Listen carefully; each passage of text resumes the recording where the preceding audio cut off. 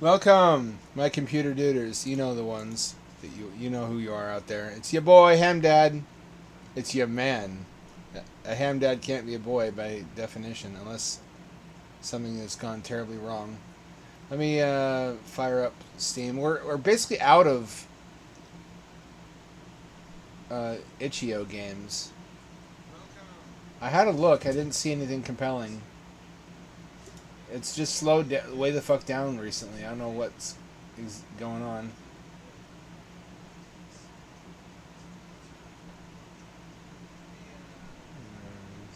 Annoyed too, Yuminiki. I never streamed Yuminiki. I might do that.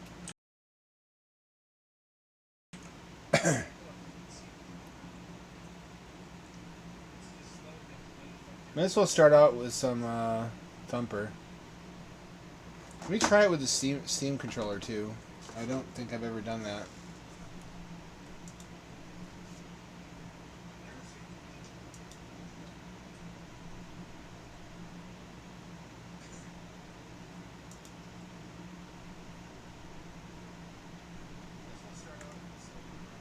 I wonder if I can play it in VR with reasonable performance while streaming.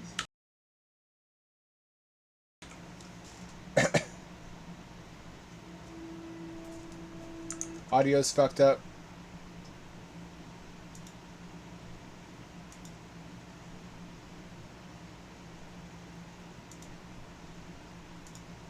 Actually, you know what? I have some time. Why don't I try to make it work? Also, resolution's fucked up.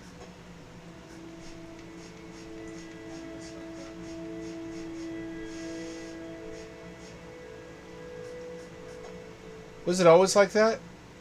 It was. I was just playing in the wrong fucking aspect ratio this whole time. Let me try VR. Because there's nobody here yet, so... Also, I have everything... everything's set wrong. Completely wrong. I can't really change it, though, because the interface is messed up. What's up, Hill Hydra? I'm trying to set up Thumper on VR. Wish me luck.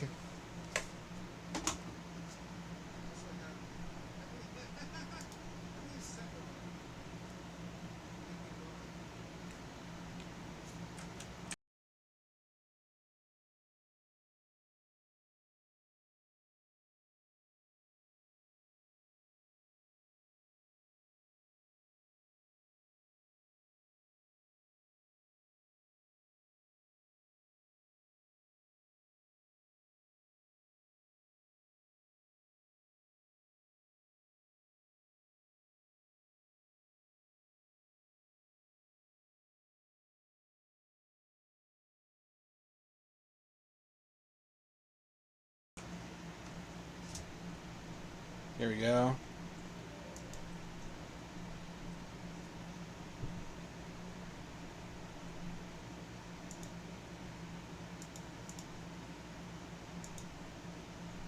Dun, dun, dun, dun, dun, dun, dun.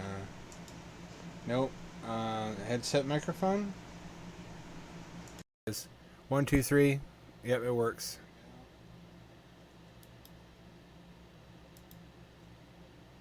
Properties.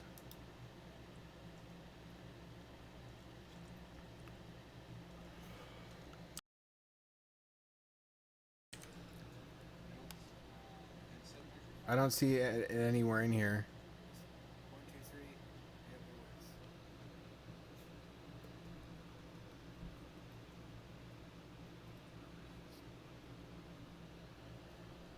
I don't see it in here.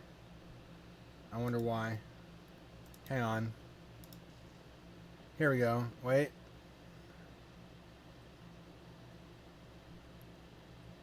Something's not working.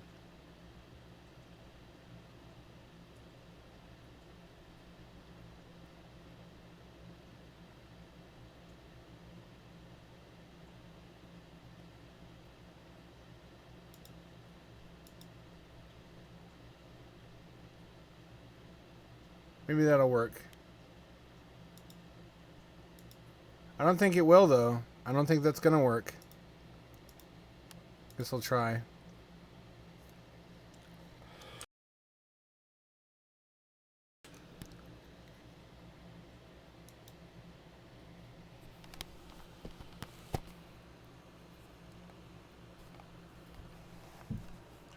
And I take it for granted now, but I'm really so thankful that good home VR is now a real thing. Preparing to launch. Okay, hang on.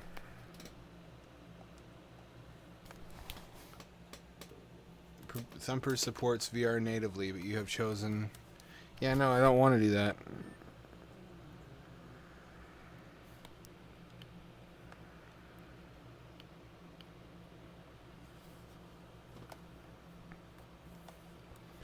Wonder if it'll even work with this controller.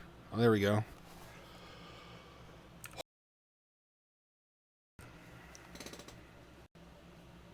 This ought to be functional now.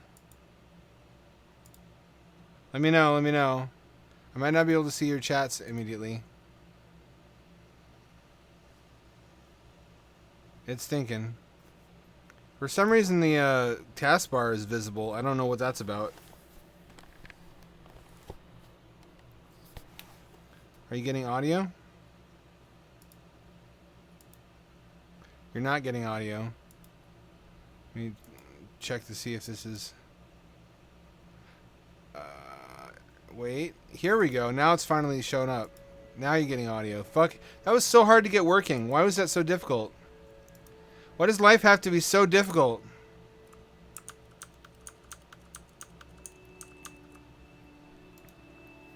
I guess you'll just have to see my taskbar.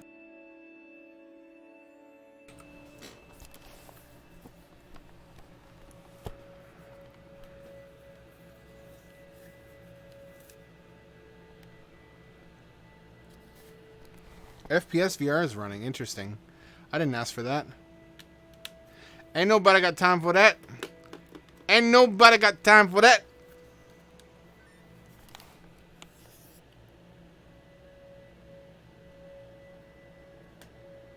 FPS VR is now bound to my lower... You can't see that. Probably for the best. CPU is 99% utilized. GPU is 39% utilized. Man, my CPU is really maxed out. Good news, maybe. Maybe good news, guys. Short Talk is being a dear and sending me a bunch of new hardware. Like a cooler. I need a motherboard still, but he's sending me a cooler and a new CPU. And I have a case already. Like a bigger case to put more hardware into. And it means a bunch of new possibilities. It means faster... it means I won't be CPU bottlenecked. Why is fucking... Why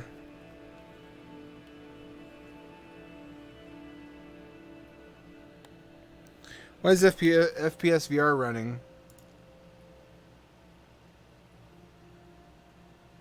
Hold on, I need to turn FPS VR off.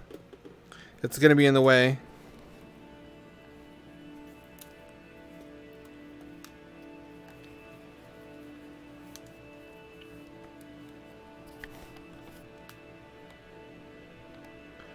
It just vanished by itself. Okay, cool. I don't trust it. Here we go. Turn FPS VR off.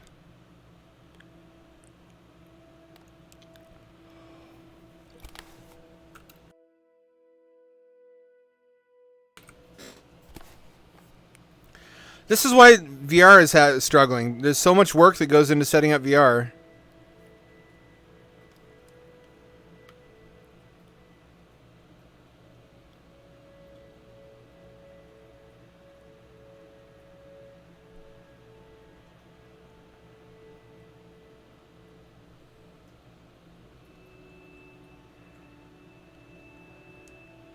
There we go.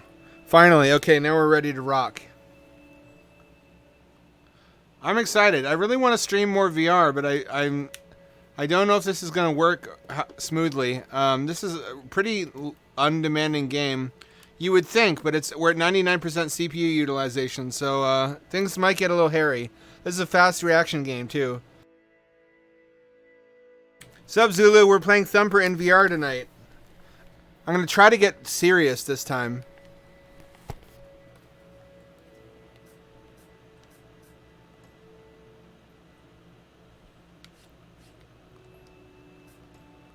And play a really hard level and make some actual progress. I was playing casually last time. I just was trying to be entertaining. I'm going to try to actually beat the limits of what I've been able to accomplish so far. I gotta do some shit though. Hang on.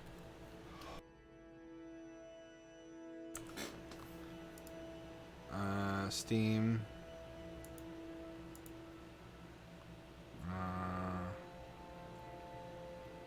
Controller.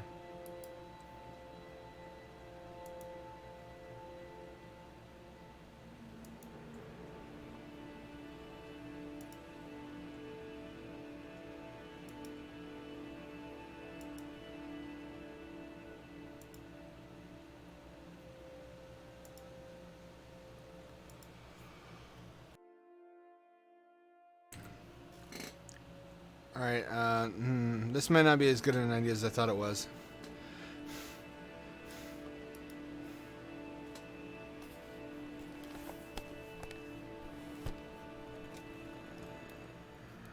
I'm gonna have to pause a lot in order to hork up mucus, because I can't really mute from inside VR.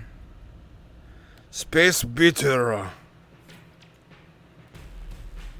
Shit, this is so much more intense. Holy fuck. It's actually running okay.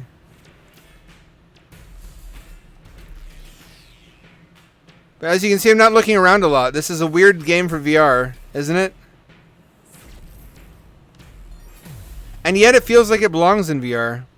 A lot of them are like that.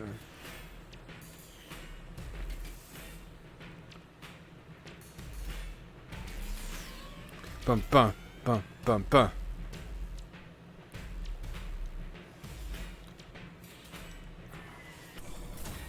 Hang on.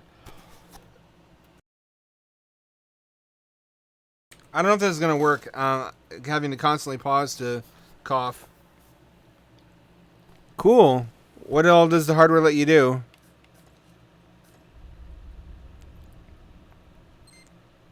You can't pause quickly, oddly.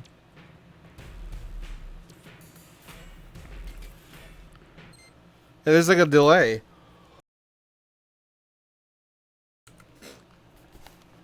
I wish I could have my life back and not have to constantly cough.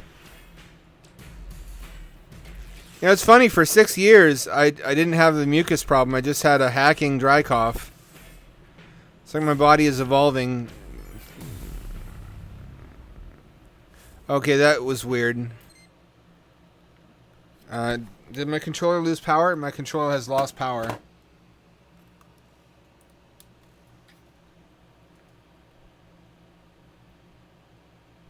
I'll switch to control. I'll do New York reload. I might have to play this on flat mode, so I don't get any CPU hiccups. This is not working out, actually. This is beautiful, but it's not really working out.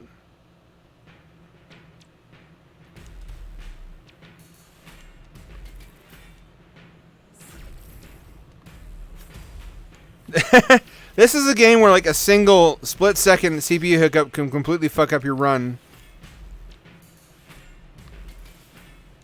It's so much more intense, though.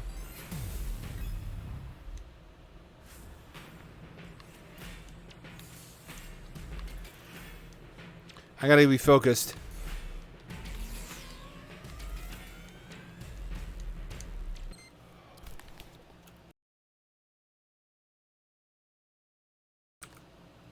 It plugs into the radio and acts as what's called a TNC, or terminal node controller. It's basically a modem that controls the radio instead of me having to fiddle with Vox settings. That's cool. So more computer control. I wonder why they don't make this ham radio PCIe cards for PCs. That might be cool.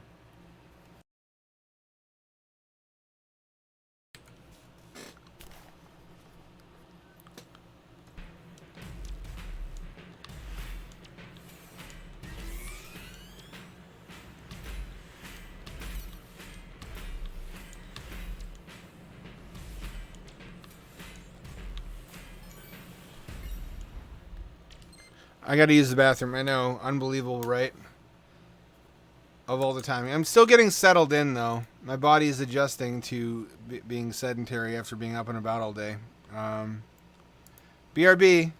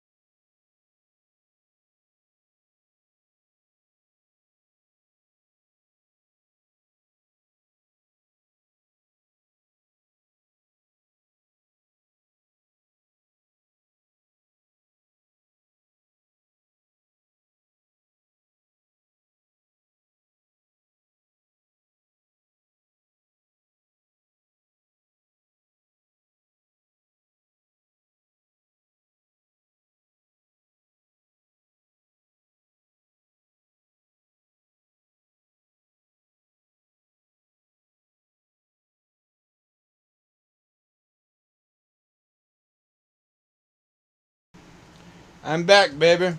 Sorry about that. I don't really think a VR Thumper is working out tonight. I had some unanticipated issues. Turn VR off. I need to resolve my health before I VR stream. Or just pre-record it. The issue is having me talk at the same time. Hang on. VR turn off. VR turn off. Control delete.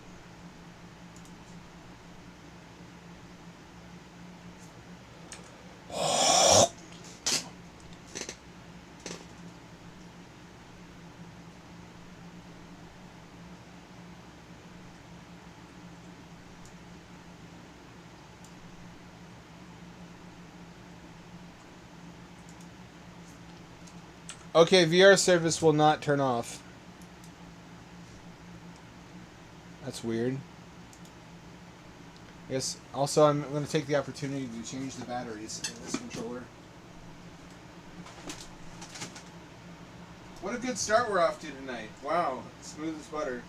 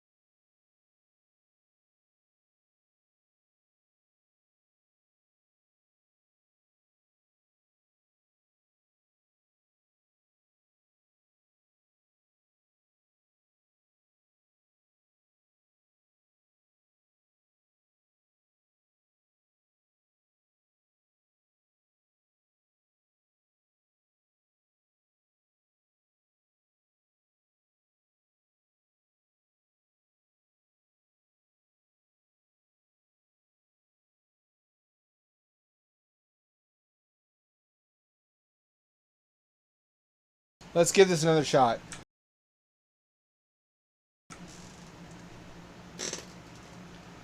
I must go full. Just this once. I hear it, but I don't see it. Did it start in the fucking background? It did. What the fuck? That's not supposed to happen. I don't think. Alright, we gotta get serious, though. This is serious.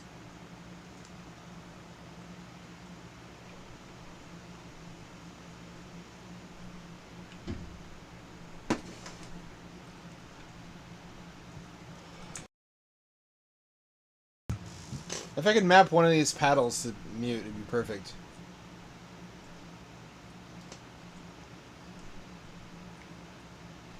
Okay, no, my controller ran out of batteries again somehow. I don't know what's going on with the Steam controller. Okay, this is a shit show, but I'm really gonna do it.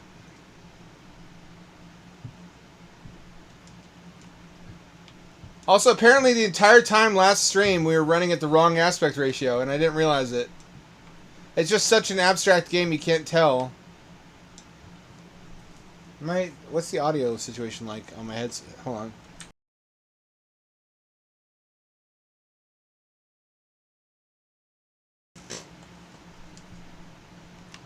Here we go.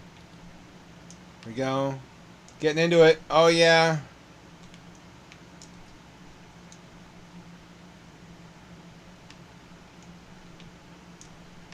Now everything feels crunched.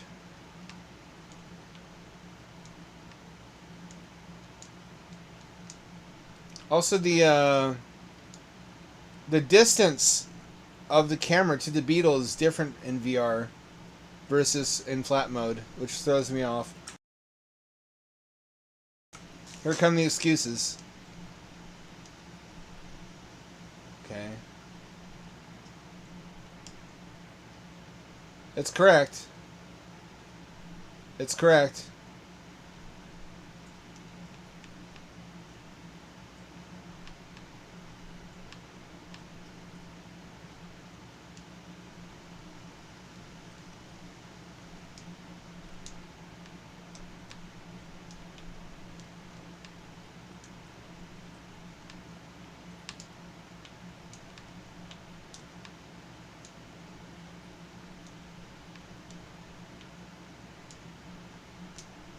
This seems wrong. Something's wrong. The circles are not round.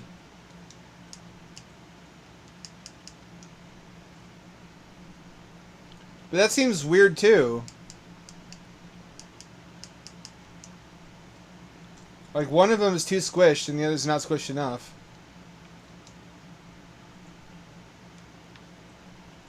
I gotta get serious.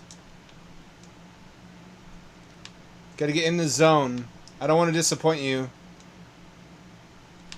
Or the Japanese father. Jeremy! Space Beetle, son! You are neglecting your studies! You will never be doctor!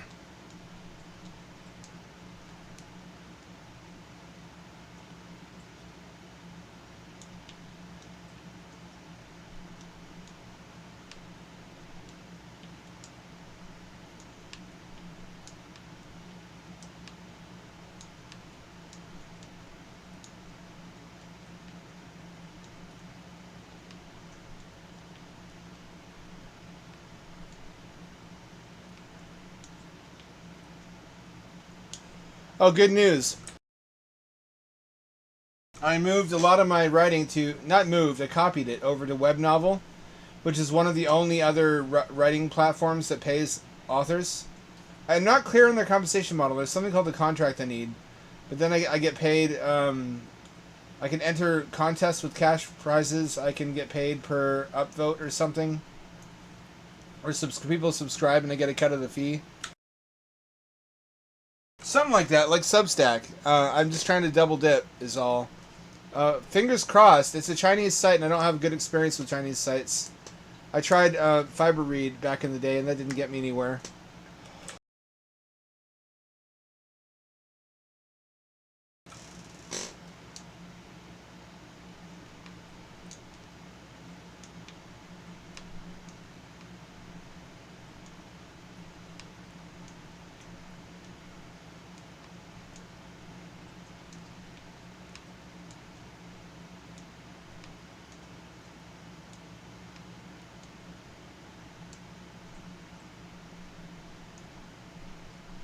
Am I stupid? The circles don't look circular.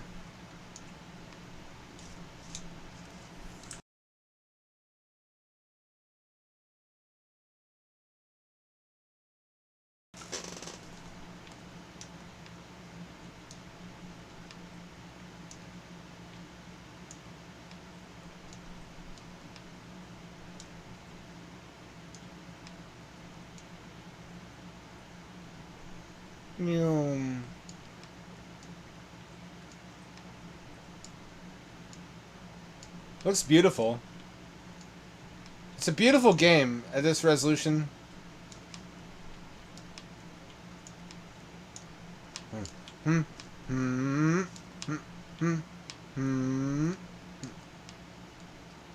Try to fucking bamboozle me? You can't bamboozle the beetle. I'm unbamboozleable. Yeah, bitches. This is a pretty game. It's just, I'm just trying to get it fine-tuned to exactly how I like it. There's no brightness setting. What the fuck?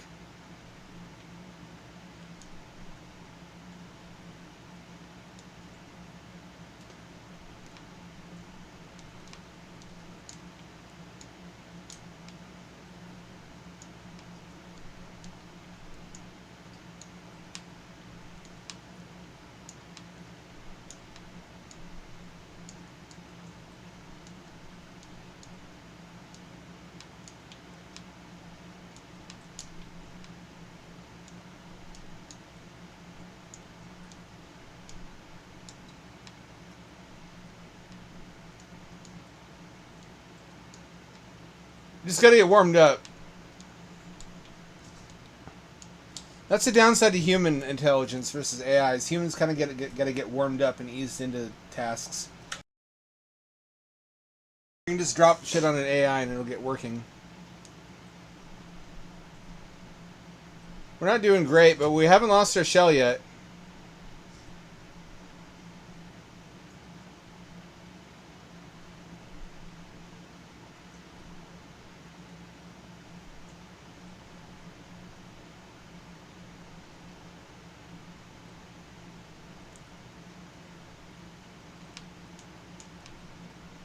Ooh, off to a bad start.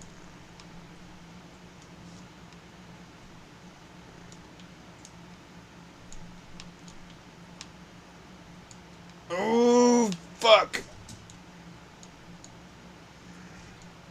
They're really cutting it close here.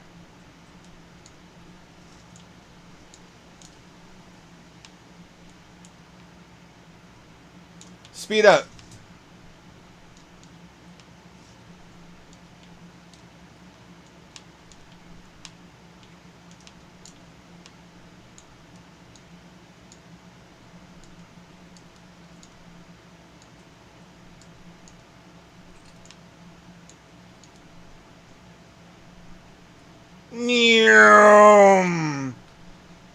Drifto! Deja vu, I've just been to this place before. He's multi-track drifting. I thought it was just a legend. Oh, we got a boss.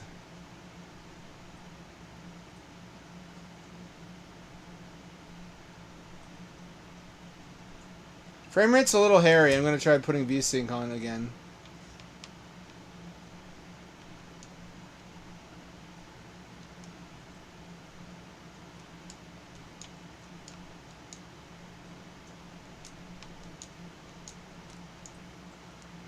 I don't know what the fuck that is. I'm going to kill it, though. Fuck.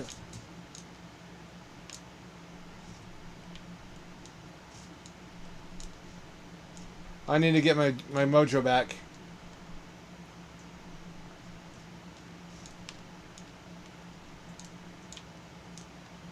I get the pattern now. No, I don't. I'm fucking up now. That's this whole game. It's the game. You know, this reminds me of Skyroads. Any all real OGs out there play Skyroads? For like your 486 computer?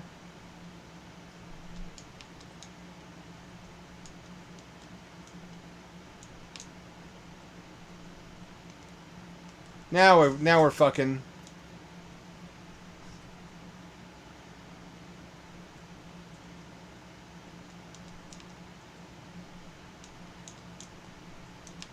No! Space Beater! No! Lack of game audio. Lack of game audio. Oh. It's funny here. I remember one time playing this and just roaring like a T-Rex out of frustration. There we go. You gotta have the music, though. That's an essential component of the Thumper experience. Stop getting smaller. There we go.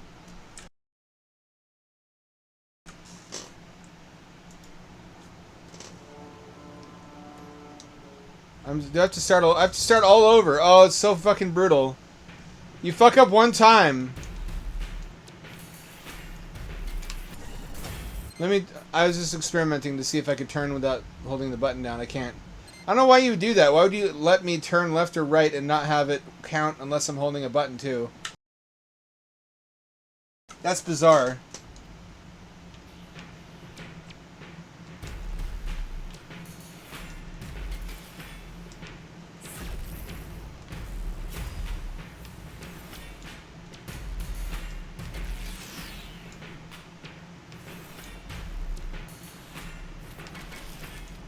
You have to be really good. You have to be perfect. You have to be perfect in this game.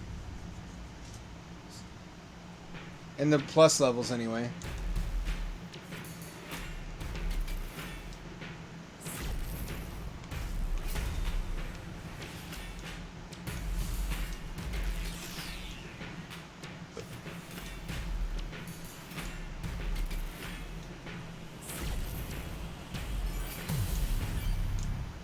Nice, that's better.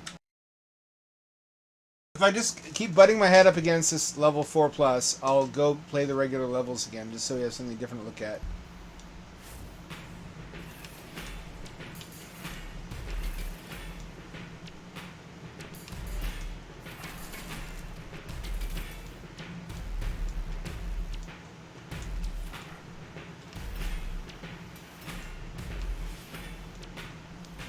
Fuck, I gotta get the timing right.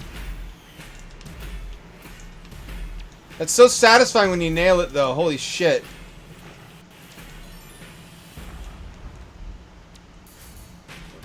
The problem is that, like I said, the camera's at a different distance in VR, so your muscle memory has to readjust when you go between the flat version and VR version.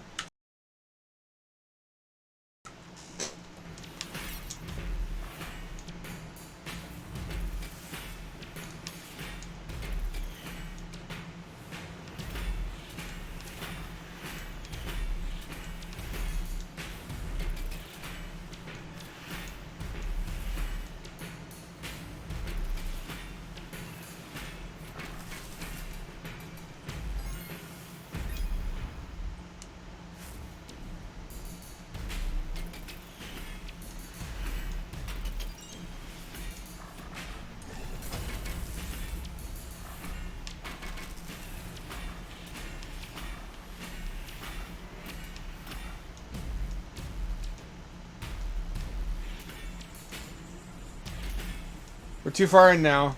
Can't start over.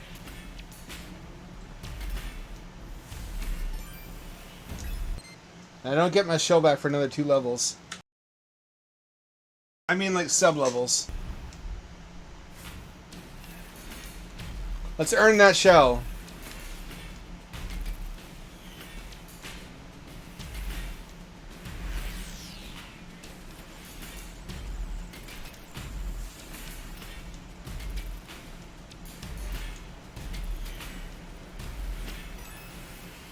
You know what? This might actually be smoother that way.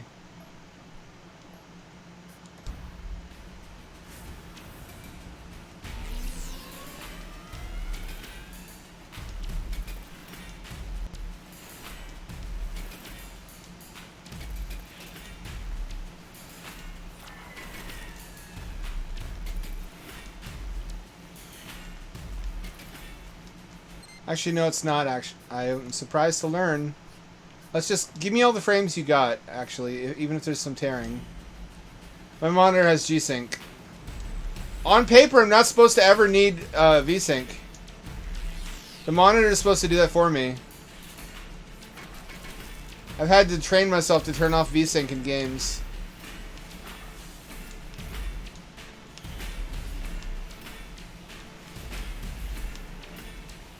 Bum bum bum bum bum bum bum bum bum bum bum bum.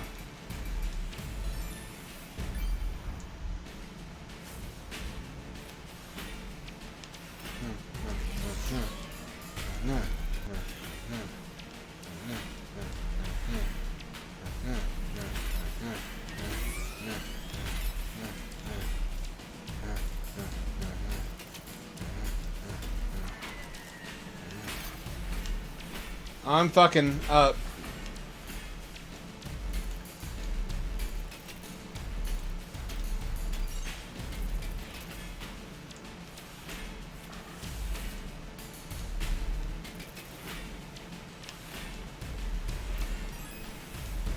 Problem is, I can kind of skip honing my timings for the main levels because you don't get penalized that much for missing them. But you can't do that on the bosses.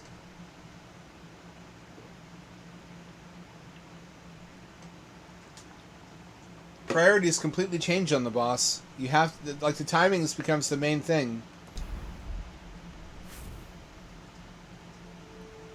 Don't you try to lull me into a false sense of security. I know what you're all about.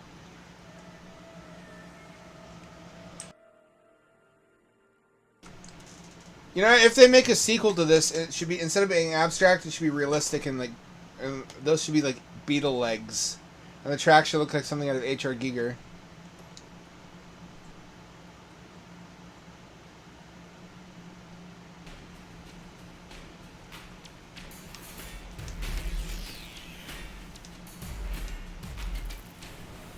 I can do it.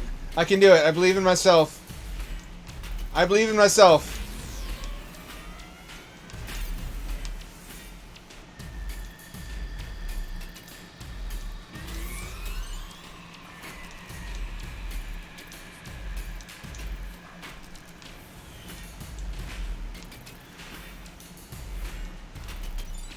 The Steam controller was actually better.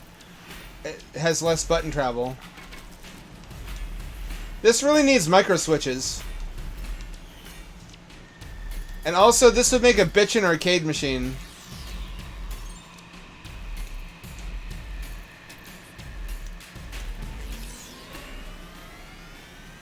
Rolling around at the speed of sound.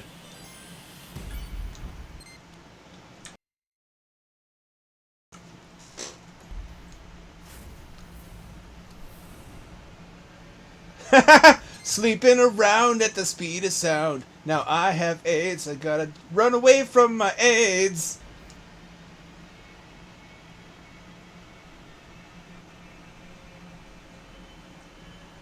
Okay, we got sperm, or whatever you call those, the snakes.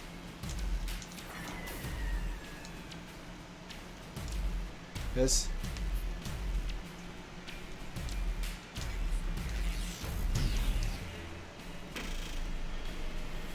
What if I use D-pad?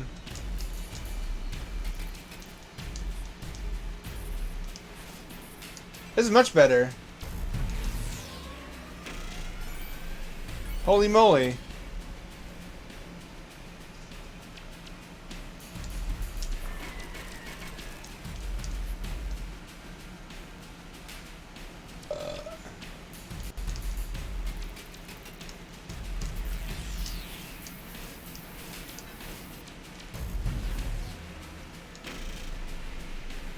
Eat shit!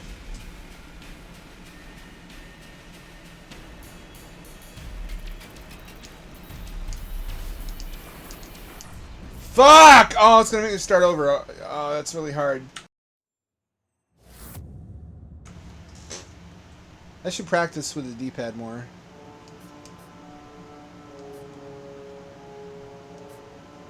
Hey, let's just see the main game.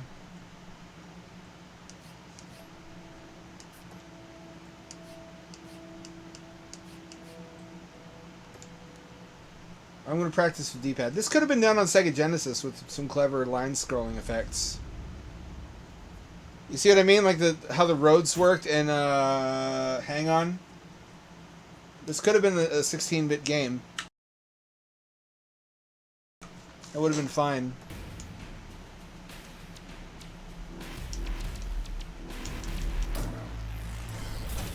Bitch titties!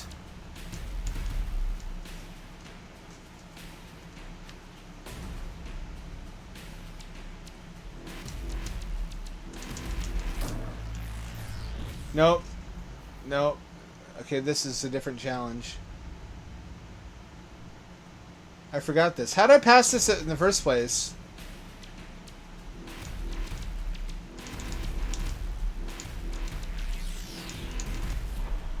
Oh, yeah. Fuck yeah. Suck my nipples, plebeians.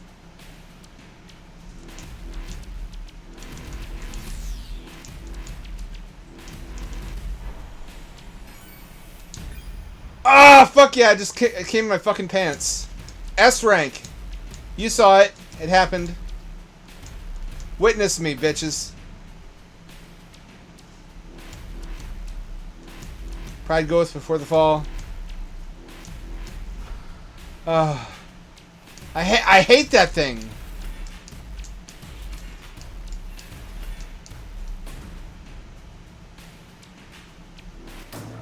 Shit, shit, shit. What'd I tell you? See, the nice thing about the regular levels is you get your shell back every ring. It's much more reasonable.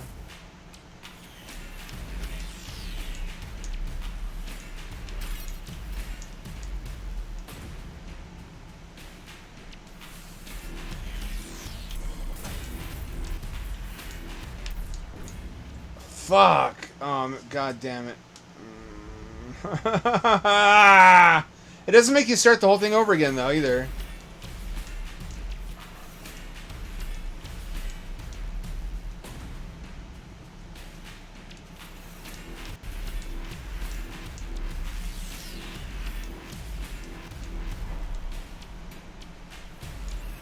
That is so stressful.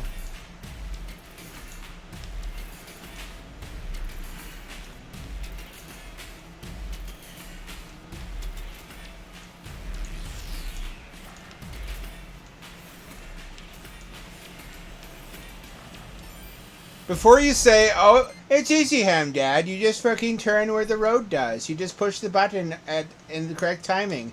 You play the plus levels. Even the regular levels are hard. You don't understand, Ham Dad. It's so easy.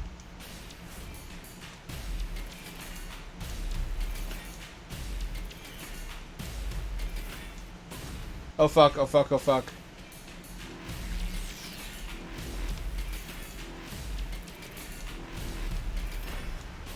Like, if ever there was a game that really benefits from a 144 hertz monitor, this is it.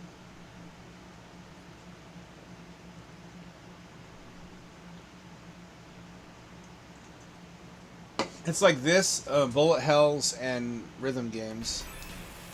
Is this a rhythm game? The music doesn't have anything to do with it, really.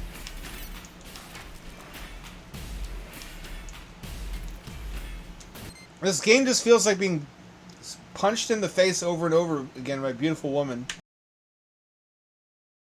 And I'm way into that.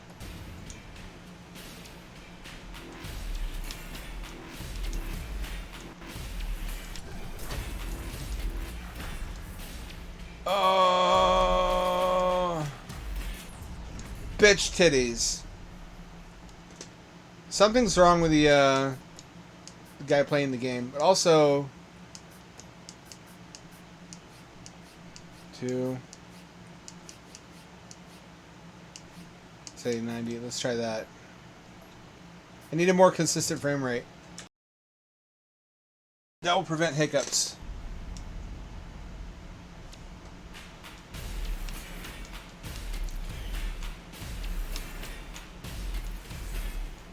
I don't know if it's better or worse. No, it's worse. Let's try 60.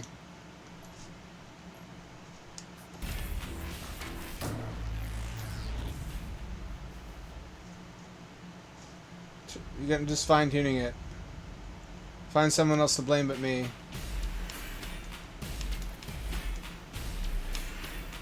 Ooh, no, that's not enough frames.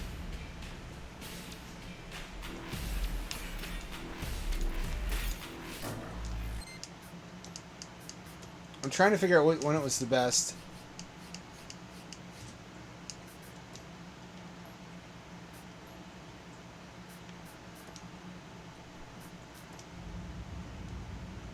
That's better. Ooh, that's much better. I don't know if it's visible to you. It should be. You're not in VR. Any y'all ever play this?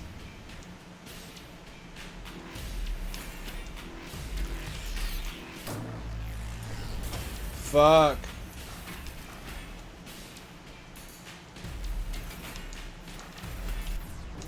No, this is not going well.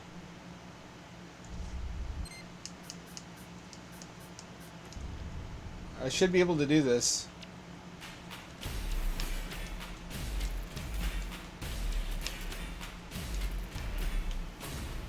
Get into the rhythm.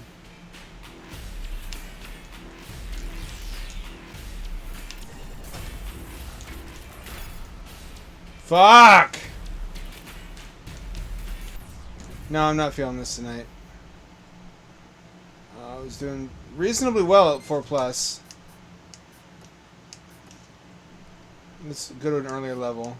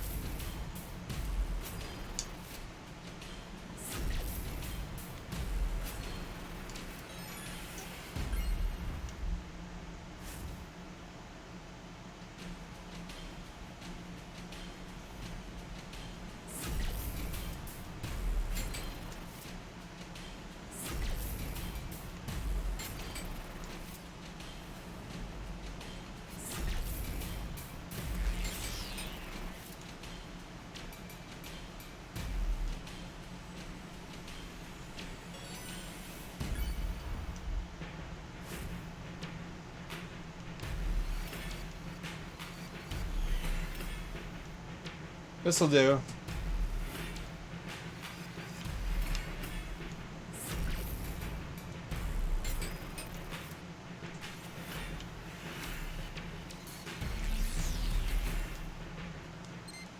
You disappointed? I really thought we'd make it past 4+. It's just that goddamn boss. I'll take another stab at him in a bit. I just need practice.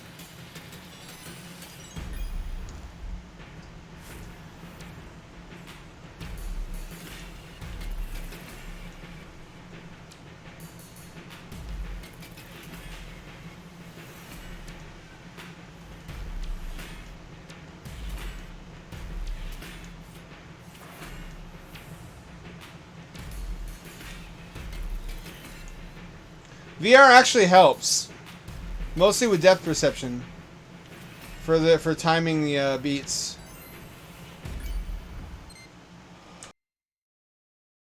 Like I said, it's unexpectedly a good VR game.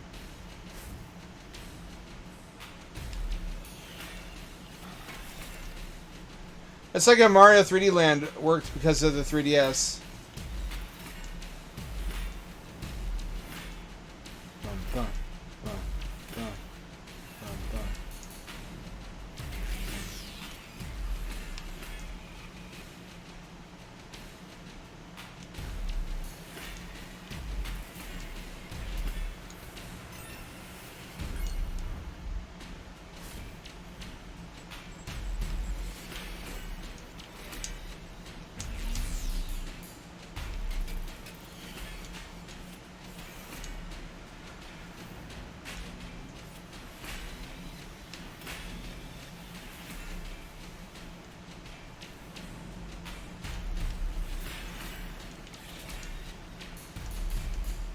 We're doing better.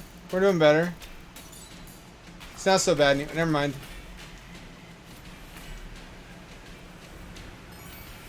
Spoke too soon.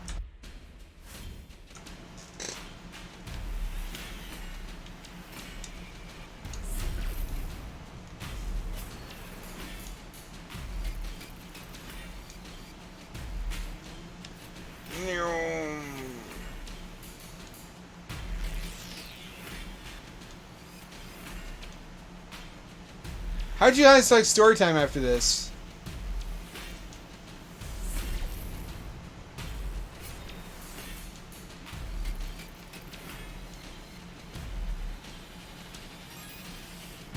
Speaking of story time, Tragedy Struck. Write.as used to be a really elegant alternative to Pastebin. You just freely paste text, but it turns out it was just a testing period. Now it's like a paid, transitioning into a paid blogging platform where you need to have a subscription to use it. What the fuck is that shit?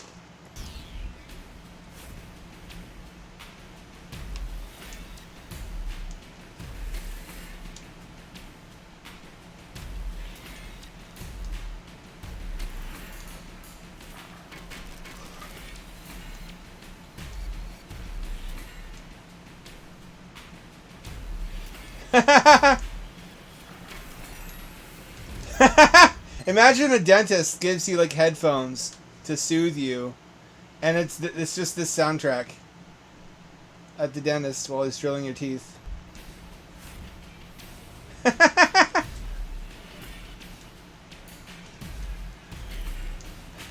Imagine this for fucking music, for sexy times.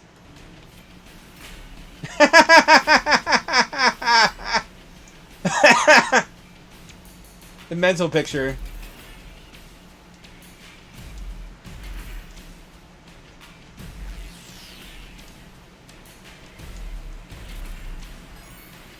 It'd have to be BDSM, wouldn't it?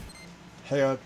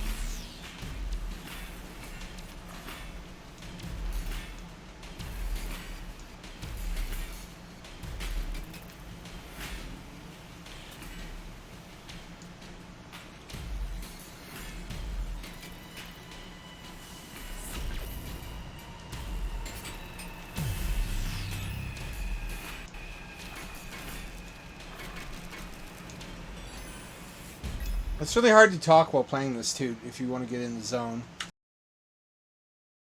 If you want to see something else, let me know. I'm having fun with this, though.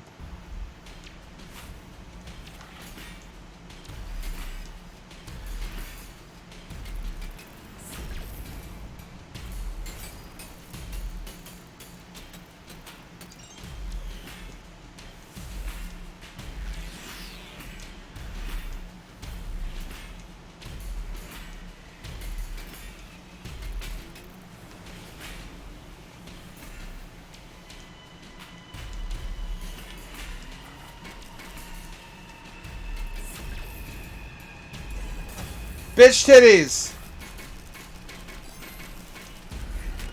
It's so easy when you get your shell back every ring, though.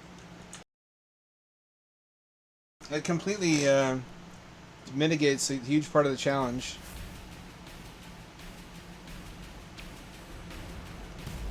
I need to turn on MSAA again.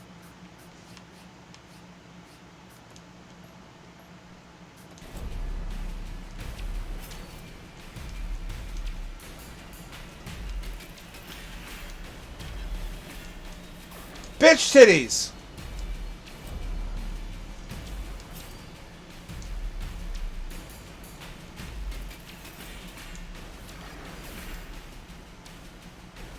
Fuck. Fuck. That's the lyrics to these tracks. It's just fuck. Fuck. Fuck. Fuck. Fuck. Fuck. Fuck. Fuck. Fuck. Fuck. Fuck. Fuck.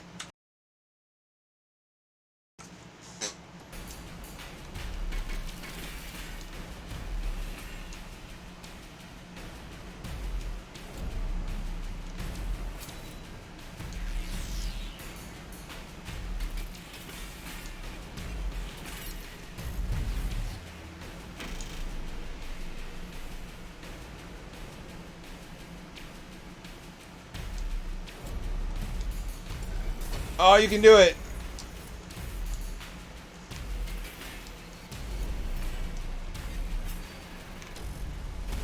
Ooh, baby! Oh, that was a big one.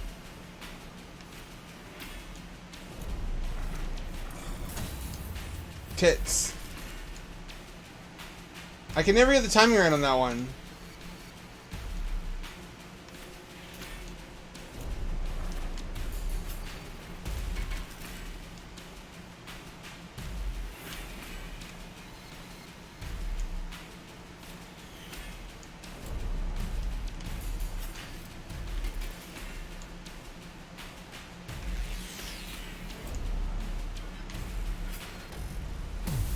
Ooh, that's so satisfying to do. What if it increases damage? It should, shouldn't it?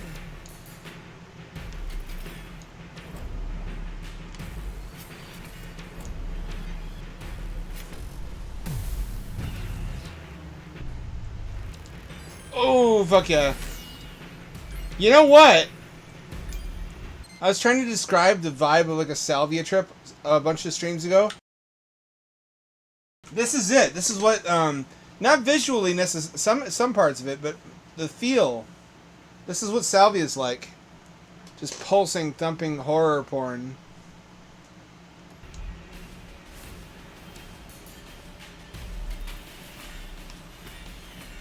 Like something big is coming to get you. And just everything's all tarantulized and crawling and melting. Just a tangle of wrongness.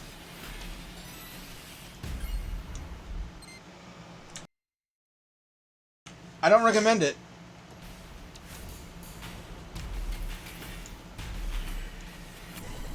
Oh, fuck.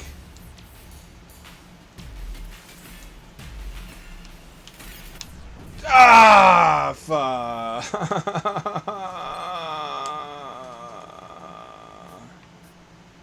Why, God? Why?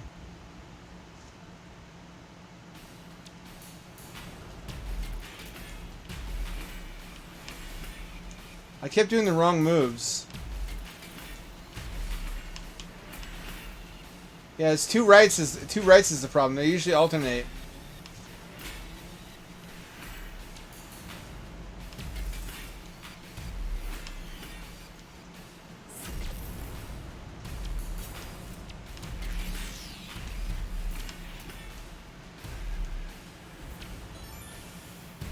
There's not enough games with graphics like this. You know, like abstract graphics that don't try to be realistic. You can do so many beautiful things if you don't have to imitate reality.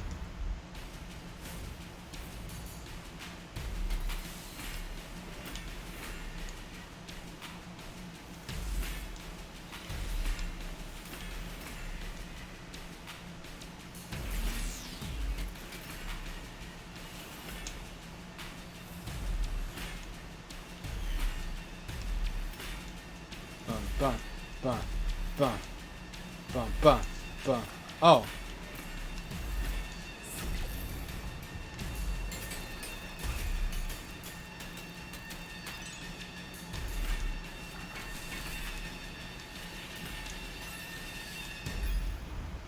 Oh, it builds up so nicely.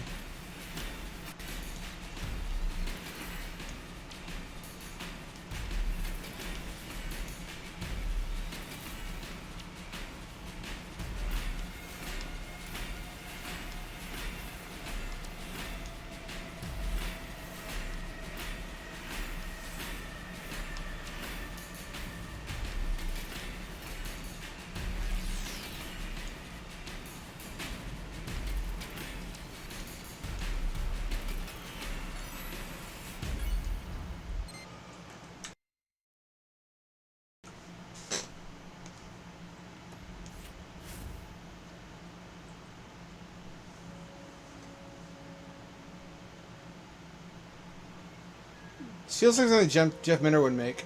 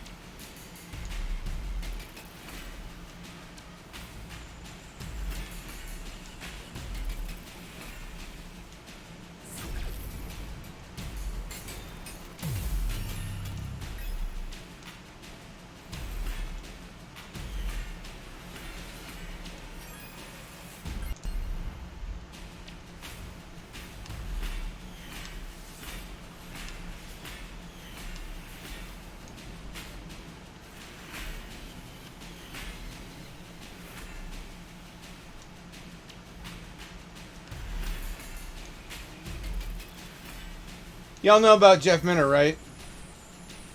The creator of Tempest 2000, Tempest 3000, Tempest 4000, Space Giraffe. I forget the more recent one.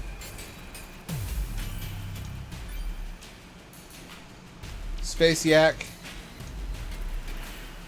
Oh yeah, Polybius.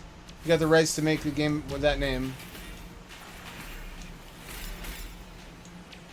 Try to fuck me? I fuck you! You try to fuck me? How about that fucking you? You know fucking me.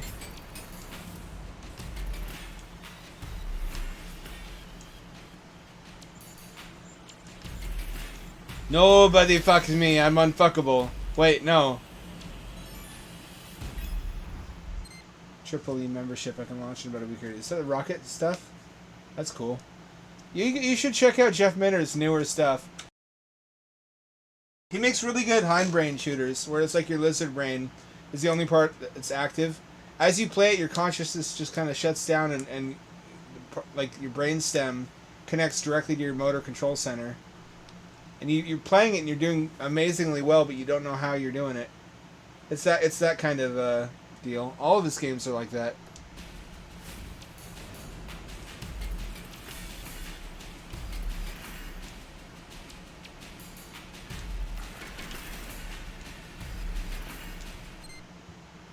Cool.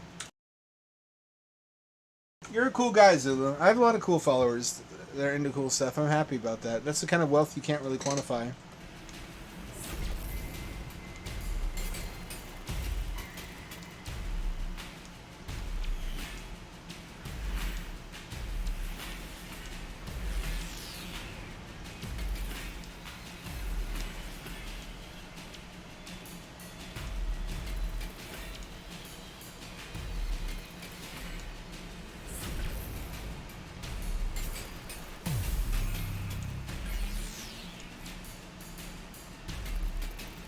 It's all muscle memory.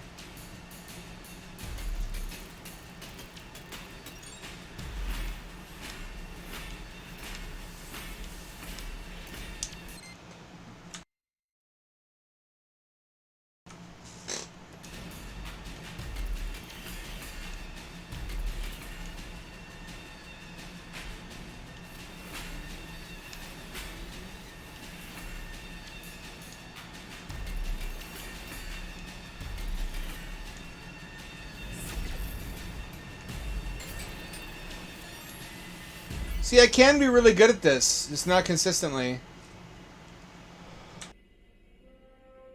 Dreidel, dreidel, dreidel. I made you out of clay. Dreidel, dreidel, dreidel. And now you've got to pay. Because you're really gay.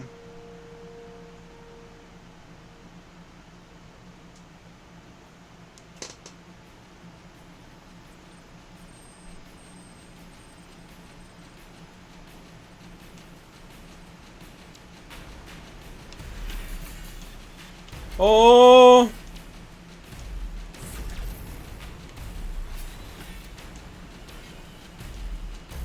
Oh, baby!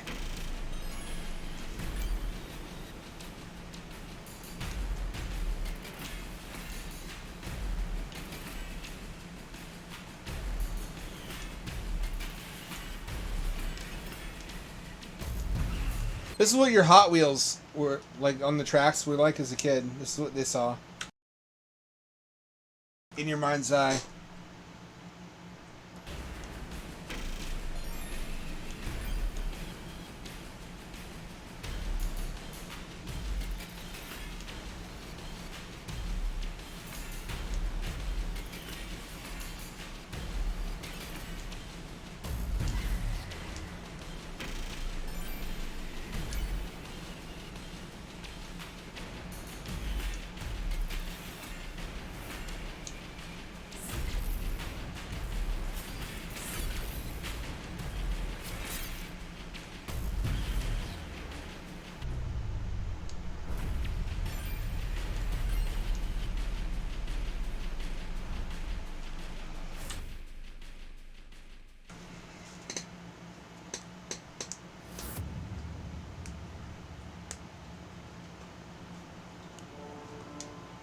I did it.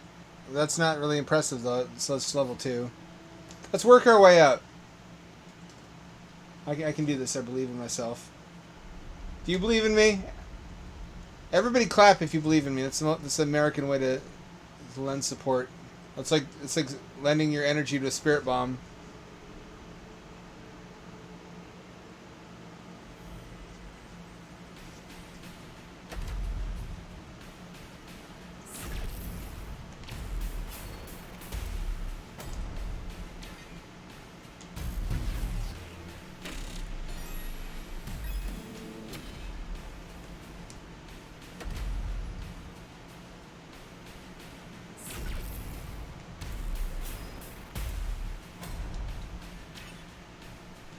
So you gotta break the shield first. See how that works? Fuck you, Triangle Sama! You have too few sides.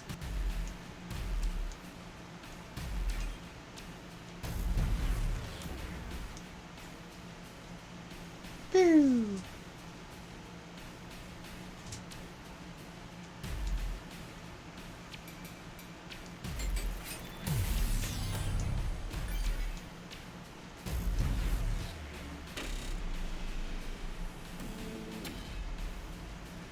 Oh, he's mad now. It's a mad triangle.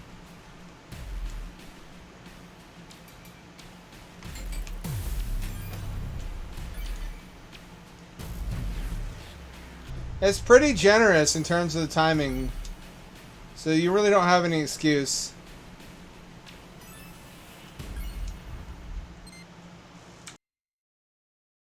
Mach 2, wow. 27,000 feet. You'll be able to see the curvature of the Earth that YouTube commenters say doesn't exist.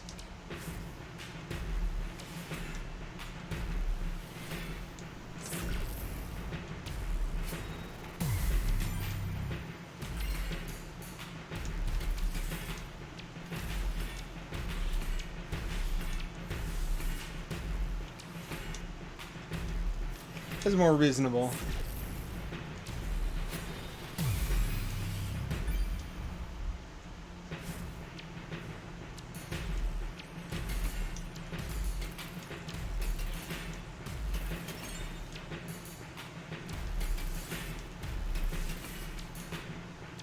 Fuck. Yeah.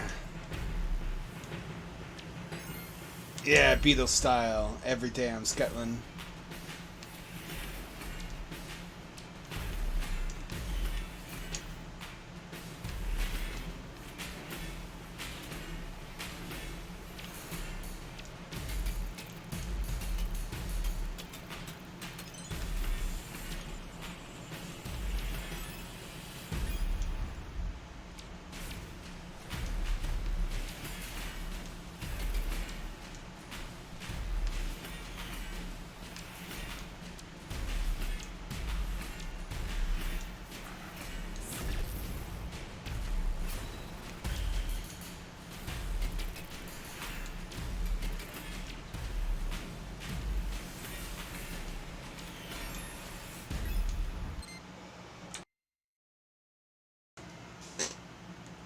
Super high performance. Wow. That's quite a powerful beast. It sounds like it could be dangerous.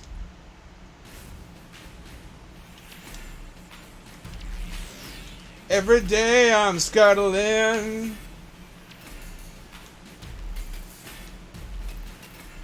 That's how we do it in Beetletown.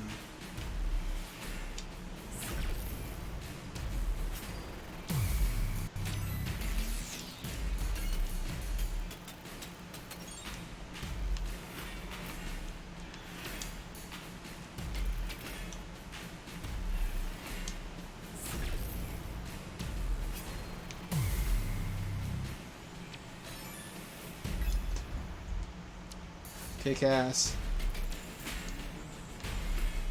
Any y'all placing bets on the next Starship launch if they're going to mangle the launch ring again? Or if they will have redesigned it to adequately manage the loads? Loads. Seaman.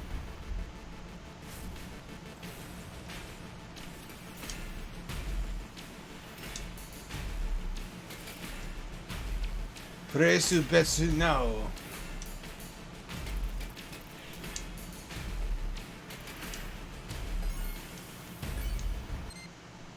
L2's drag race. That's awesome.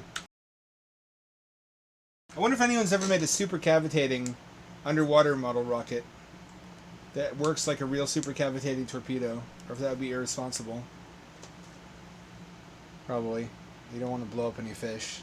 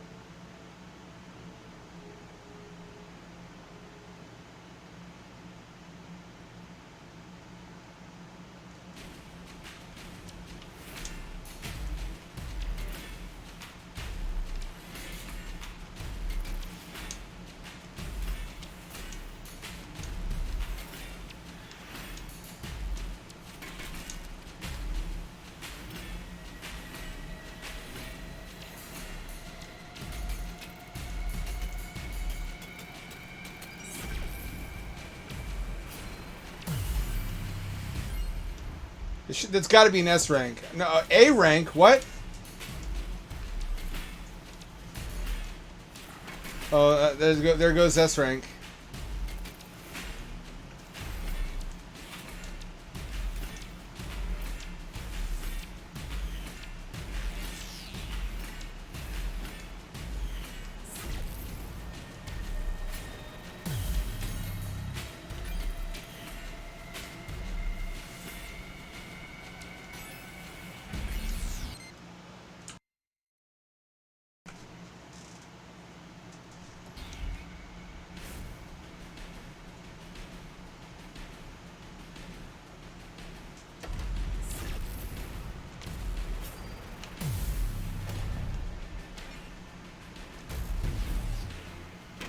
What are we even fighting? That's a fucking biblically accurate angel. Is there Rule 34 of biblically accurate angels? Or like the ring of eyeballs is like a ring of pussies instead? I'm afraid to check. Even though they tell me to be not afraid, I'm still a little scared.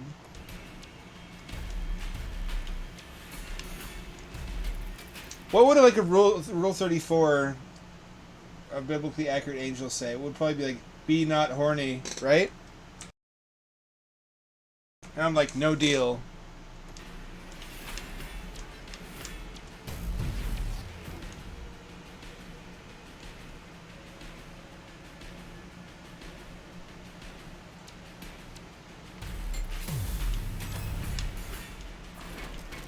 Oh, fuck shit.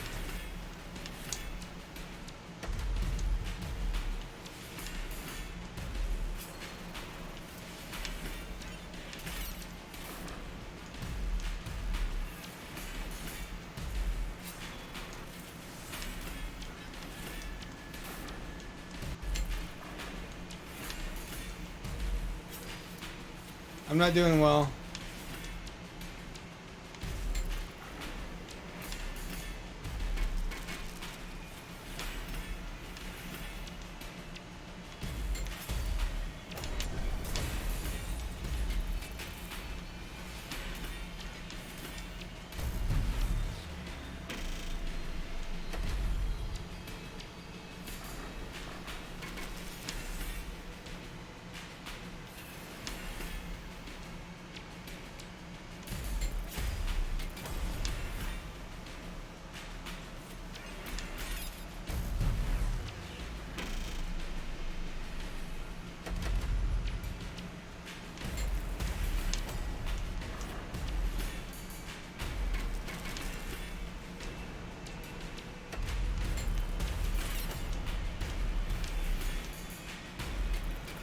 Oh, there's two of them. Pew! I deflected it. Two shields at once.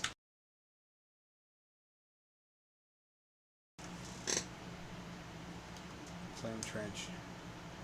I guess that's I guess that's true. Yeah, Elon's trying to cheap out on the flame trench, isn't he? It remains to be seen. It might work out. I mean, he's done a lot of unpredictable things. Maybe this new system will become the de facto standard for rockets.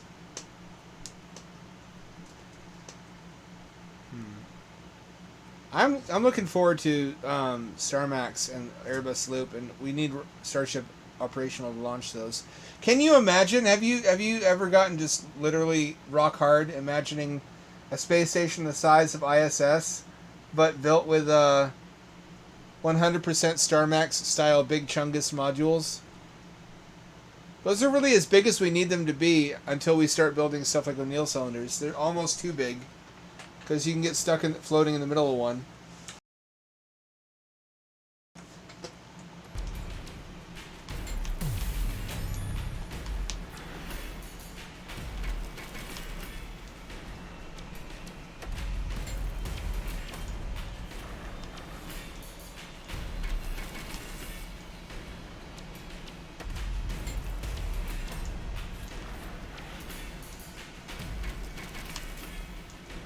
Let's try that again.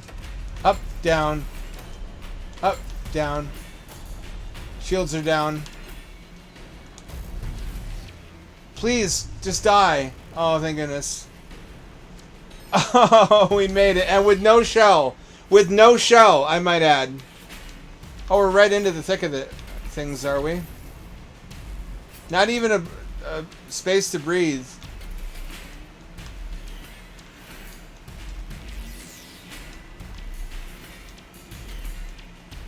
Not even a minute's rest. No rest for the wicked, I guess.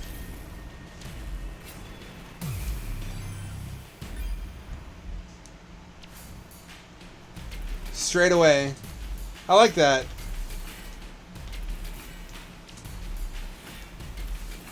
I'm in my no fuck up mode.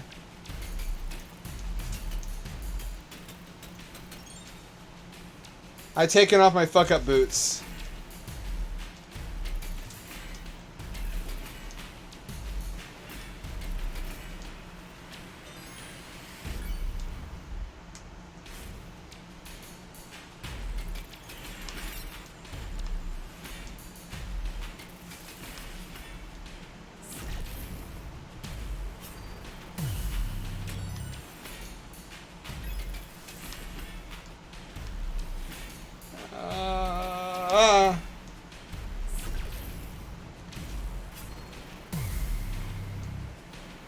If you had no video, this would just sound like DSP jacking off. It would sound very sexual.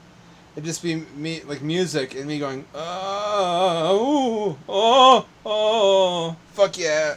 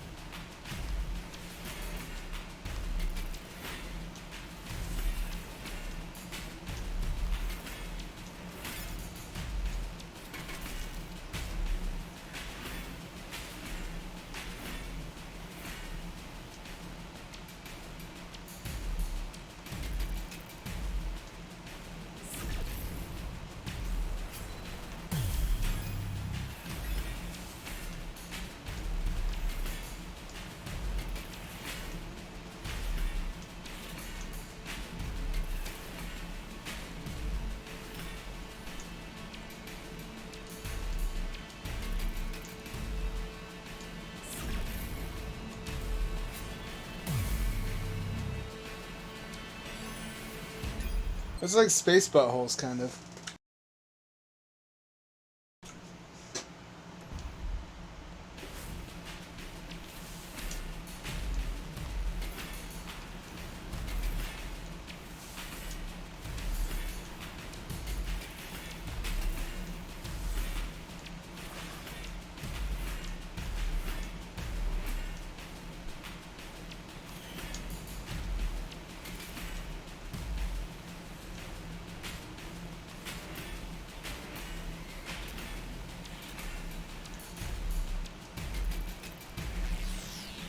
What is this harsh nightmare world where nothing exists but a void and like a metal channel down which you must careen helplessly?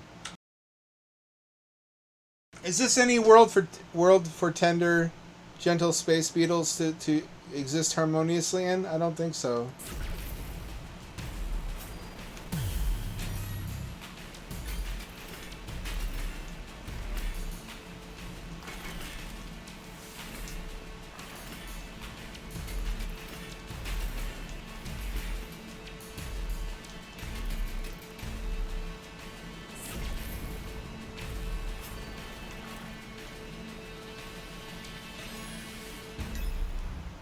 It times it at the end, though. It's the only part that corresponds with the music reliably.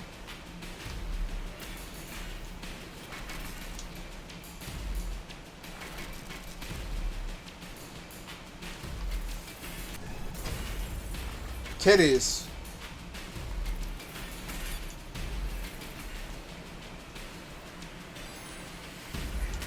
And immediately get your shell back. Now it feels too soft. Now New Game Plus seems like the real way to play the game to me.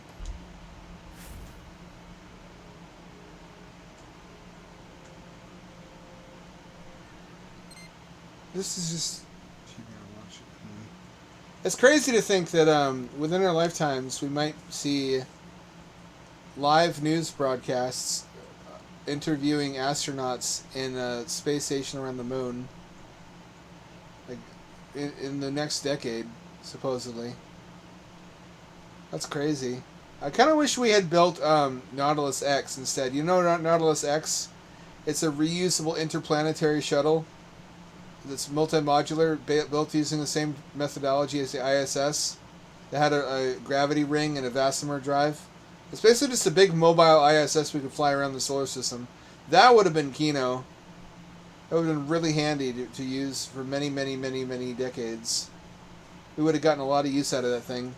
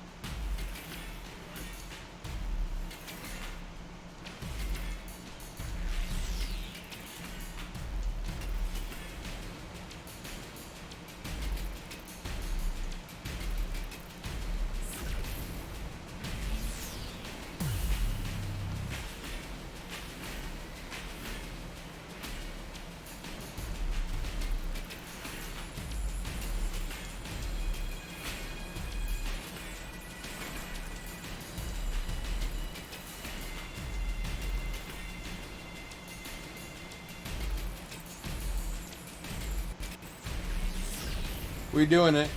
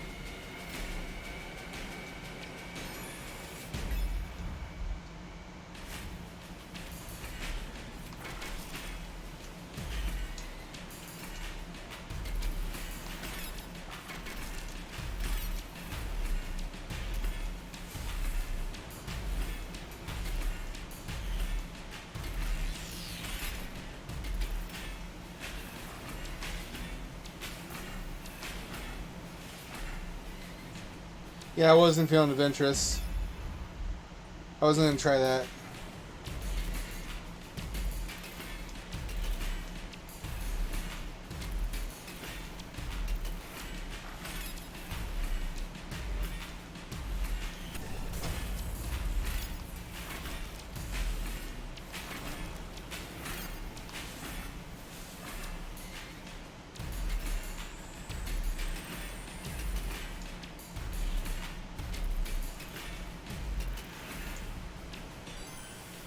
And that, children, is your brain on drugs. This is what your life turns into if you inject even one marijuana.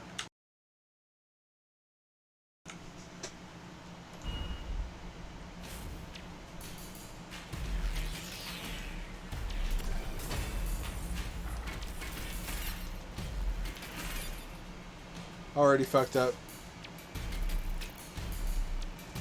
It's not about being perfect. It's about the comeback.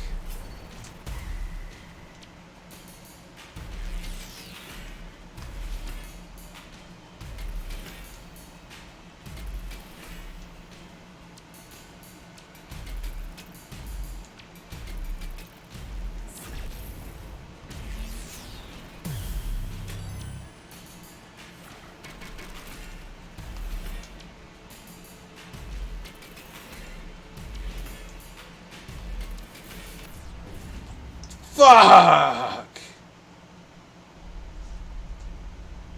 320. Jesus! We're far.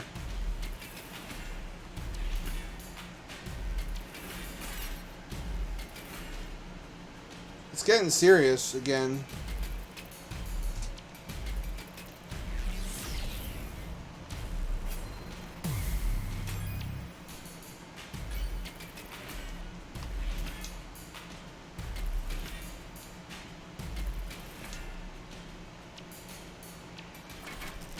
What's in the background? It's the fucking Gygus battle from Earthbound.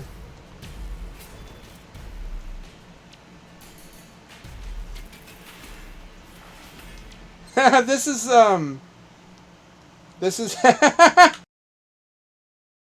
this is a fetus trying to be born in a far left woman trying to dodge abortion.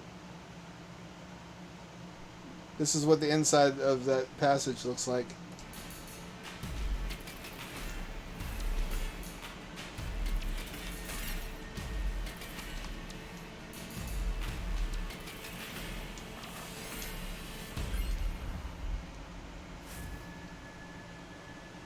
Oh, here we go. It's that time again. Come at me, space god. Whomst shall fuck whomst. Though ever.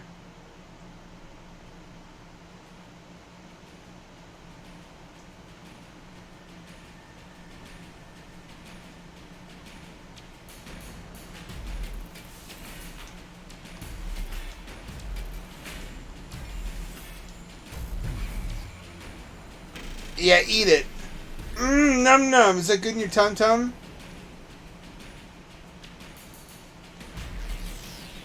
It's got what space gods crave.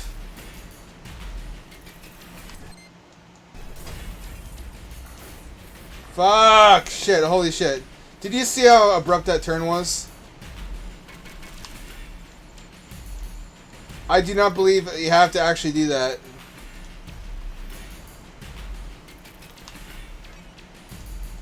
You really have to do that.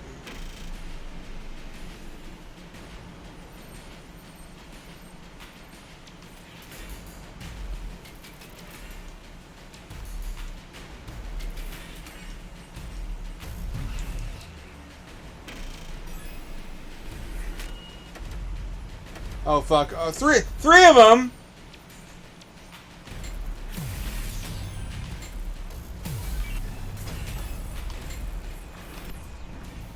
Well, that completely fucked me right there at the end. God damn. This is the last one too.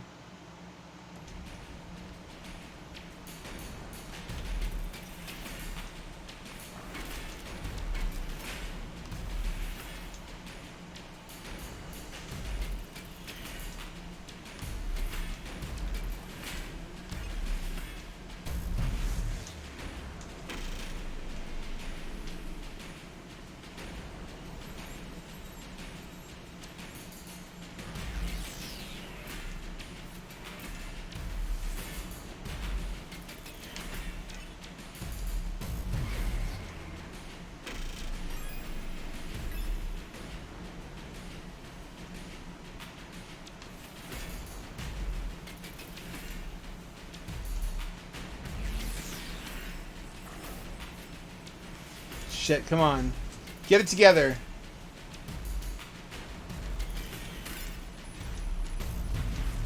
That's a mean and nasty trick.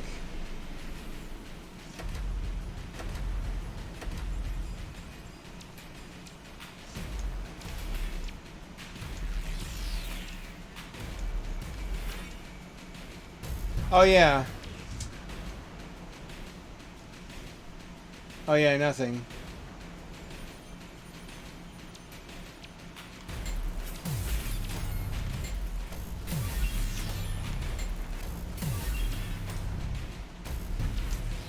Perfect. Oh, satisfying. It all came together at the end, and that's what matters. Wasn't my best run ever.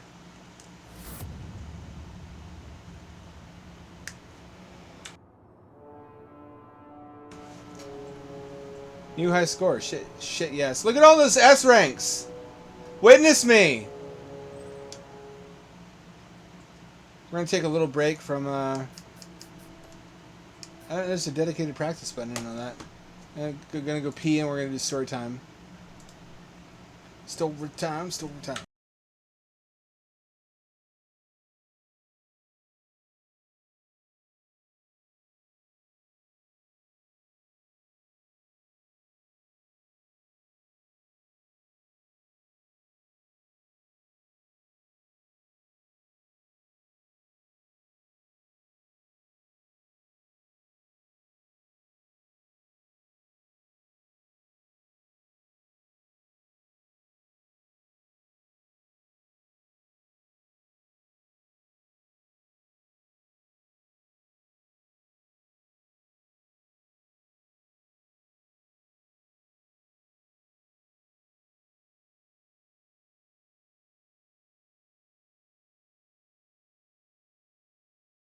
So yeah, what'd y'all think of tonight's Thumper section of tonight's programming? I brought home some thick, juicy W's and some fat, dumpy L's.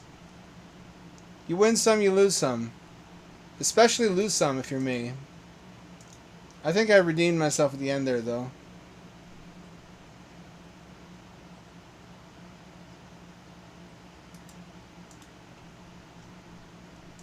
Let's see. I've got a really interesting and unique story to read for you tonight.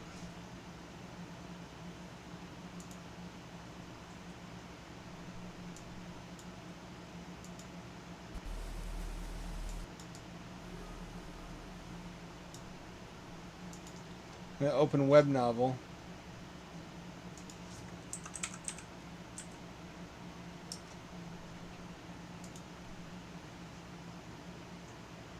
Go to my story list. Let's switch the, do I have that set up yet? I think I do. Yeah, I do. Sick. Get that music going. Hopefully this doesn't get copyright struck.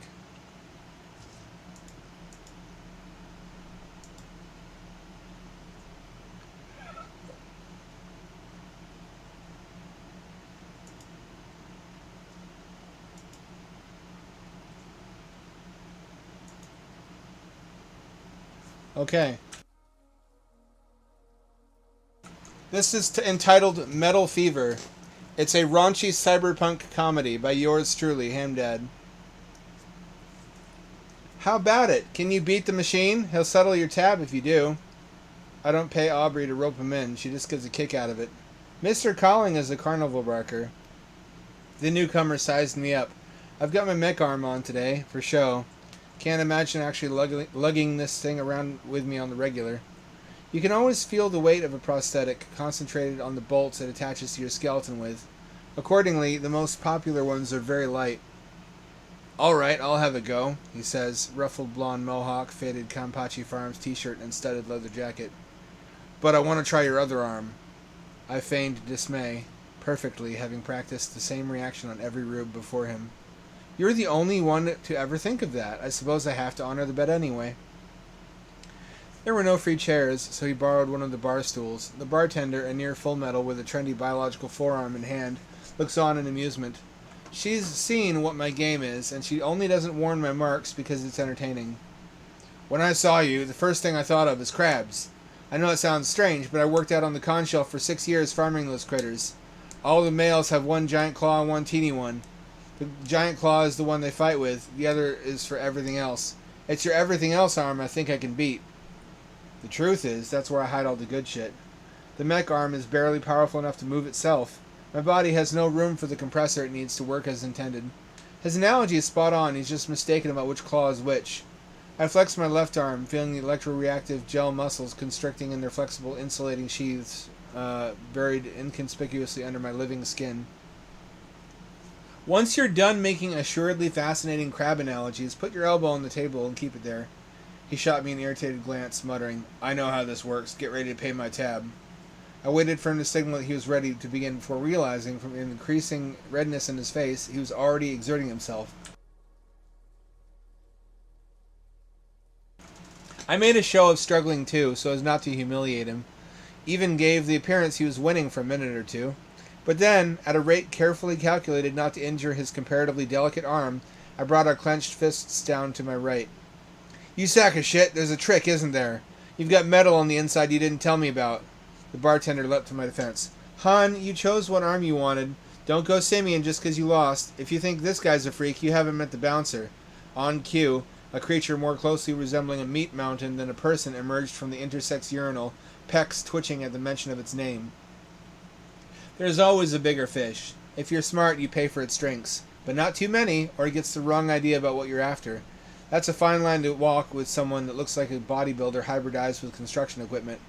We'd nonetheless established a stable rapport, such that I could continue running my game on newbies with the owner's approval.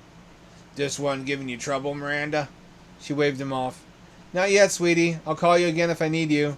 The surly Frankensteinian pile lumbered back from whence it came, leaving Blondie wide-eyed and pale as a sheet. If you can believe it, the bartender added, he used to be cute when we dated. A muffled voice from the back room objected. Bitch, I'm cuter than ever. I ran into Blondie and his buddies on the way out. Full bios like to think they're less predictable than machines, but it's all just the interaction of atoms, like the grandest possible set of dominoes set falling at the moment of the Big Bang. To guys like him, which specific atoms they're made of is meaningful import. I stopped caring decades ago. Where you going, R2-D-tard? I smiled. That was at least one I had not heard yet. Aubrey emerged behind me, lugging my mech arm. Unless we're dating, this isn't my job anymore, she whined. We've been through this. You carry your own damned... this again. She sighed and retreated into the bar to wait it out. Blondie and his two buddies motioned as if to follow her.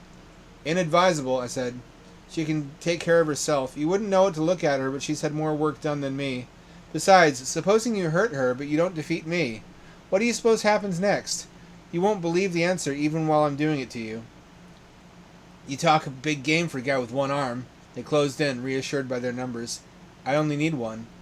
The dialogue box in the center of my vision asking me whether I would assume legal responsibility for utilizing the self-defense software included with the arm vanished after I rapidly scrolled through the terms and agreed.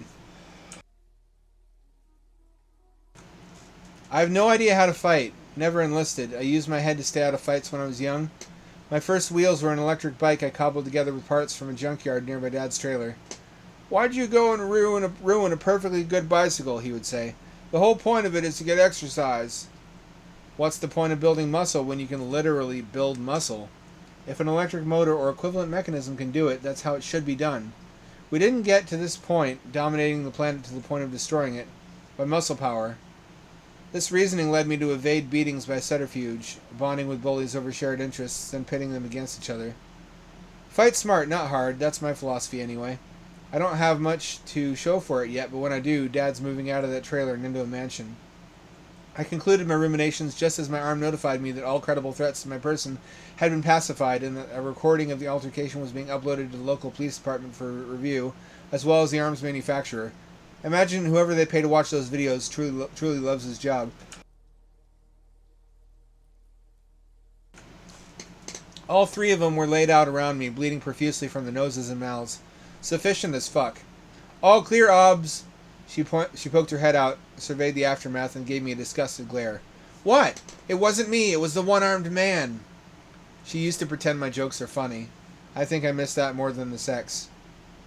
I straddled my beat-up-looking Honda Electrode. Charge meter says 100, but these old batteries don't really read accurate unless under load. I gave it some juice, the rear wheel squealing against the pavement in protest. Percentage immediately drops to 78, then slowly begins climbing. Hold on.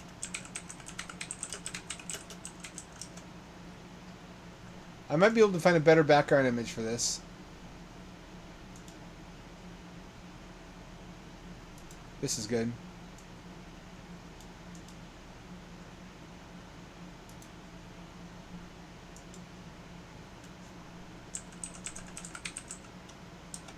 This will be better, I promise. Hang on.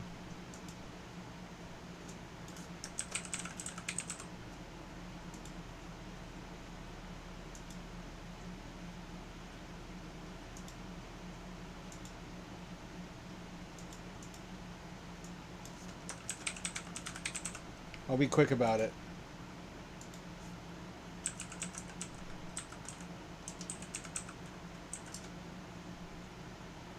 There you go.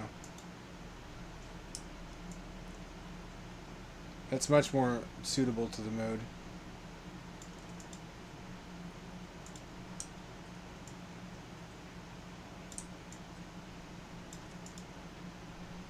Is that working right, or hold on?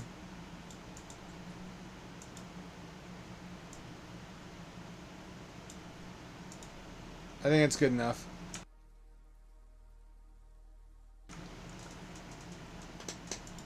That shouldn't... No, that should be going. Okay, now we'll resume the story. What do you think?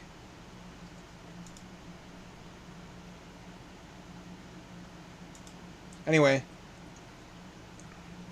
I help Aubrey stow my mech arm in the sidecar. Then she throws her leg over the back and puts her arm around my waist. Remember when I used to street race this fucking heap? I don't see her smile, but I can feel it. That part of the bond never diminished. You were hot shit until dual carbons dropped. Lithium is good enough. But good enough doesn't disintegrate panties. This thing's no slouch. It'll break a ton. But that's not even enough to outrun the cops. Not that I ever needed to, of course. Smart, not hard. Aubrey swears there was more to it than the bike, but she was never as into me as when I raced. What the fuck is that? She demanded. The seat's shaking. A recent addition I'd put in. The old bikes used to do that, on account of the combustion engine. The chicks loved it. She threatened to hail a cab until I switched it off. Bluffing, I think. Auto cabs are basically mobile hobo toilets. Can't count the number of times I've summoned one only for there to be someone still inside, passed out in their own vomit. Fresh hot drunks delivered to your doorstep. If that's their business model, they're killing it. This is a courtesy notification. A vehicle is rapidly approaching from the rear, piloted by an individual who recently assaulted you. Do you desire assistance? A devastatingly clean 20-something police officer appeared on the bike's HUD. I studied the edges of her face, looking for telltale seams from injection molding. Nope, real person. Nobody should be that symmetrical. It's fear boner territory. I used an eye gesture to scroll down to the last option. Decline assistance due to religious objection. It's the only one that guarantees they'll leave you alone. Police involvement only ensures a higher body count than if you handle it yourself, and the less about me they have on file, the better. When the vintage Model N drew close enough, my bike's rear camera confirmed what I already knew. Blondie again. Nice wheels for a farmer. Knows something about Panopticon, too, by the way he waited until we entered a tunnel to make his move. The high-speed tunnel network is kept dark, as it's assumed you're in an autocab or something else that can drive itself. Because I wasn't, a notification appeared on my HUD that I'd been fined, followed immediately by another informing me that the autopay account I'd set up to handle fines had taken care of it. Smart, not hard. Still winced, though. Can't accumulate too many violations, however minor, without sticking out. The nail that sticks out gets hammered down. Unbelievably, he started shooting at me. I'd really picked a winner this time. Aubrey shrieked as the bullet came within a foot or so of her shoulder, arrested mid-flight by the bike's deflection array, then suddenly gone in an acrid puff of metallic atoms. The charge meter plunges to 56%. The same technology used for reactive tank armor. Incoming projectiles are detected, the array aligns to intercept, then sends out an incredibly brief but potent electrical arc. Equal and opposite reaction, projectile obliterated. Really sucks down the battery, though. Aubrey began pounding on my shoulder, screaming something I couldn't hear over the combination of wind, gunfire, and motor whine. I set my bone conduction implant to search for nearby devices, found the subvoke in her throat, and paired to it. I regretted it the instant I began receiving. Incurable potty mouth. Really heinous shit. Baby Elron would weep in his manger to hear some of it. She still tries to audit me now and then, as if I'm the one with the mental problems. I gave up trying to talk her out of it years ago, soon after separating our bank accounts. He's fucking shooting at us. If I'd known you were going to drag me to a shootout, I would have taken the cab. I pointed out I'd not yet returned fire. As such, it wasn't a shootout. Went over like a lead balloon. I never know the right thing to say. It would bother me if saying the wrong thing weren't so consistently entertaining. A loud hum sounded and the bike's body dropped noticeably closer to the road the moment I switched the mags on. These drained the battery even worse than the deflector, a pop-up warning me that I could sustain my present rate of speed for only another 2 minutes and 45 seconds at the current rate of draw.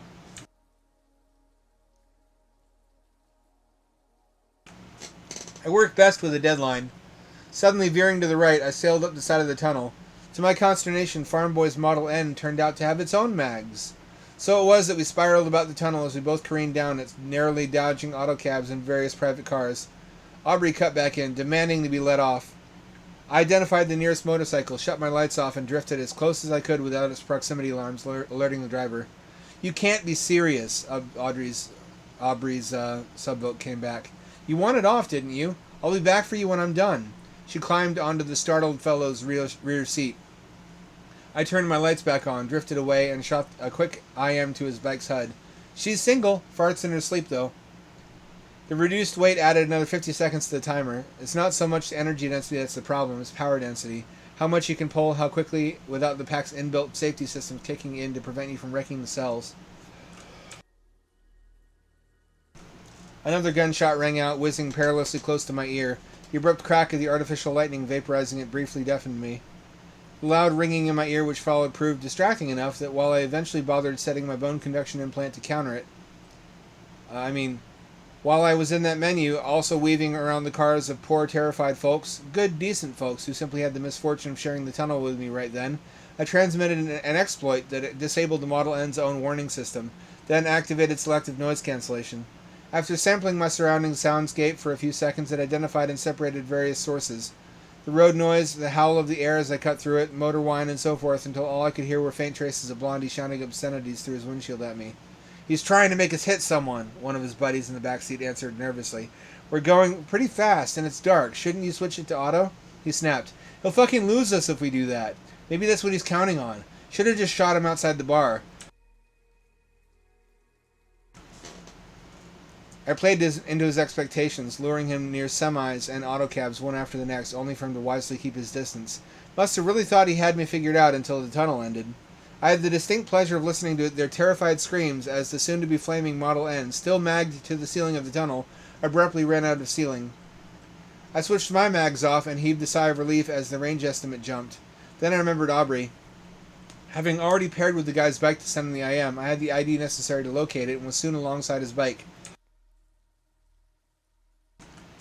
Aubrey precariously stood up on the back of his bike and made the crossing to mine while I kept it as stable as I could. An IM from his bike appeared on my HUD.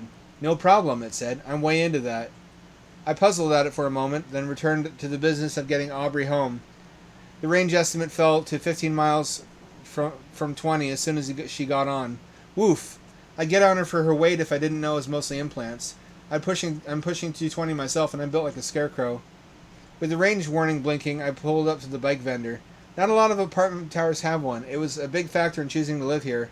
After detaching the sidecar, I inspected the rear deflector for signs of damage, then eased it into the alcove. Some immense, unseen subterranean mechanism then swallowed it, like a vending machine, hence the name. When I wanted it again, I'd just request the bike with my ID from their app, and it would spit it out in under a minute. Makes me nervous. If I ever needed to leave in a hurry, most likely the cops would put a hold on my bike. I simply wouldn't dispense it, but if that ever happened, running away would be no use. Anyway, an ounce of prevention is worth a pound of cure. Once in the door, I docked my slab at my desk.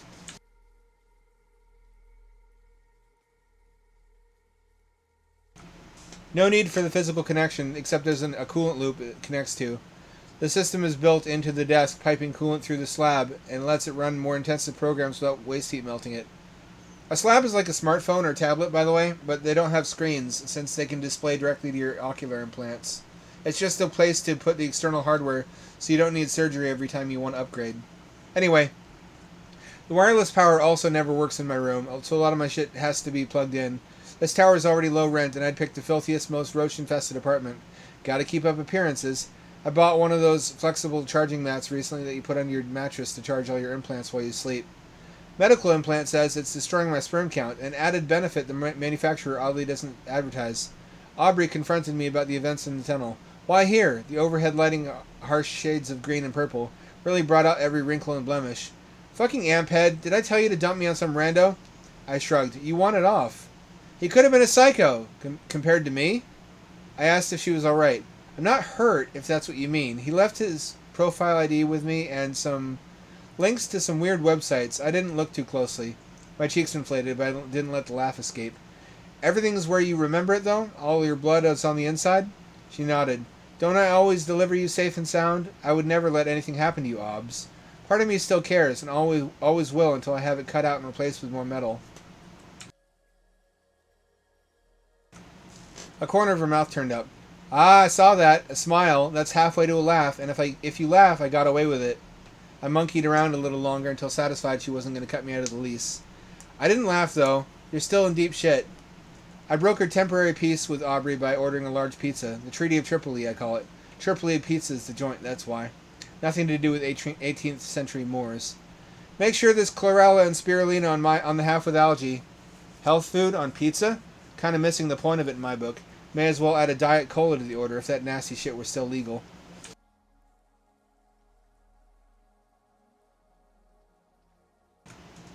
The drone arrived with the pizza halfway through one of my favorite stories. Why is that always the case? It's like they know. First drone only had the drinks. I checked the order, and sure enough, a little disclaimer at the bottom stipulated that orders exceeding a certain weight would be sent by multiple drones, driving up the delivery fee considerably. Fuckity fuck. Crab juice, though, that's my jam. I never remember that the taste is weird, only that I didn't regret it afterwards. Which is why I keep buying it. It tastes the way that an aquarium smells, but sugary. The animated label displays the mischievous little crab mascot pinching a hole in the diving suit of a con-shelf maricultural farmer. He shakes his fist angrily as the crab dances about in glee. Ocean's finest, the scrolling text reads. It's crabulescent. I don't know how the lawyers defend that, I muttered as I handed the other bottle to Aubrey. How do they quantify crabulescence? She groaned, flopped back on the ratty old sofa, and returned to regame.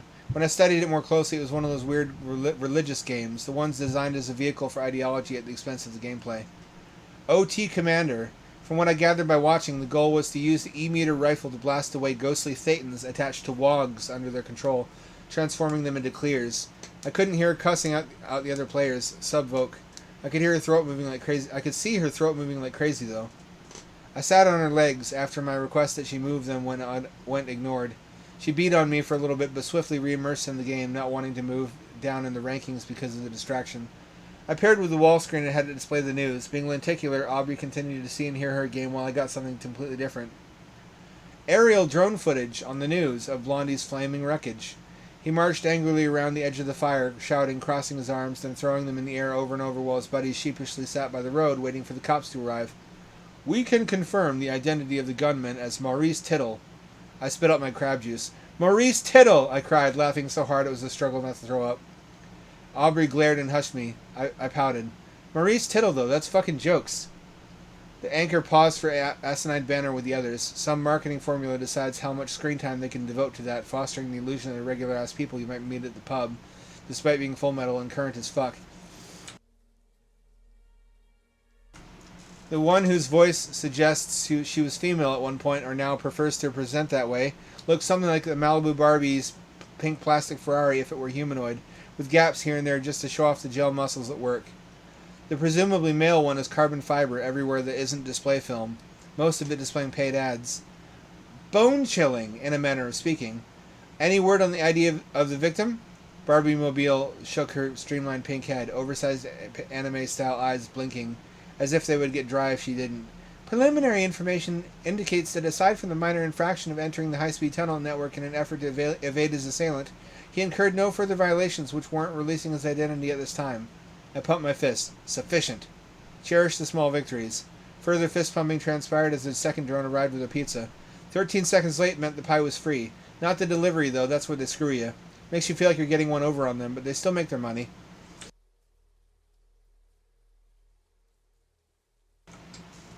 Aubrey disengaged from her game long enough to begin wolfing down pizza. That's terrifying to watch. I swear your jaw unhinges like a snake so you can fit more pizza in there. She growled and resumed gorging. She never puts on a pound, though, which baffles me. Her arms and legs are prosthetic on the inside. How does she burn the calories? So, this was around the time when the bioarm trend started. Crab juice isn't alcoholic, but it does contain THC, bounded to the dairy content, which strongly inclines me to tell long-winded stories Aubrey is guaranteed to find riveting, provided she's had at least as much to drink. Full Metals used to be a popular boogeyman in the media. To soften their image, they would go get a full biological arm put on, something to humanize them, as if to say, "Hey, buddy, I may look scary, but I haven't lost the human touch." Aubrey nodded, head in my lap, staring up at me. I went in to talk to Dinesh, the dealer who sold me the mech arm. Duplicitous, scheming, Machiavellian little twerp, to list some of his redeeming qualities. Anyway, he says, "You still got that mech arm? That's on the way out, scares people. What you really need is a biological arm. Mech arm says you're a badass, maybe dangerous. Is that really what you want to send out? A bioarm says you've got heart." So I say, "Show me what you got." And I shit you not, it's my old arm. It still has the tattoo of your name on it. Shady little shit tried to sell me back my old arm. Aubrey burst into a fit of giggle snorts, then choked on the pizza she was eating. Then, satisfied she would not asphyxiate, resumed giggle snorting. When she goes full metal, I'm completely certain no one will ever know she was a woman. Supposedly, goldfish are the only animal which occasionally forgets it cannot simultaneously eat and breathe. Supposedly. The crab juice was putting me to sleep, so I accessed my medical implant and had it release some mild stimulants into my blood. Aubrey's out cold, snoring like a buzzsaw, but for me the night had only begun. I couldn't use the elevator on account of my apartment being on the lowest tier of the pricing structure, but it's not like climbing the stairs tires me out.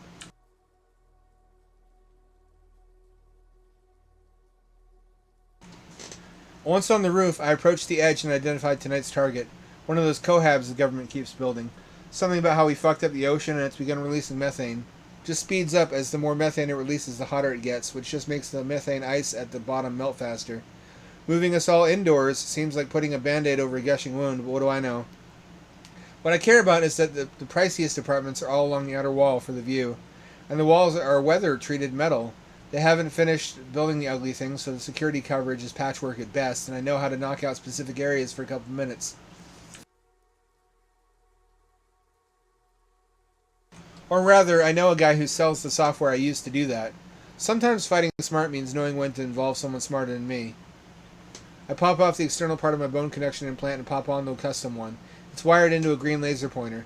By pointing it at the windows, miles away, the vibration from the sound inside that room is transferred as fluctuations in the beam back to my implant, which decodes it as sound. I like the blue one. No, really, I've told you. I'm not just trying to get us out the door quicker. Although, the party is in 11 minutes. No, now it's 10. A woman's voice begins shouting unintelligibly. The man's voice falters. "I'm not rushing you. I'm just keeping you apprised. I really do like the blue one. John and Felicia will want to have drinks and catch up at midnight when the party's over. You remember John and Felicia, don't you?" So, a window of 2 hours. Overkill. I descended to the ground floor using the vendor app to request my bike on the way. It was just being released from the alcove when I arrived. "Fully charged," I nodded approvingly. "That'll do, bike. That'll do." I almost forgot the sidecar. Never know what size the haul is going to be.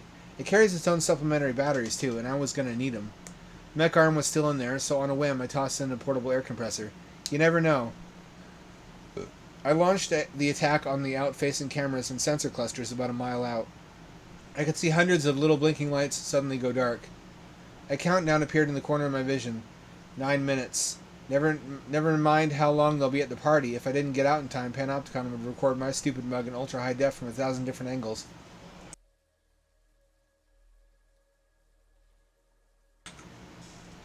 I slowed down somewhat as I approached the outer wall so as not to damage my shocks. This cohab is shaped like an immense, truncated cone. As such, the outer wall is a steep slope. Not enough that I could get up it on my bike, except for the mags. Trouble was, they drained the shit out of the battery, even just holding the bike to the wall. But then, I didn't have long to work in the first place. The familiar loud hum returned as I switched the mags on, and the bike lurched violently towards the wall the moment the front tire was on it. The ride up was surreal. I'm used to the tunnels, but riding up the side of a cohab by moonlight was a new one on me. Gave me a heart attack the first time I went over a window, as the mags briefly lost hold. Momentum carried me over, thank Hubbard.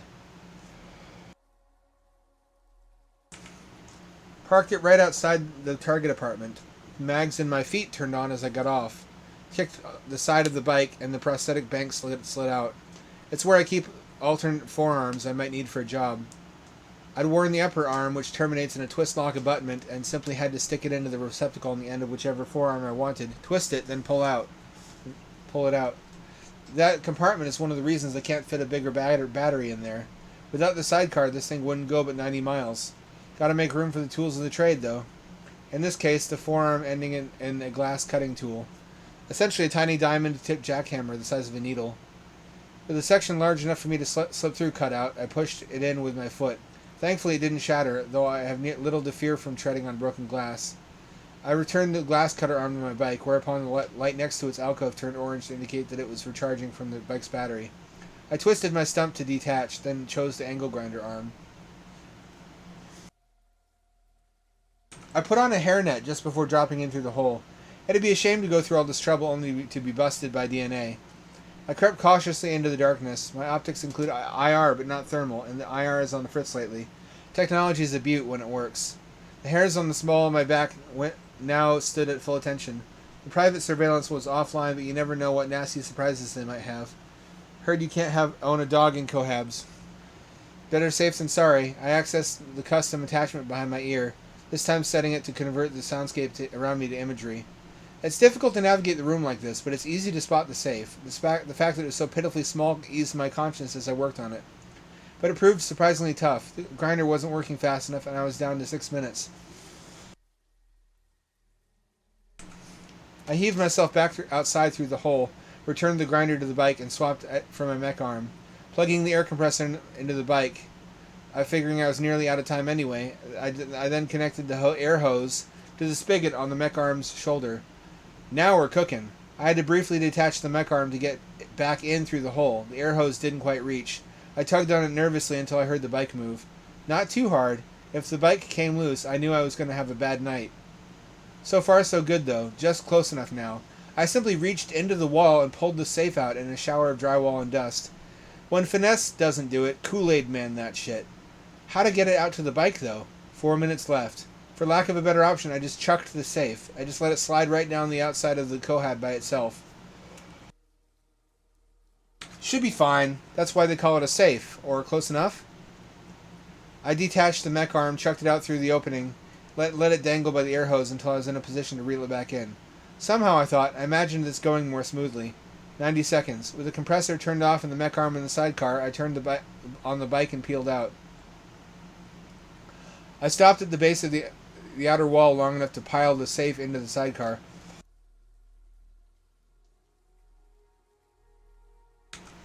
Then threw myself back on the bike and burned rubber. Through the rear view cam, as the Cohab receded into the distance, I saw hundreds of tiny blinking lights slowly turning back on, a few at a time. I might have shit my pants if I still had a small intestine.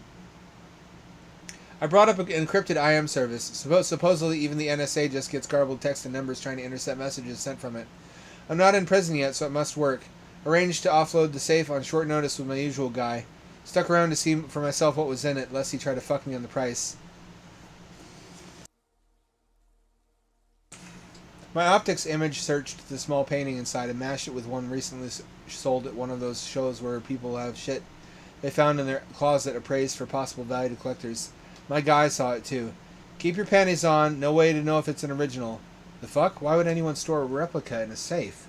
Also, how do you know I'm wearing panties? Next up were some vintage video discs. Couldn't make sense of the cover. Something about a secret romance between a Victorian-era chimney sweep and the vicar of the church he regularly services. I popped it into an external drive and played it back on my optics. Blimey, Padre. The chimney is so dirty. I'll have to go in deeper than usual. I blinked. It can't be, can it? Oh dear, but that's so forbidden and hot, the elderly man in black replied. It looks like it's been a long time since anyone's been in there to really give it the business. I might have to twist it around a little to get the cobwebs out. I began chuckling. The vicar blushed. That's forbidden, though, but so very hot. The dude must have stashed his gay porn in the safe. Not even regular gay porn, but weird plot-heavy shit. Although that was popular for a while after the taboo finally died.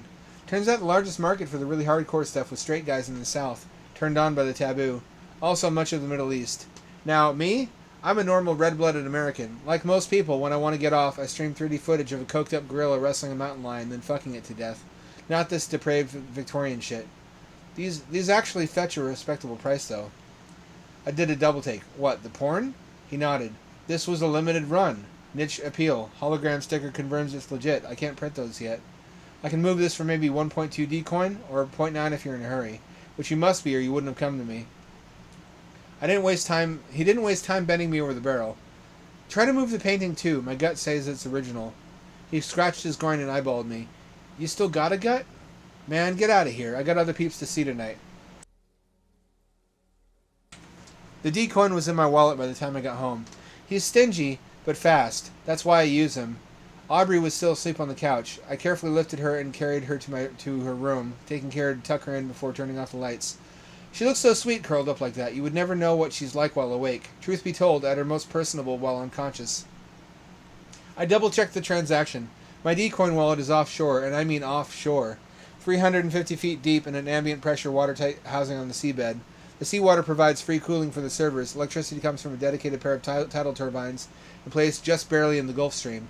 Uninterrupted clean energy if you can afford the constant maintenance. The housing is plastic, so no corrosion. Air pressure inside is the same as the water outside. Servers don't mind it. Most importantly, the whole mess is deep enough that storms don't threaten it. Storm influence vanishes around 200 feet down. The waste heat helps cultivate lobster, which a boat comes out periodically to harvest. I don't know how they do data. I want to say a cable, but then U.S. law enters the picture. I searched their site and discovered it's a satellite dish on a tethered amphibious buoy, which can fill its ballast tanks up and sink out of danger should a storm approach. Cool beans. I'd like to meet the guy who designed that. With everything squared away, so far as I could tell, I turned in for the night. Closed out of the dialogues one by one as they popped up, not notifications from my various implants that they were in range of a charging mat. I lay thinking about Aubrey, about Blondie, about the night's haul, but before long the stems wore off and the subtle hum of the mat lulls me to sleep. When I woke up, the first thing I did was to check the news outlets for anything about last night's job. Just some special about religious protesters outside a cybernetics corp holding colorful signs reading, God hates mexcrement. Charming. Shower, shit, and shave ritual came next. Of course, by shit, I mean vacuuming waste out through a port in my hip.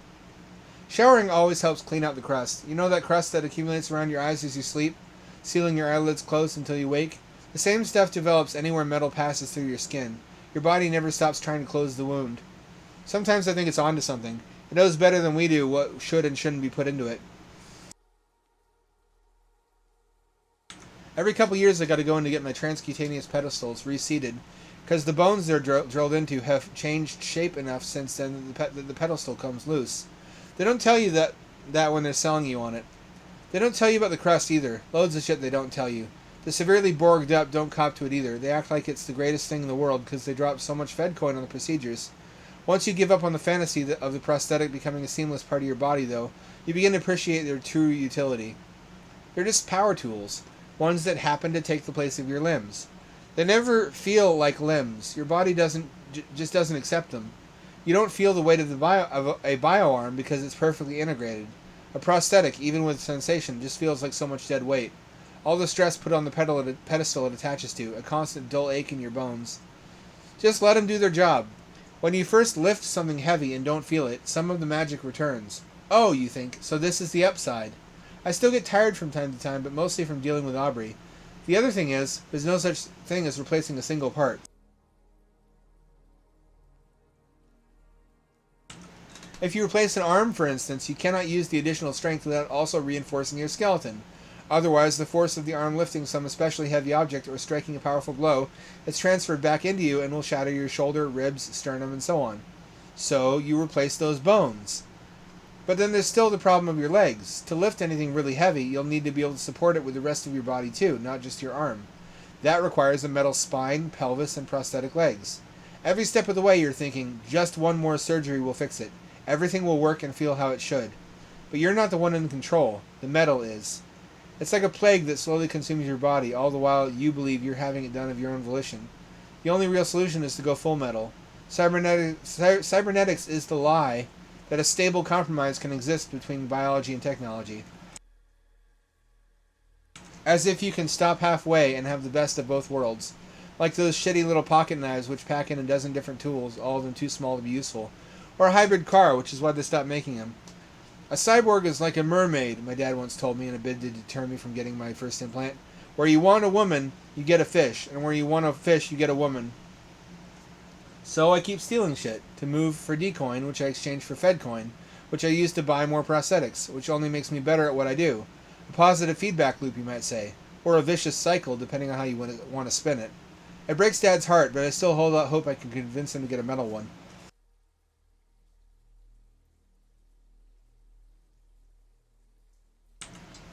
A good day as any Good a day as any to visit the old man. He still lives in that dingy trailer by the junkyard. I've put some Fedcoin into fixing up the place, though. It has solar panels now, an aquaponic greenhouse, and I've enclosed the trailer under a geodesic dome tent. This company makes them for concerts, protests, and other outdoor events, and you can select a transparent covering for it. The idea was to exclude pollution. It's pretty thick out here, as there's a smelting plant nearby. One of the triangular dome facets at the base is fitted with a scrubber powered by the solar panels, which constantly replenishes the interior of the dome with clean air. Yet, despite all the thought and effort I put into devising the setup, Dad smokes. I think just because it's taboo now, he gets off on it, something beyond stubbornness. If you have any sort of trigger, he'll seek that button out and hammer on it just to prove he's not the only unreasonable person in the room. Without a doubt, that's where I get it from. He emerges from the trailer and ducks under the dome's entry flap as he sees me pull up. I've left the sidecar behind as the junkyard isn't far off, and I don't want him to see my mech arm.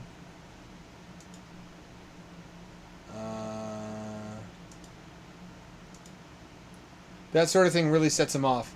You done it again, didn't you? I stood there in a momentary confusion before realizing I'd left the laser attachment on my head. You keep getting new shit put in. Soon I won't recognize my own boy. I hugged him, consciously moderating the force. He wouldn't be hard to crush, even without my implants. You still seeing that borged up broad with the purple hair? I assumed he meant Aubrey. We share an apartment, but stopped dating ages ago. He shook his head. What a shame. As I recall, she had some sweet cans. Ha! Cans, get it? Because... I cut him short, rolling my eyes. I get it, Dad. He invited me in for coffee. Once seated, I brought up the matter of the recent fines he'd incurred. I have to pay for those, you know. He was wholly unapologetic, as usual. If I sees a drone in my airspace, I'm going to shoot it down. Airspace is still a thing. This here's my land, goddammit. I don't want those things flying over peeping on me. I asked him what he was up to out here that anyone would want to peep. Whatever I want. It's my damn property. If I want to go out there and dance naked, I should be able to, without worrying my shriveled little junk is going to wind up on social media. I laughed, mostly at the idea that anyone would want to share that. But thinking back to the other motorcyclists from the night before, it began to seem plausible. There's an audience for everything. Close your eyes and listen real hard. Turn up your ear gizmos or whatever. You hear that? The birds singing, the crickets, the frogs. That's nature's social networking. All them critters is busy trying to get laid. All them noises mean is who wants to fuck. That's also how humans used to do it. We would go and talk to each other. He loves his long, rambling stories. I get that from him too. But he's sharp as a tack, so they always go somewhere if you have the patience to hear him out. When I was just a little shit, there was this big trial. Jesus, people were trying to get intelligent design taught in schools. Their idea was that some stuff in nature is too complex to have evolved, and there's no incomplete version of it that's useful for anything. These days, it's all about the Scientologists and their constant lawsuits against anybody in the psychiatric profession. Weird's dad right the fuck out because he says they weren't so big when he was young. They've been everywhere my whole life, so it just kind of blends in the background for me. That's baloney, of course. Every little step is useful for something. The critters don't know what they're evolving into. It has no concrete goal. What use is half a wing, they would ask. Gliding, numbnuts. Gliding. Flying squirrels don't really fly, they barely glide. But them flaps make it so they don't hurt themselves if they fall. The benefit is obvious. I sat there, soaking it all in respectfully, waiting for him to tie it back into the original topic. That's the thing, though. Social media isn't how humans are meant to connect. It's how machines do it. We had perfectly logical reasons to develop it, not realizing we were really setting up the infrastructure intelligent machines would need later. Wireless charging, driverless cars, solar roads. We're building the support infrastructure for them ahead of their arrival. the ecosystem they need to survive, believing all the while that it's for our own benefit. Because there's always some use for every little evolutionary step. You don't see where it's headed until you get there. I asked if by intelligent machines he meant full metals. No, they still got human brains. I mean something you ain't seen yet. If you had, we wouldn't be here to talk about it. You fools are designing yourselves out of the picture, turning this from a world fit for humans to a world fit only for machines. And you'll have the gall to be surprised when they finally show up to take it from you. Wait and see. If you think they'll look at you as an equal, some monkey with motorized prosthetics on it, you're in for a rude awakening. The rest of the visit was bike talk. Dad loves my bike more than I do. Had one himself back when an electric motorcycle was a remarkable novelty. It was a kit bike from China. They sent it to me without the batteries. The idea was you decided which kind you want and you put them in yourself. It's cheaper that way. At first. Being Chinese, damn near everything on it went bad one by one. I didn't realize I was signing on for a never-ending hobby project. By the end of it, I'd basically rebuilt the whole fucking thing with American parts. I should have just bought American to begin with, but the prices were nuts back then. He pulled out some old photos of himself as a young man, straddling a beastly-looking motorcycle with panel gaps large enough to sail a blimp through. It wasn't the fastest, but it would break a ton. You know what I say, if it'll break a ton, it's tons of fun. That's after I put lithiums in there. Before, I was running lead acid. What a nightmare. The power density and weight meant it would just barely do 60. Never got any speeding tickets because you couldn't fucking speed on the damn thing. Man alive, lead-based batteries. Lead. Stone knives and bearskins. It gets worse. I had AGM batteries at least. That's absorbent glass mat. The older ones were flooded. You couldn't tip them without spilling electrolyte, and you had to pour some distilled water in there now and again to replace what's lost to evaporation. That's just how it was back in my day. I told him I wasn't racing anymore. He looked crestfallen. Get you them new batteries, the what's-this ones. Fiber carbon with the 5-minute charging. Dual carbon, I told him. Whatever, just put the new shit in there already. I want more bike cam footage from your races. That's good watching. Makes me proud to see my boy running hard out there, smoking those knuckle-dragging punks. He so rarely says that while it warms my heart, it's also worrying. It makes me wonder how long he has left. Shit was rocky between us when I was little. In fairness, I was a difficult kid. I had all his worst qualities and few of his good ones. Grown men also don't generally get along well with know-it-all teenage upstarts.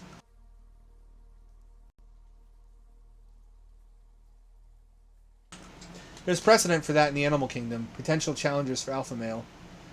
Just don't shoot down any more drones, alright? And cut down on your smoking. He scoffed. You breathe in worse shit just living in the city. Ought to come out here and set up a trailer next to mine. Country living will fix you right up. I took it as a veiled plea to spend more time with me. I want that too, Dad. There's just certain things I need to get done before then.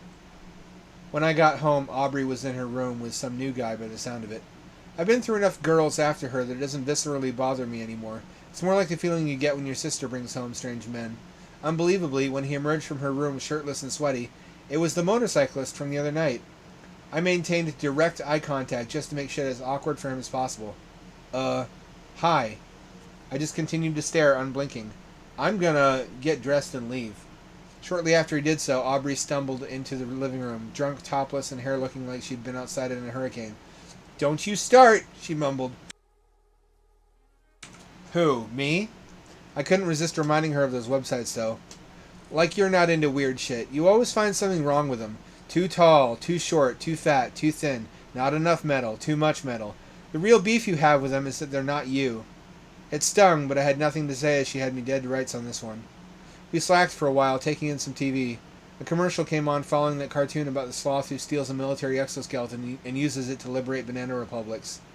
This Valentine's Day, it began. Don't waste her time with chocolates. That's not the way to a girl's heart. Instead, devastate her cunt with maximum thunder! With the new Dill Dominator Supreme, only from Phallus Palace. It cut to a slow pan over what looked like a prosthetic forearm terminating in a mechanism similar to a compact jackhammer, but with a massive, sparkly phallus on the end. Now includes optional compressed air cannon with aerodynamic dildo ammunition and laser sight for long-range tactical romance. I glanced over at Aubrey with a maniacal grin. No, that's horrifying, she said. Horrifyingly enticing? Her expression suggested otherwise. Still, that's something I can do that he can't. You can change me into whatever you like. She groaned. I said don't start. I'm not looking for a project. Trying to change men is a fool's errand. I want somebody that already fits me. So why are you with a full bio? Meatloaf is really what you want? Having finally had enough, she got up, went to her room, and began getting dressed. What I want isn't your business anymore, echoed from her room. Your business is figuring out how you're going to pay your half of the rent this month. I certainly made enough from last night's haul, but was loath to blow it all so soon. It's a treadmill. I have to run as fast as I can in order to stay still. The more I augment myself, the faster I get, but the treadmill seems to speed up accordingly. Like the point is to trap us on it. Every way out anyone found before you has since been turned into another treadmill. It's maddening. The only escape is to find your own way out, something that nobody has tried before. An idea began to percolate in my mind. Stupid on the face of it, because of barriers to success that my brain relentlessly devised ways around. What about... no, wait. I'll just have to... But supposing they anticipated... Instead I'll approach from... This thought process continued until I arrived at a fully formed, seemingly workable plan to do the impossible. I began to laugh. It's a very distinct laugh. It's demented, near musical. Somewhere between Scooby-Doo and Beavis. Tough describing it to Aubrey, as both of those are before her time. She knows what the laugh means, though. What are you up to? She inquires, now wearing a faux neoprene bodysuit with useless straps everywhere and a hole to show off her abs. Why, Aubrey? Whatever do you mean? She told me to cut the shit. When you laugh like that, some brain-damaged baboosery is about to go down. It's never anything good and usually winds up with me on the back of your bike dodging bullets. Leave me out of it. I assured her there was no place for her in the plan. Oh, Hubbard. The plan? There's a plan now? What difference does it ever make? It always turns out the same with you. Fires, screaming, shootouts. Try not planning this time. Better yet, do whatever the opposite of your plan is. That's the best advice I can give you. I didn't recall asking for advice, and I told her so. So, what's it going to be this time? More Batman shit? Zip lines, gimmicks from your gadget belt, the usual? I resented the way she put it, but I didn't give her the satisfaction of reacting. I'm going to steal a data center. She blinked. What, like a whole building? If you pull that off, that would actually impress me. No, not a regular one, the submersible type. They're much smaller. Still weighs a ton, but that's solvable. Just attach a float bag, fill it with air from the scuba cylinders until it rises to the surface, then tow it the fuck out of there. I know a guy who works out of an abandoned marina who can take it off my hands afterwards. She smiled. For a moment, I thought she found the idea brilliant. Then she started laughing. No, listen, I urged. They would never expect anyone to try this. She struggled to speak over her belly laughs. That's because it's weapons-grade retarded. Efforts to clarify my scheme fell on deaf ears. Pearls before swine. All their encryption keys are server-side. Not usually done that way to my knowledge, but when your data center is on the seafloor, there's a sense that it's safe to put all your eggs in one basket. The depth is well beyond the range of recreational scuba, saltwater and implants don't mix, and seawater does a good job of hiding whatever autonomous defenses they've set up down there. It's the last part which troubled me. It might be a bluff. Might be nothing down there at all. Then again, there might be proximity mines, or auto turrets shooting supercavitating rounds or small torpedoes, or those harpoons with the compressed CO2 tips that kill by releasing all of it inside you following penetration, inflicting devastating internal damage. Even I can't survive that. There's no way to disable it before I arrive, either. Seawater is opaque to radio. The satellite dish is the only connection, and they'll be expecting that. First order of business should be to destroy that so that it can't call for help, or send back footage of me or anything like that. Then there's the problem of my prosthetics. They're all water resistant. I can shower in them, but submerging them in salt water would be unwise. It pained me to drop so much money on new gear. It assumed that I would succeed, and fucked me if I didn't. But if it works out, I'll have enough for rent, for dual carbon batteries, for Dad's mansion, or even a little trailer next to his that I can live in, if that's really what he prefers. I shopped around for the implants I needed, splitting the total expense between D-coins and FedCoin, reasoning that a large enough purchase with untraceable currency would be reason enough to investigate me, but that buying so much aquatic gear at once in a traceable currency would make it trivially easy to figure out who pulled off such a heist.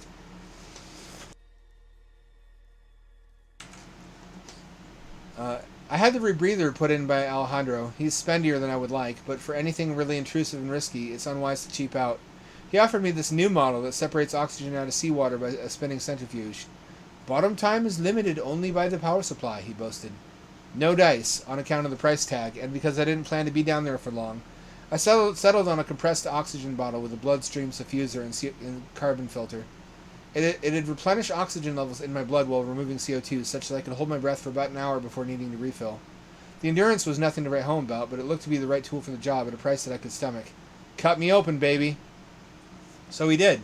I didn't have him put me under, because although he's got a 96% approval rating on cybersurge.biz, I suspect those ratings are padded by VoteBots. As a rule of thumb, I also don't like to be vulnerable. But I also refuse to watch closely as they work because blood makes me squeamish. Like I said, I never fought much as a kid. I never enlisted, never killed a man. Not directly. I suppose I'm kind of a wuss. The metal takes care of everything for me. I just tell it what to do.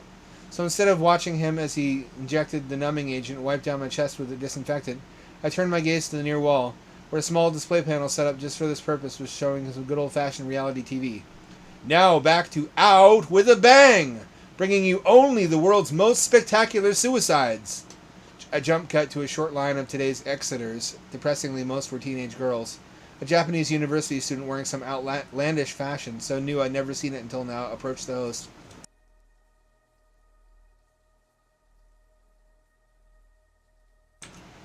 What's your name, dear? She whispered into the mic when it was offered. Mimi-chan. The host invited her to speak more loudly, but she seemed constitutionally incapable of it. Mimi-chan here is formerly popular Let's Player. She had over 2 million regular viewers at her peak, but as viewership declined, she tried increasingly desperate means to retain them, to the point where it essentially became a cam show. Truly heartbreaking. Is that why you're with us today? She shook her head. It's more about money, to be honest. I spent whatever I made from viewer donations very frivolously, believing it would last forever. When they left, I had nothing. Basic income isn't enough to stay current with my implants. The new Prismatic Princess implants are out, and I can't afford them. All my friends have them. I'm the only one who doesn't. The host leaned in for a hug. Mimi-chan looked looked startled, but the crowd, or recording of a crowd, ate it up. Along. Aww. Then Mimi's big reveal. What have you got planned for us today? The host inquired. She gestured to the off-screen staff, who pulled a set of curtains behind her aside, revealing the mechanism she'd chosen. Some kind of harness suspended within a transparent plastic sphere. The harness had thick cables trailing from it or out through the sphere to a bank of supercapacitors the size of a bus. You guys were really wonderful helping me set this up. I'm sure it was expensive. The host said something appropriately humble while I wondered why they didn't just use that money to buy her the implants she wanted so desperately. Just a reminder, the host said, turning to the camera. This will be recorded in 3D from over 100 different angles. You can buy the video archive of today's exits from our website. The sphere opened like a clamshell. Mimi climbed inside and hooked herself into the harness, which, while open, I could see had inward-facing electrodes. The sphere closed, and the music Mimi requested in advance began to play, the theme from some Japanese drama program she was a fan of, according to the host, who strode about theatrically flipping various switches and turning knobs for show. Finally, her big moment. The main lights dimmed, a spotlight concentrated just on the sphere. Mimi smiled at the camera and made peace signs with her hands. Pyrotechnics erupted to either side just before the supercapacitors all discharged simultaneously into poor Mimi. Her face contorted as if to scream for a split second before her body violently inflated, then burst. A steam explosion, I figure. All the fluids in her body converted into rapidly expanding vapor in the blink of an eye. Along the bottom of the screen, viewer reactions from social media appeared in real time. 6 out of 10. Electrical is overdone. Another read, her channel sucked and I'm glad she's gone. I'm just disappointed there'll be no grave to piss on.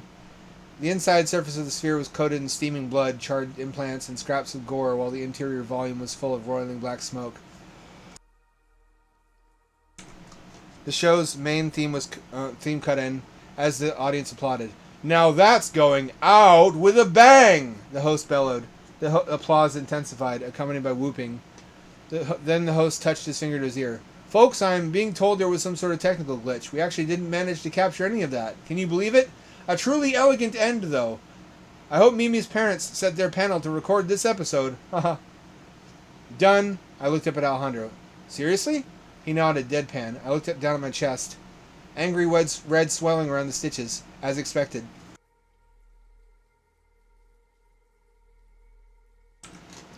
And a new addition poking out through my sternum, this O2 refill port. Don't you dive like this right away. Seawater in your wounds is bad times. Do you want infection? Because that's how you get infection. I assured him I wouldn't. Wait 2 weeks minimum and take one of these per day to expedite healing. He handed me a small vial of orange pills. It's really got to close up tight around that port in particular. Message me if you smell anything weird coming from the incision. That means for sure it's infected. And don't pick at the stitches like last time. I think that's enough for tonight. I'm not going to read the whole thing. It's pretty long. I'll continue this some other time. What did you think of what you heard? You guys like that? Do you want to hear more of that next time? You like the world building?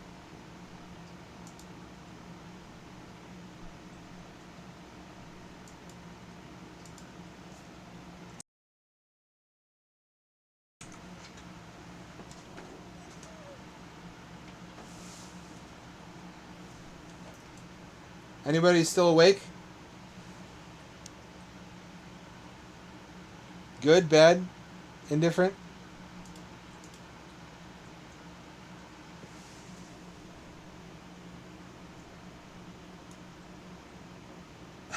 Indeed.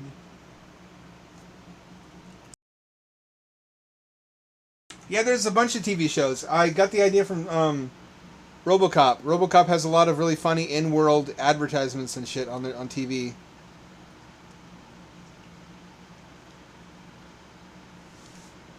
Let's see.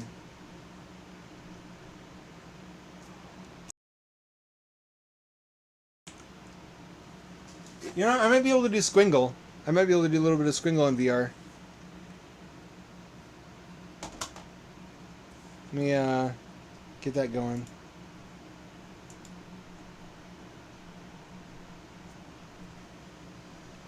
Did you like the setting?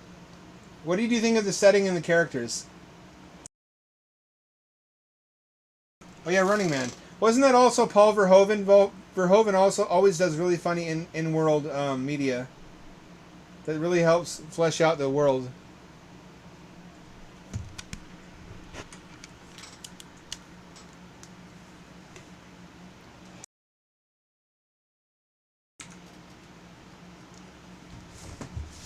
Dude. I still have Thumper on the brain.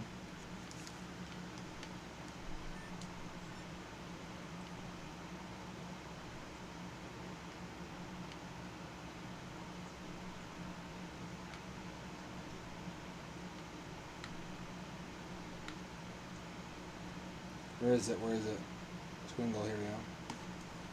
It should run well. This is not intensive.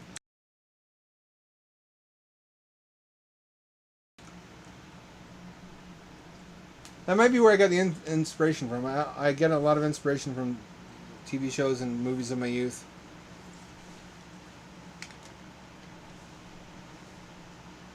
Well, this is running shitty. I don't know if this is going to work.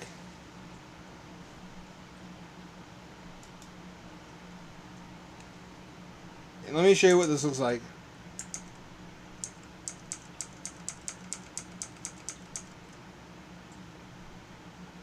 I don't think this is going to work. Is this just not optimized? What's going on? I'm getting constant red frame spikes.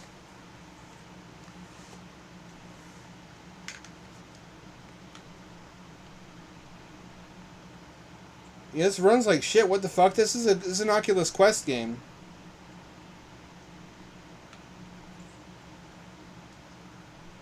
That's really a shame. This is a really awesome game when it works.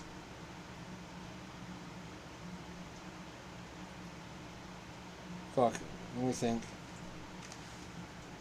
What else can I play? It's VR. It has to not be fast paced.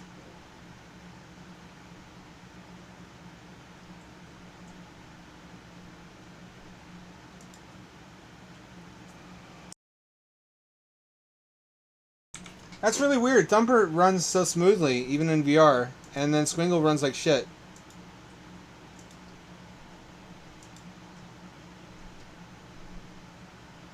Does not make sense.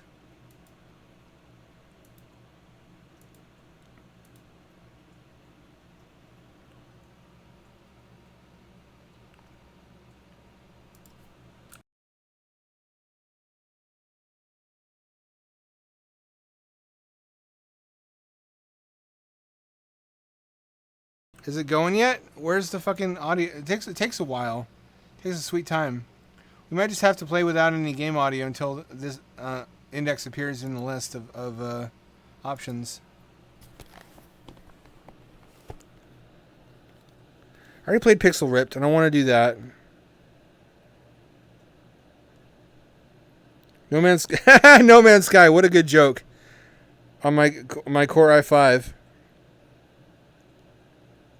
I already played Wonderlands 2 on stream.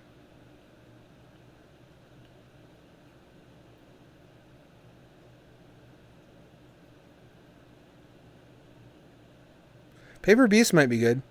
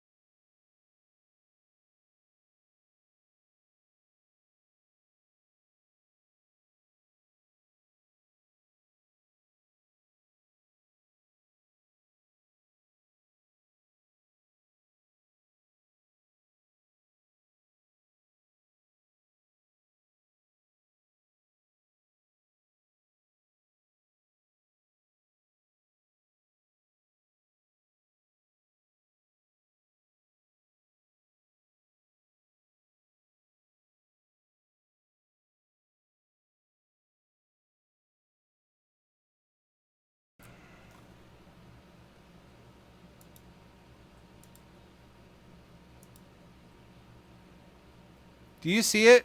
Am I stupid?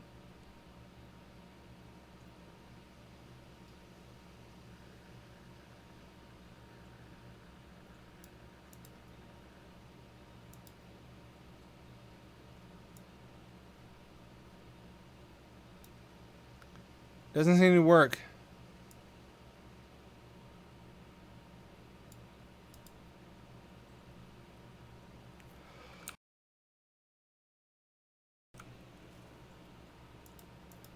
Come on, fucking cooperate. This is 2023 and VR is still this difficult to set up. I guess we're just going to do it without game audio. This has got to run well, though.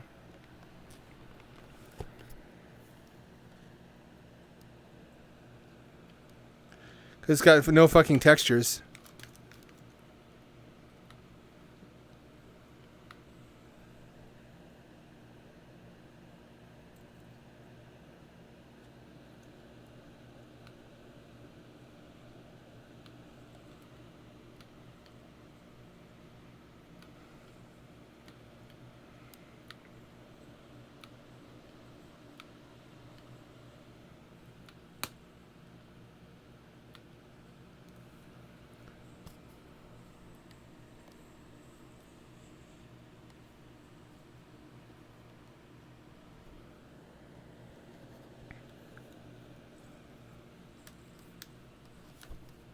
Well, now, let's look at Strand Beast.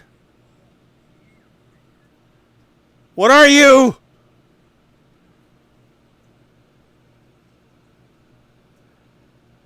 I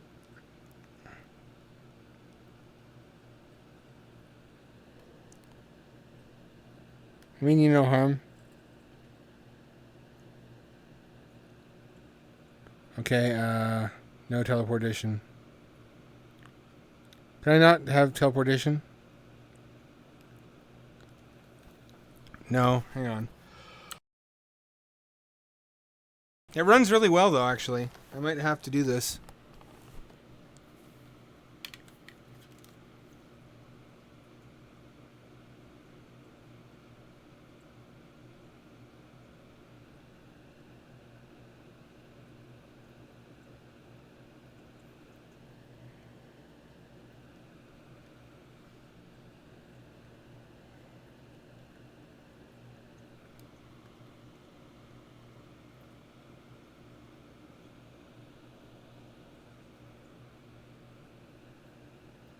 I really don't want to teleport. I remember not having to teleport. I remember being able to walk smoothly.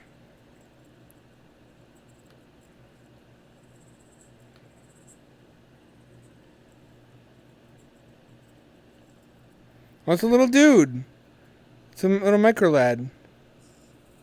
I got you.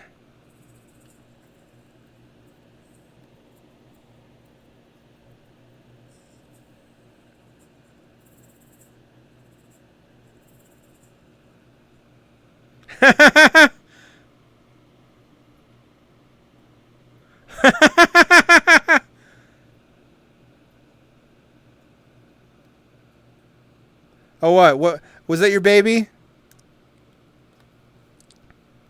I didn't mean nothing by it. White bone demon. I really need audio.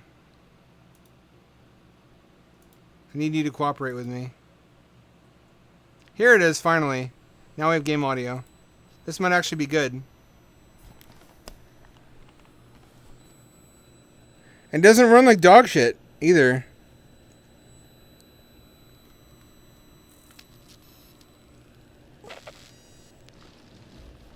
Oh, I can smooth move. Thank God. I won't play anything that requires teleportation in this year of our Lord 2023. I strongly recommend this game, though, by the way. It's kind of fucking magical in like a Pixar Disney kind of way. Everything it's wordless. There's no dialogue. Everything is communicated by stuff that happens in the world, and it's really indescribable. It's sort of it has the same kind of vibe as like Journey, kind of.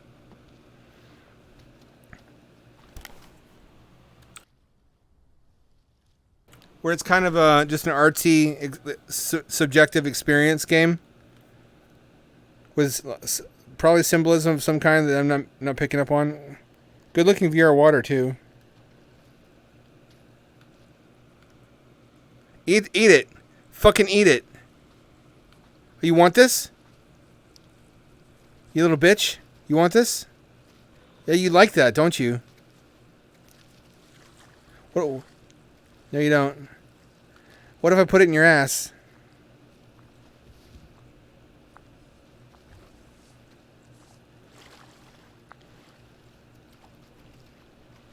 Eat his ass to get it. That's what you gotta do. Oh, they fight over it. It's really neat. It's like artificial life. What are you looking at? This is just normal stuff that anyone would do.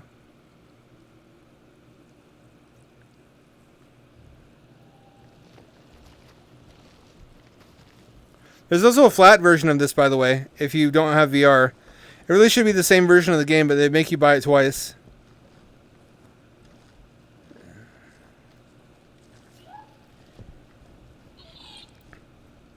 I've also spoken before about how I really appreciate this aesthetic.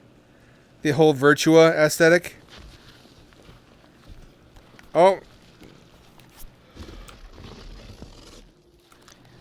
Oh, the desert, such a cruel mistress. Death is never very far away.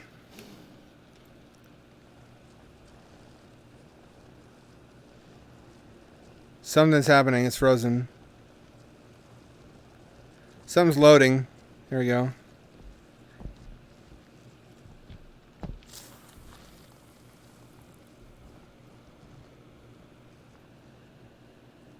This seems like it would run on a Quest, except that it has a lot of physics. Look at this little guy. I'm not going to harass you either, actually. I love you. You're adorable.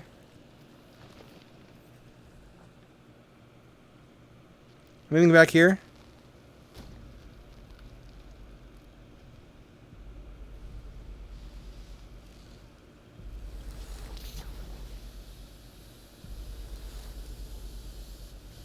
Oh, interesting. I bet this is useful for something. Is it hot? Doesn't bother him.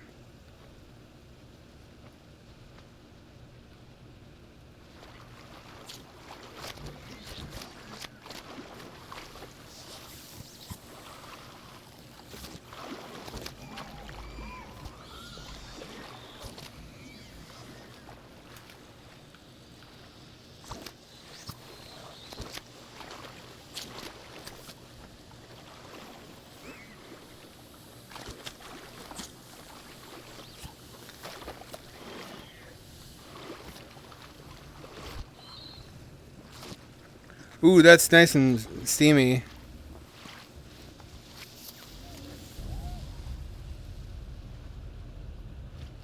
You be okay?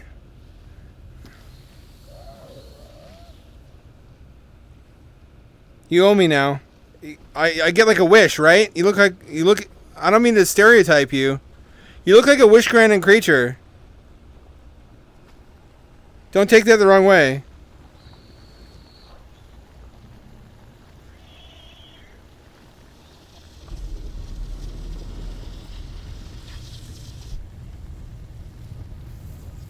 I forgot about this. It's got terrain deformation.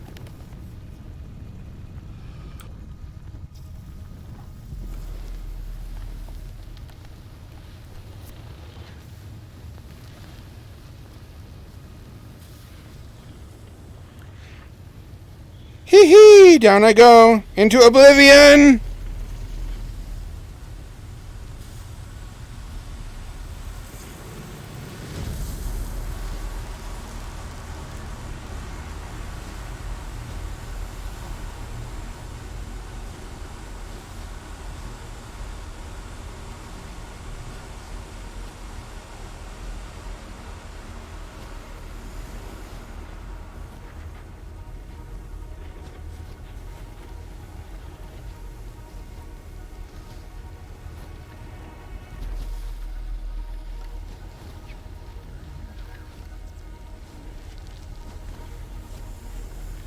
I'm taking this with me. This was handy before.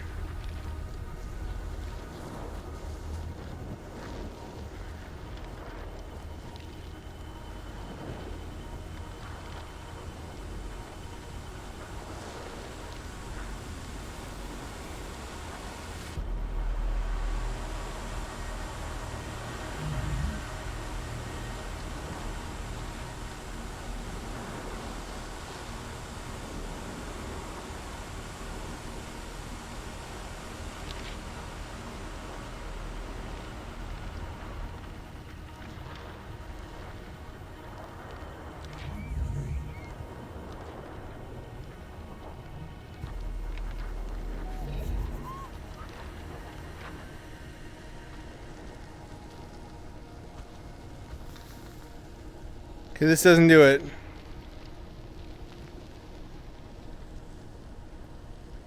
I can't move now.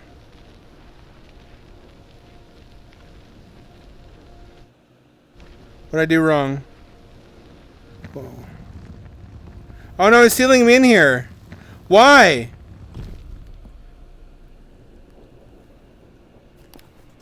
He betrayed me.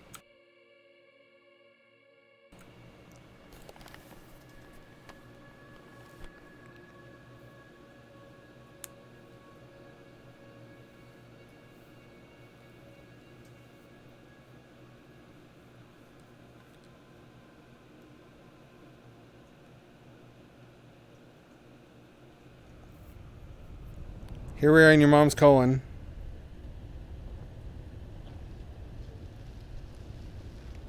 Oh, it's these fucking things. I don't know what to call anything. Nothing looks like anything.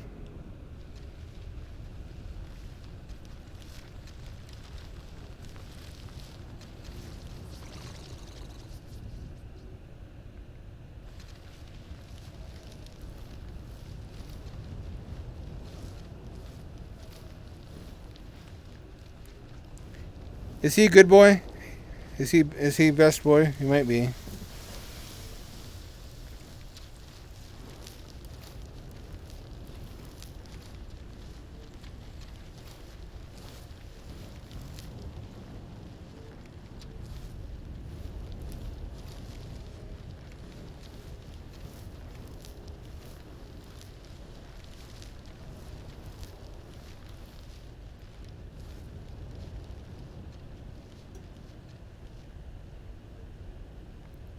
So,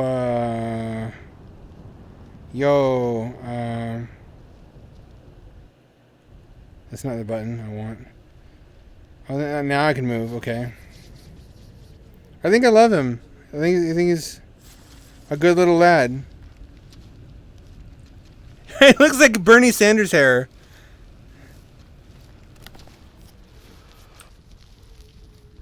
I'm gonna call him Bernie. I'm here once again asking you for a small donation of some sand.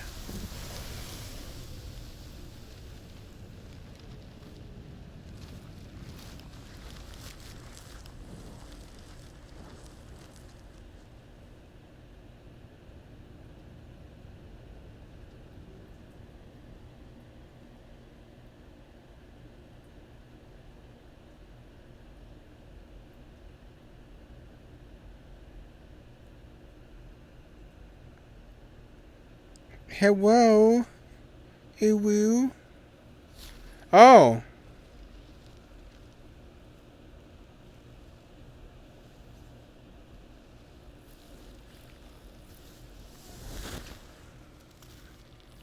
Give me that, you fucker. This feels like Zen a lot. It's just like this weird alien ecosystem that you're discovering for the first time. May I help you?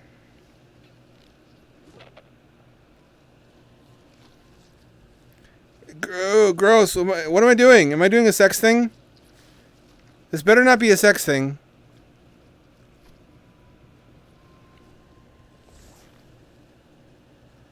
And it froze again because of my Core i5. The guy who sold it to me said it would be fine for gaming for a long time because games would be GPU heavy. Oh, it pumps sand. I see.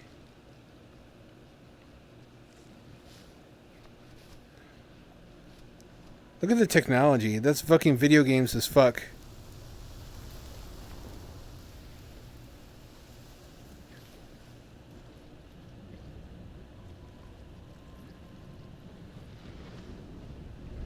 Havest thou ever witnessed video game technology of this magnitude?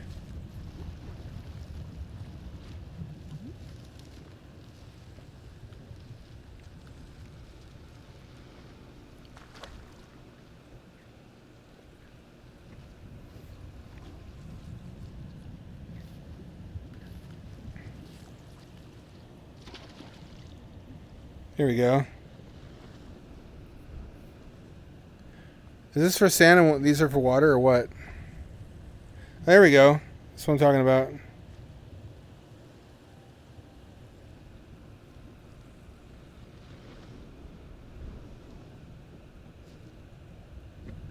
Can I jump? I can't jump. Are these pubes? These better not be pubes. Seems like they could be. I can't get through here. What if I drain the water?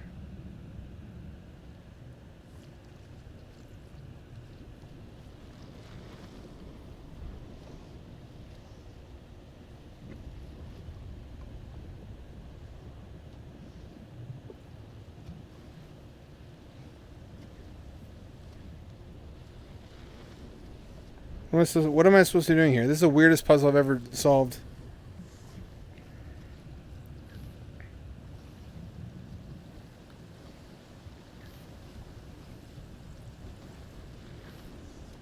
It's like biotechnology.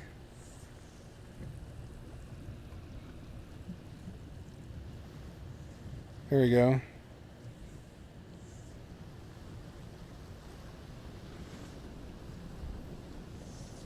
Come here, you.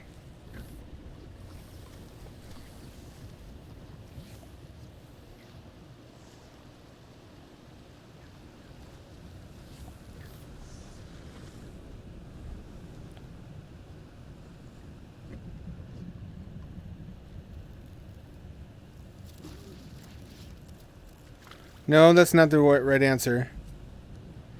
There's something I'm not doing. See, it looks like depriving these of water is supposed to make them shrivel. Anyone have any ideas? Brainstorm with me.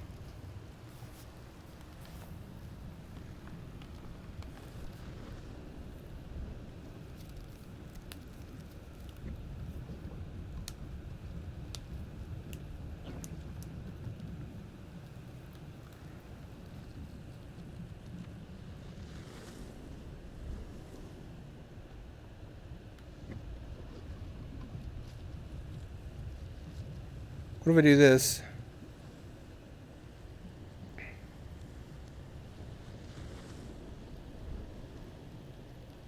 Does water kill it, or does water make it worse?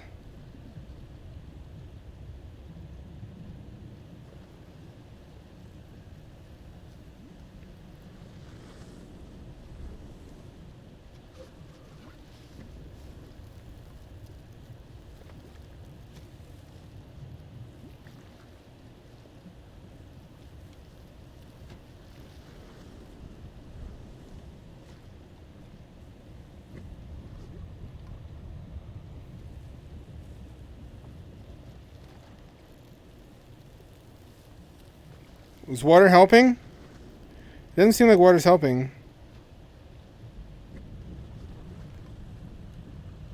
Okay, then try something else.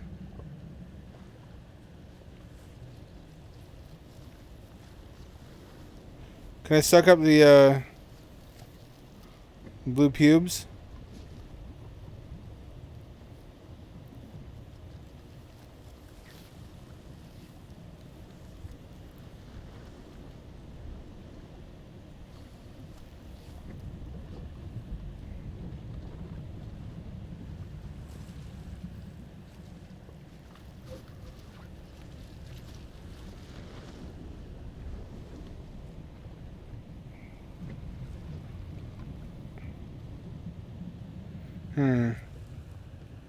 Give this another shot. I really appreciate the style. This is like a more matured, flat shaded style that has some effort put into it. Which is suitable for a game about paper.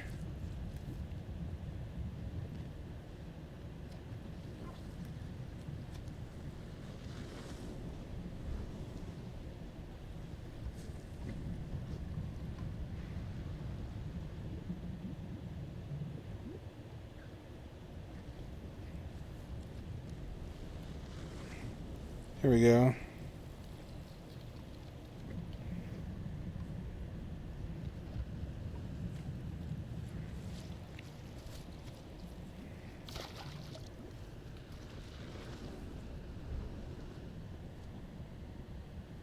Is it doing anything?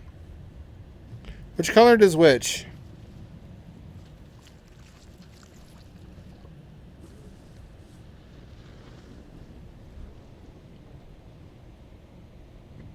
Yellow side spews. Okay, that's not doing it.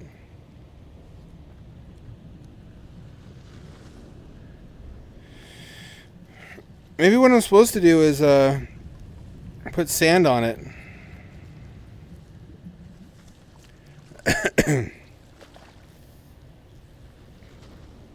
Yeah, there we go. Put sand on it. Put that fucking sand on it.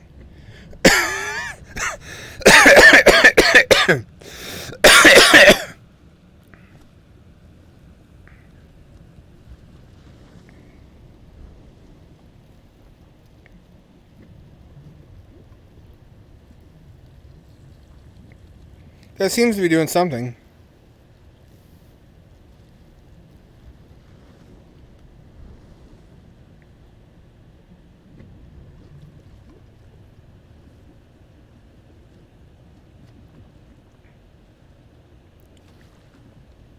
So one of these does sand and one does water.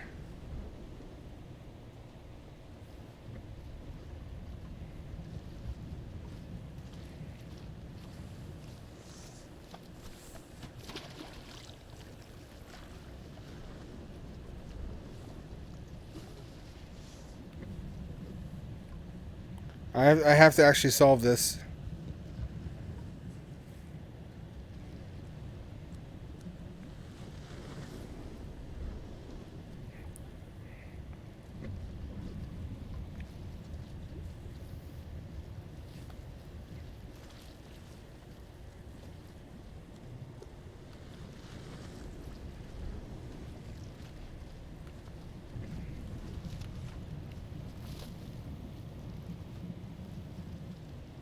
What's that doing?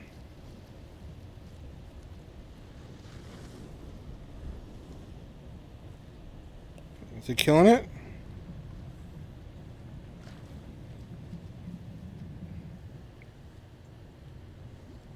Seems to be moving sand.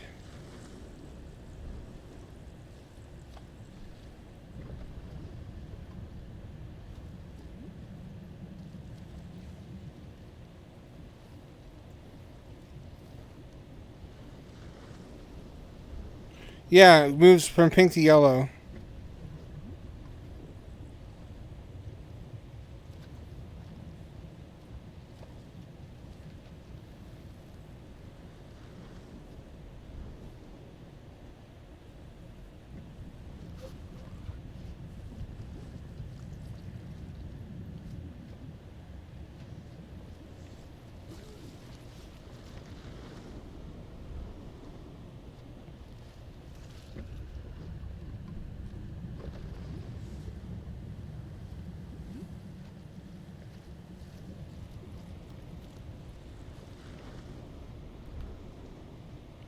This way?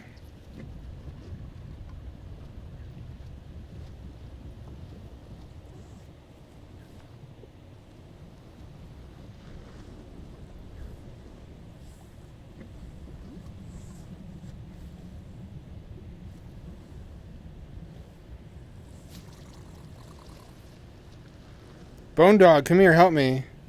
Oh, what's happening? Is this working? It seems like it's working. Oh, I just had to remove the water. The only thing I didn't try. Bone Dog. You okay, bro? You're a good boy. I don't know that for sure. I may be giving you undue praise. You could be morally reprehensible by the standards of this world. It could be alien Hitler. I should be more careful making value judgments.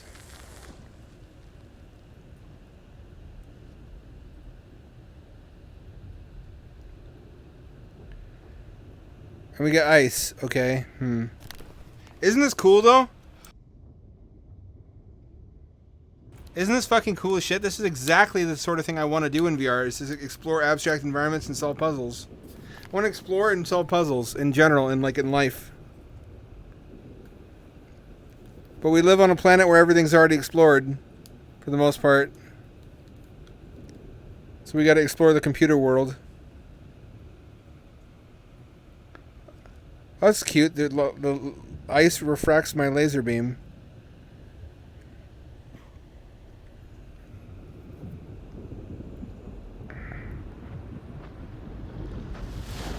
What?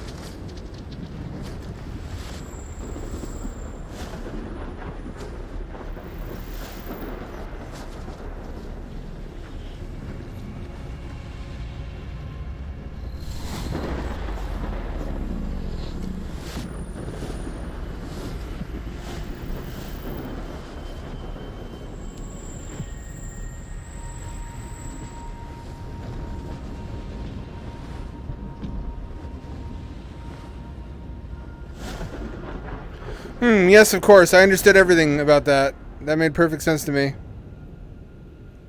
There's like a storm void inside this cave. Oh, one of these. Oh, that's, of course, what you have to do.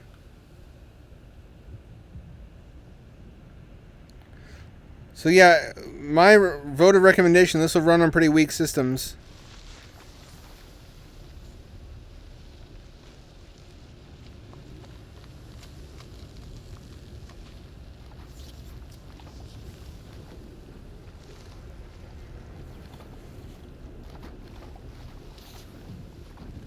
Water physics are fucking stunning.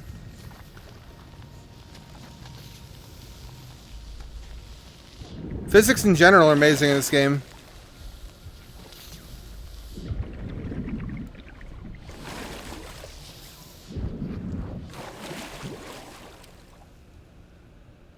I love you, glowing red cube. Never leave me. Feels as if we have a bond, you and I.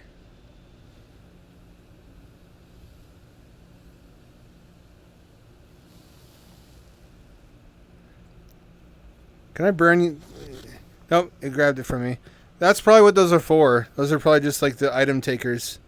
It's like a Metroid, they take all your shit away at the beginning of every new game. Can you imagine if they didn't? If they had to keep inventing new mobility power-ups for Samus for like 30 years? I had that idea about a sequential Metroidvania where every level is an open world Metroidvania in itself, and every level has different items. How difficult it would be to design around them.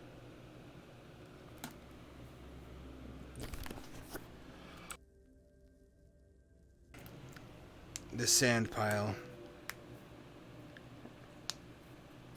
What is this? Is this like gold dust? Is this important? It looks important. First you get, in America, first you get the sugar, then you get the power, then you get the women.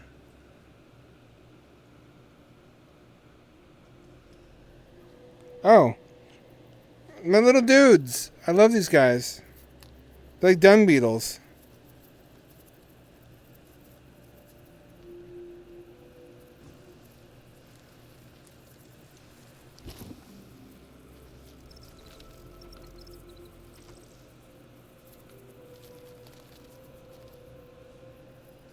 Oh, this makes them follow the light.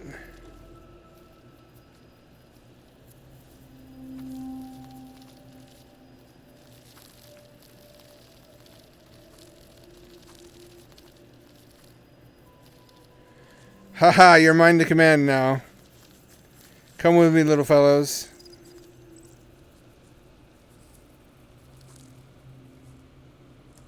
Oh, there's an invisible wall here. I guess that's not for me.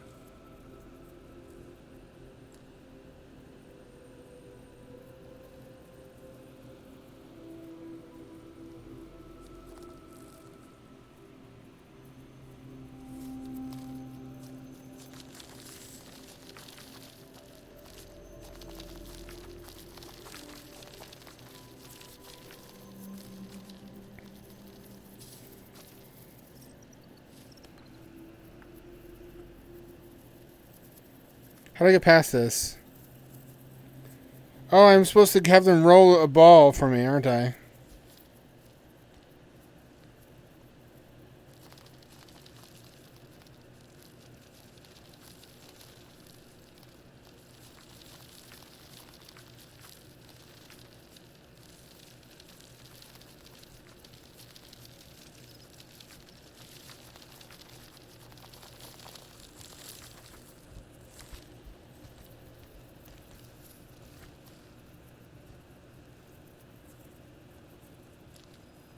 Yeah, push it over there. Push that shit. Can I get up here? I can't get it. Is that right or not?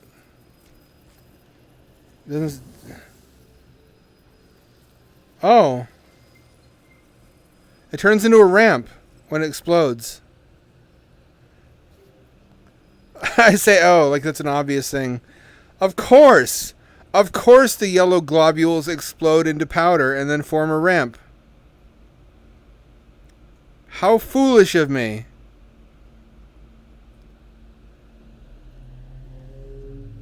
Cutscene time.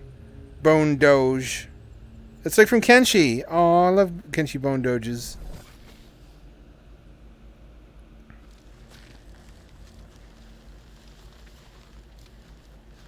He's just a little man. Can I pet you? Oh, Lord, it be glowing. Oh, no, what?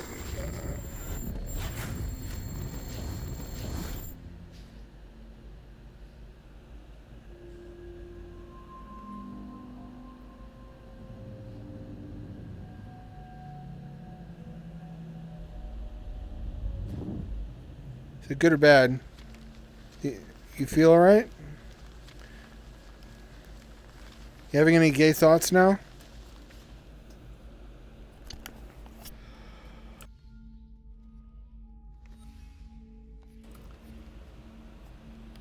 Substrider GIF. What do you think of this game? I remember being really impressed when I first played it. It might be my go-to for streaming VR because it runs so damn well.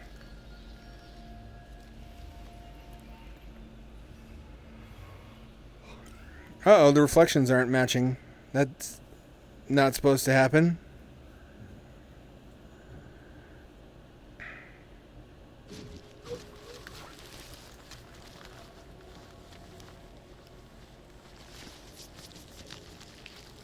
What's happening? Are you okay?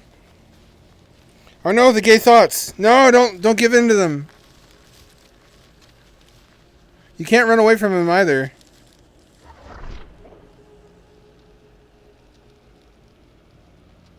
Bernie Sanders hair, come back. Face your gay thoughts. Like Tom Cruise.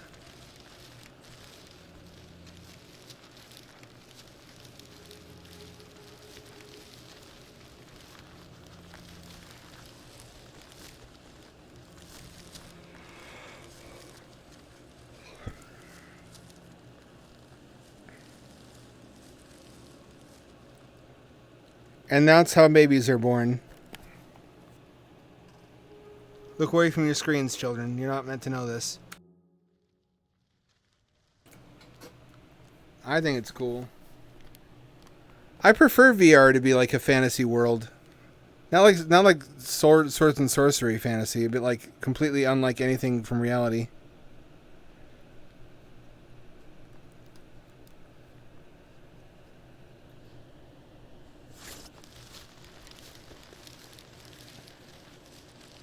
What motivates Bone Dog? What is his endgame?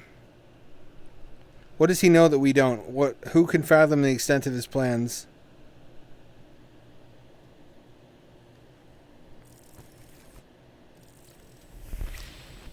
Oh, sick. Teleporters. What's he up to? What's he fucking doing?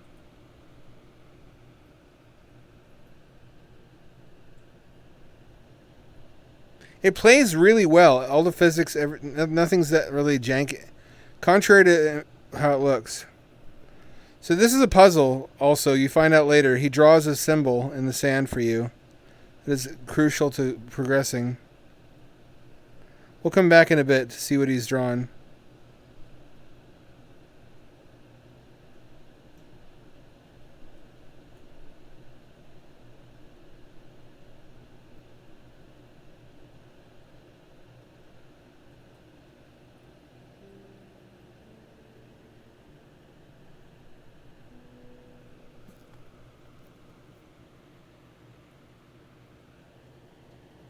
It's her bro.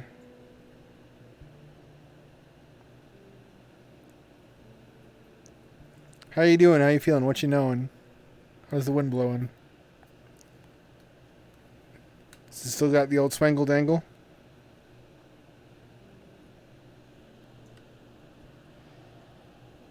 Oh, there's water right there. You need me to bring it to you?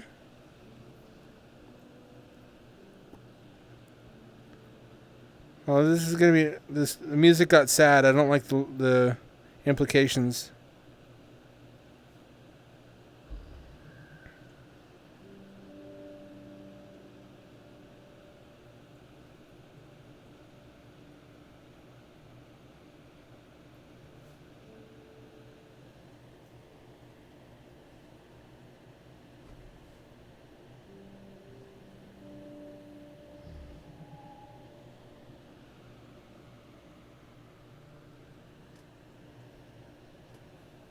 Oh, the water went away.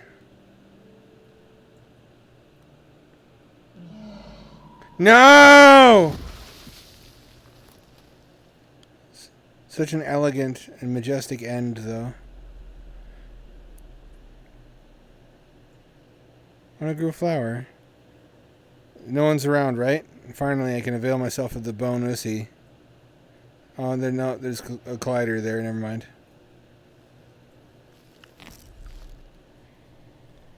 This is not a simulation. Oh, the bone dog is intelligent, apparently.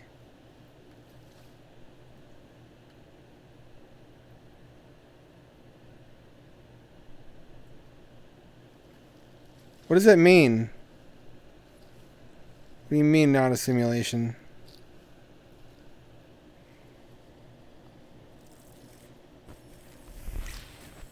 How can I'm in VR right now.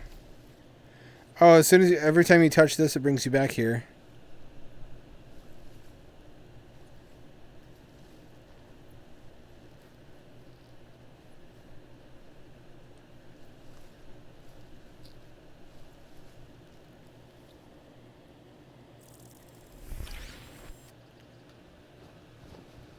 What's under here? Oh shit.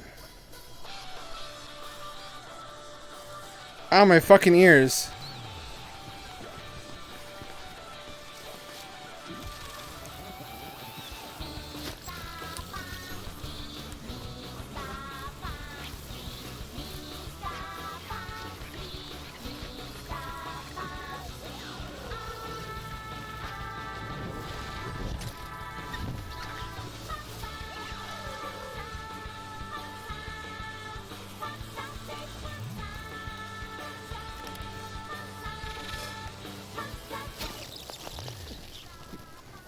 Just how fancy is this Mr. Fancy exactly?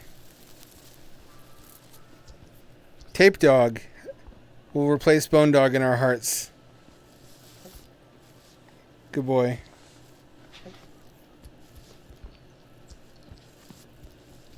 I love you now. Friendship ended with Bone Dog. My new best friend is Tape Dog.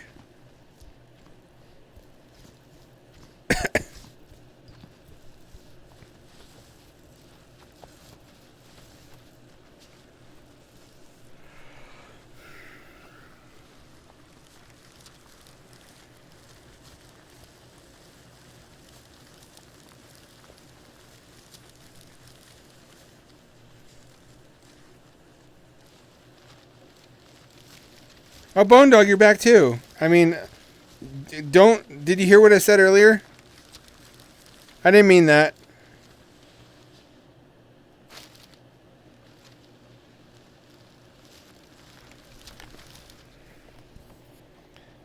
What do you mean? I love you both equally.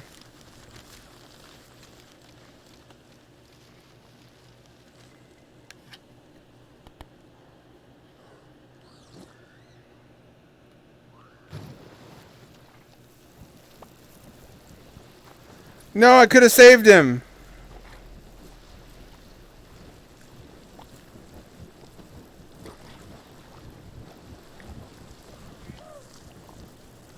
Will it reach the collapsed fella?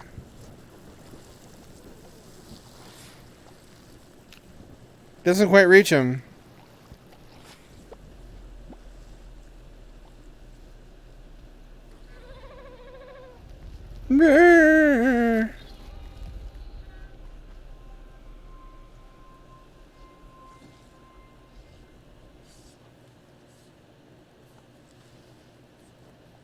Get water over here somehow. What's this for?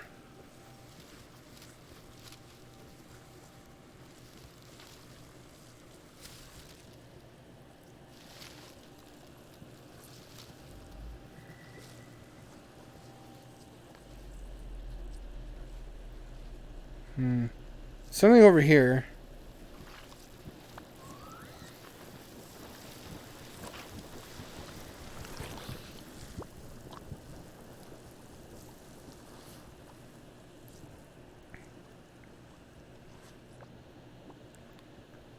So your dad's back here from buying cigarettes. So I got really lost on the way to the cigarette store. It's not my fault. The GPS map was out of date. The British lady inside the GPS tried to make me drive into a fucking lake. This happened.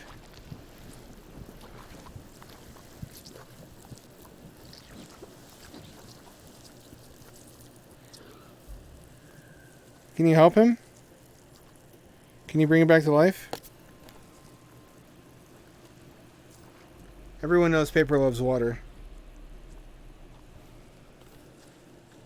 It craves it. This is clearly something to do with it.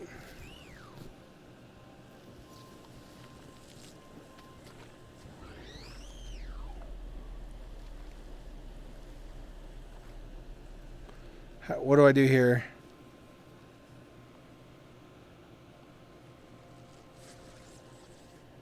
I cannot seem to interact with the tree.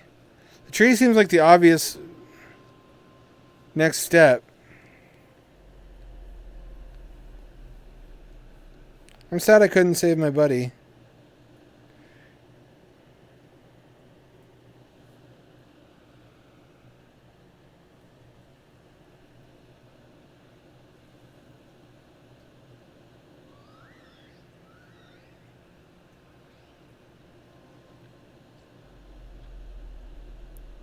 Where are we, by the way? Is this a different planet or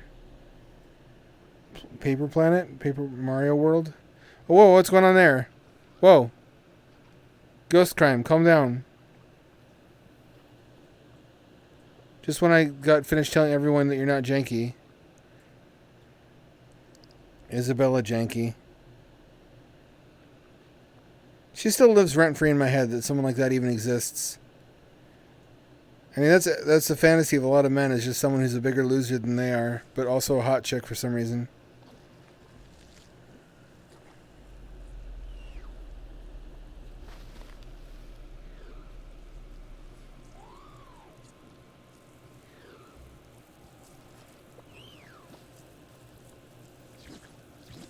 What do I do here?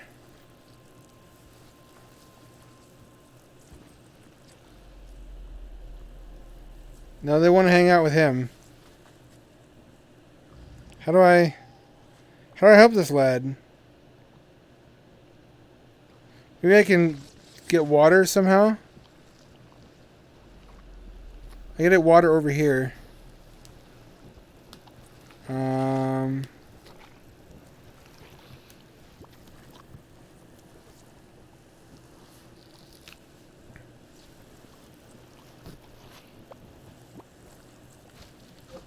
What's this thing about?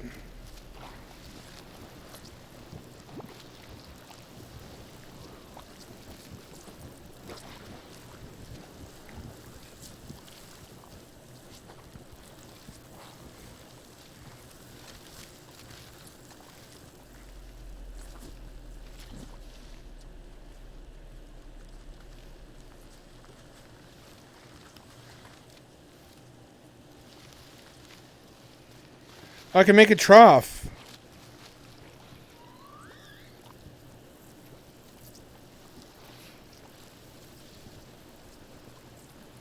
Can't I? That's got to be what you do.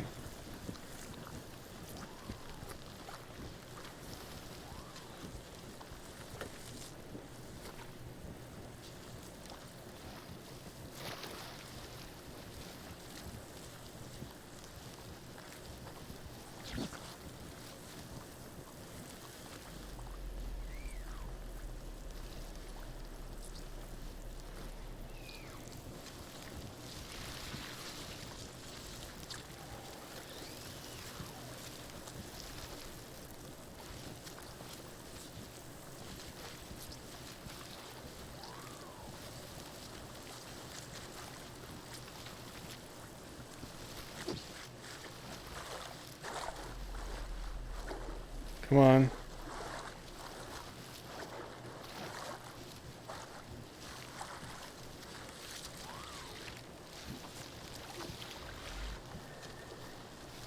Come on, you can do it. Can I get the water to him? Can't let our bro die.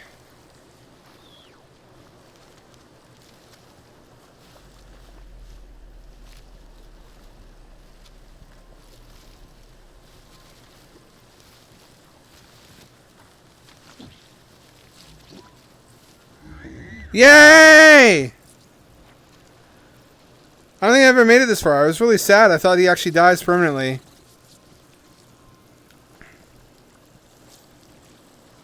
Yay!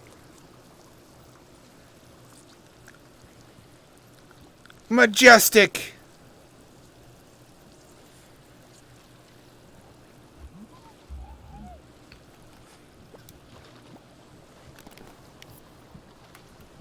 Now we can frolic all fancy in friendship and free. Even if that water contains some of my pee.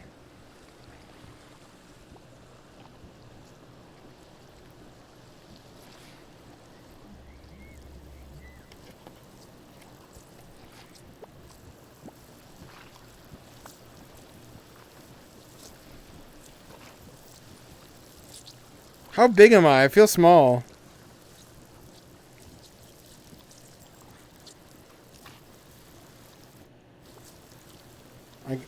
Oh, oops. I feel like a manlet. I feel like this was like how Ben Shapiro sees the world.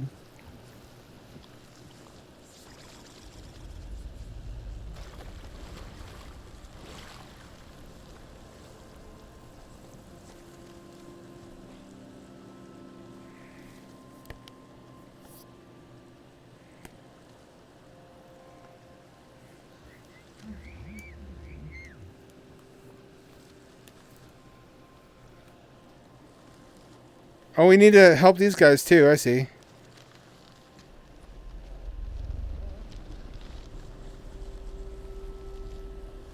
Where'd my tool go?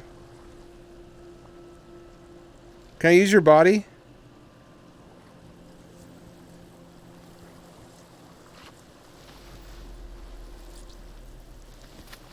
Can I drown you?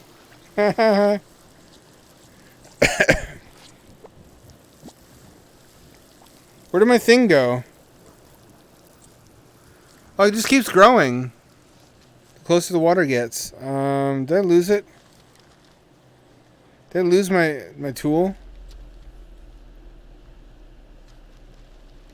Is it part of you?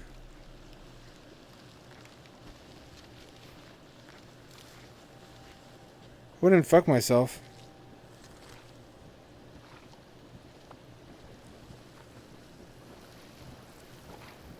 It's somewhere around here.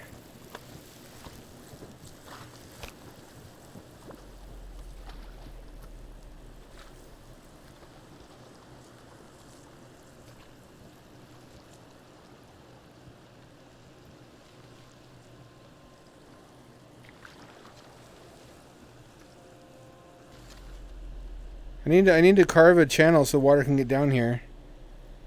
Could I use this?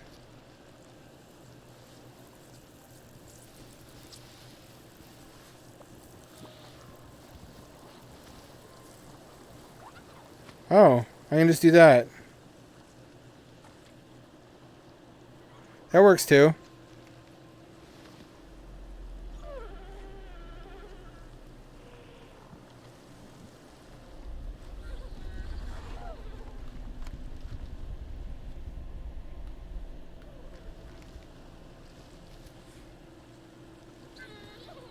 I guess there's two ways to do that. I could also carve the channel to bring water down there. Oh yeah, shit! Look at it grow.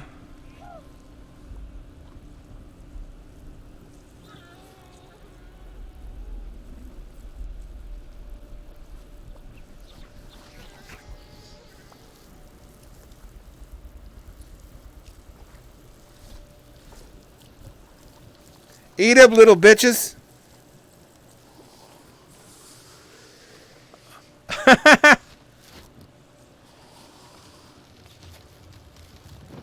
Of course.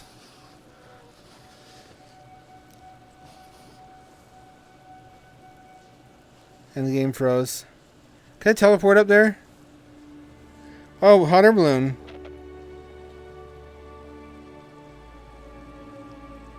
Frozen.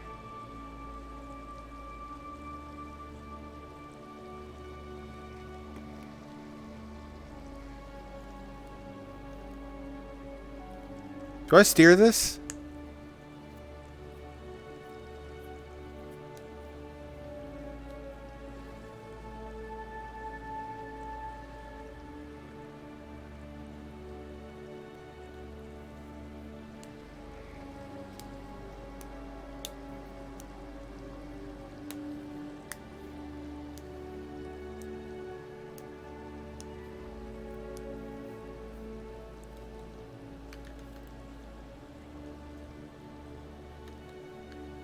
I'm stuck right now.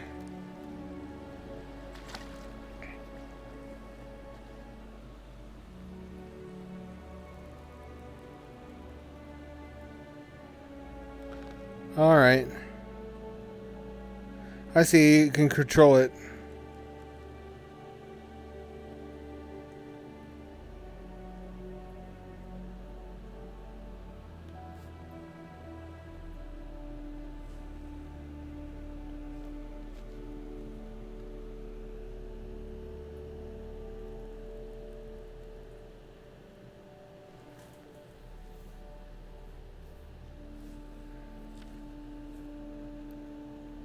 Alright.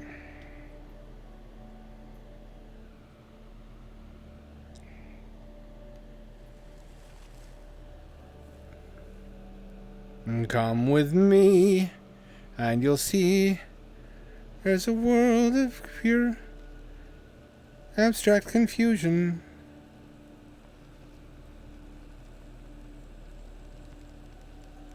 Just gotta jiggle it. Say make any machine work. If it doesn't work, then that's the start of the machine uprising. You can't let mechanisms fucking sass you. If you give a robot a cookie, it'll want a glass of milk.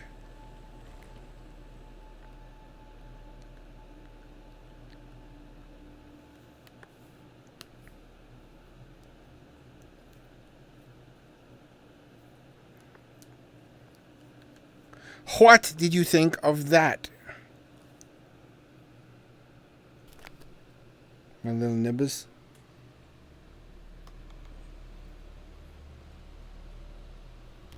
Well, we have 30 minutes left.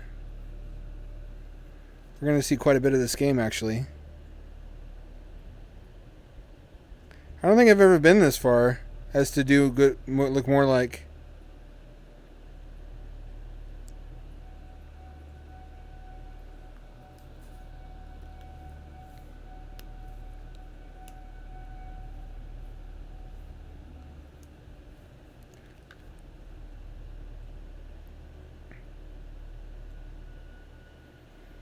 Can you imagine if Darkside Phil did his signature move in VR like this?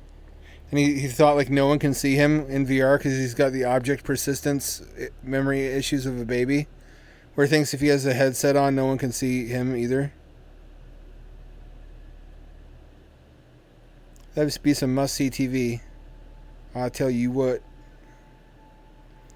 He gets too much crap. He's produces a consistently entertaining product. And people still follow him for it. That's really the name of the game in showbiz.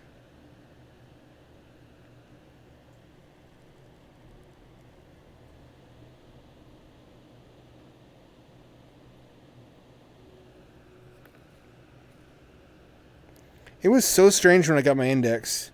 Waiting for my eyeballs to adjust to it. It looks so weird. It didn't look anything like what it looks like now to me. Because my eyes had... adjusted somehow to the geometry and lenses of the Quest CV1. It took a long time for them. It's like getting a new pair of eyeballs. HMD is a really intimate peripheral if you think about it, replacing your primary sense.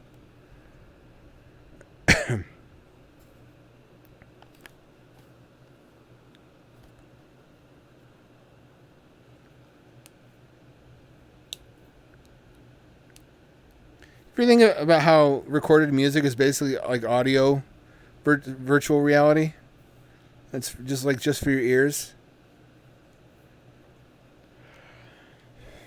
Although I guess it's pre-recorded. It's more like if you had a game where you could only hear it, which I've seen a couple of those. That's like art pieces. Oh, little tortugas.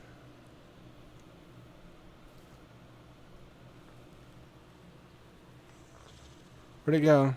Can I grab you? Everything's grabbable. It's a perfect utopia. Turtles have had it too good for too long, finally.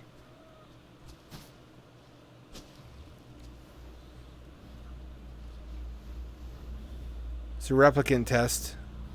Voigtkampf. What's happening here? Oh.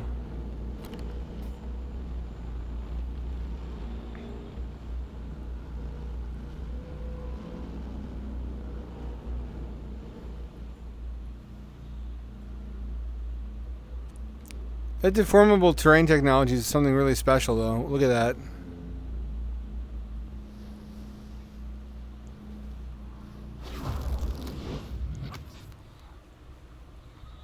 Oh, I fucked it.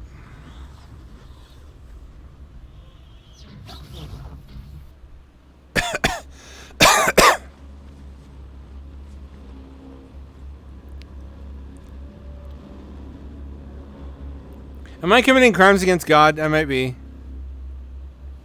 Am I going to erupt this volcano?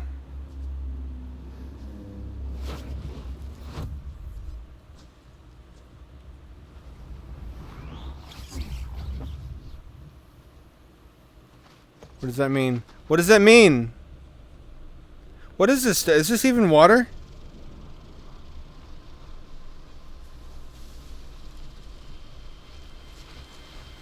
Oh, those are numbers. What? It's cutting a hole in the sky.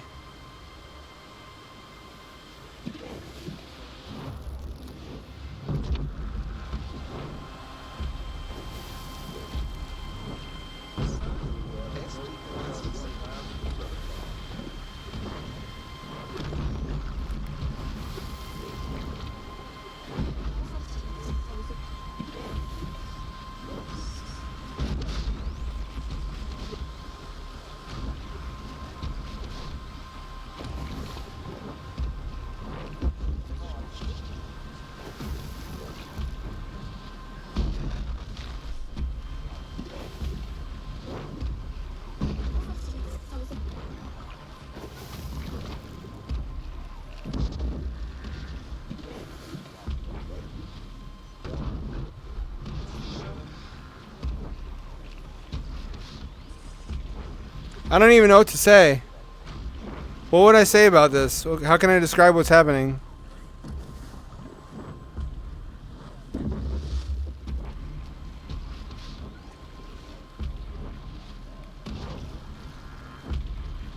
Can I grab them?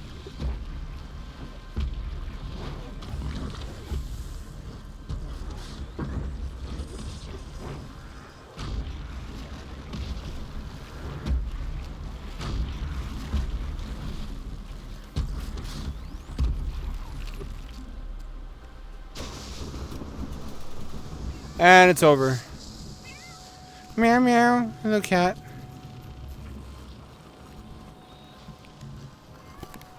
You want cat cam? Is it time for cat cam? Meh. Meh. Meh. little Kit Kat. You just wanted to visit and say hi, huh? I love you too. She's such a needy, fussy baby. She's gotten a lot less edgy since having her tubes tied too, or whatever it is for croquettes. Here, let me help you.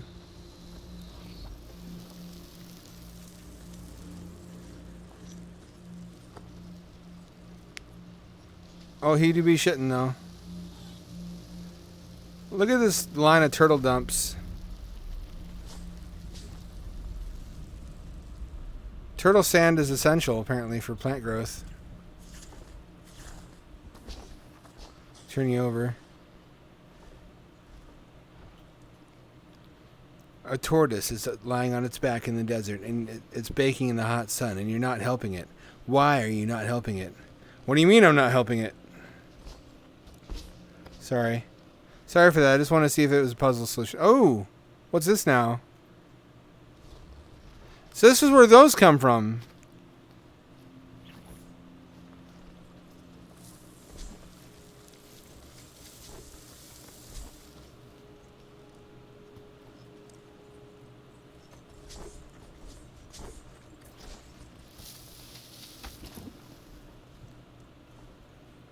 Is that good enough?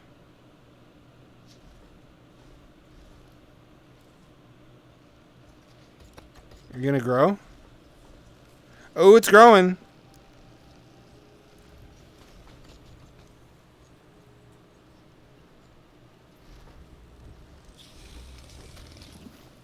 Just smash him. That's really satisfying, actually.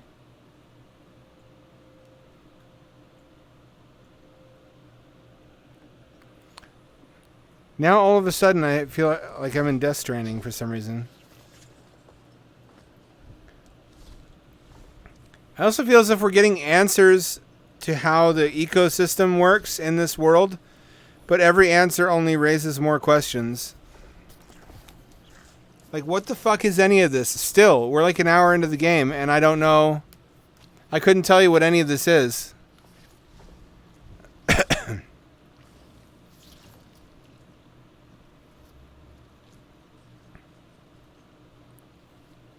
Yeah, no, let me just fucking put this in the volcano with all the frozen aliens that Xenu put there. How is Scientology doing these days, I wonder? I've read that it's shrinking, but it's not really going away because they still have a shitload of money. Like, it served its purpose, the cult itself, which was to raise enough money that they can be financially self-sustaining through investments and property ownership.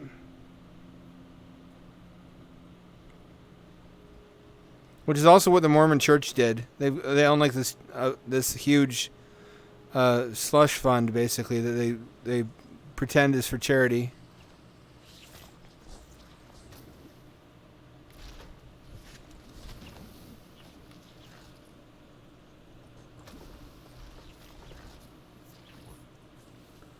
What do I do here?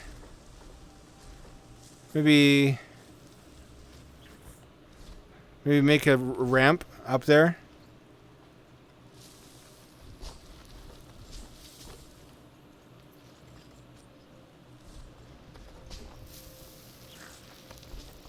Oh, chase the ball.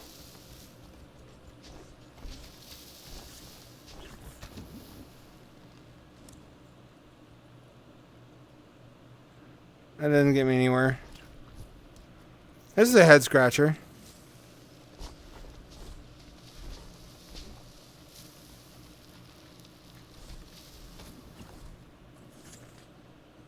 Kitty cat. You gonna hunker down on my lap?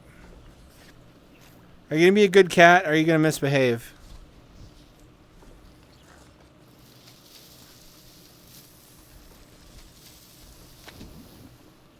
He just starts pissing himself whenever he sees these.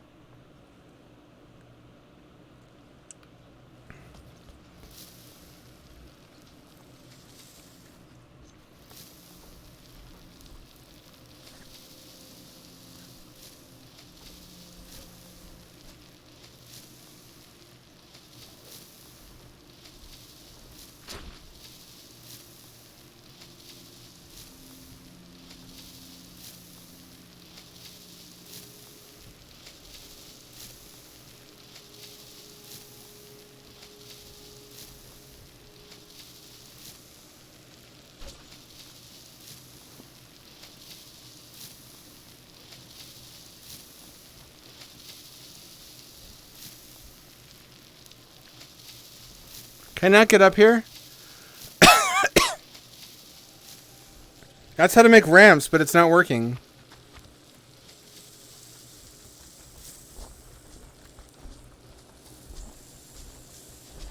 Look at this poor bastard. He wants this globule so badly. Is this drugs? Is this like turtle meth? Gives it to me. I have to have it.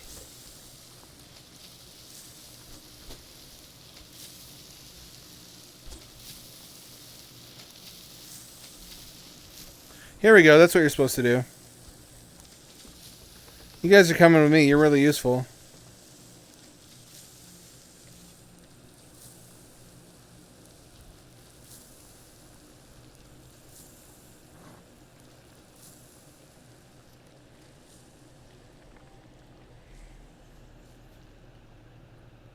Ooh.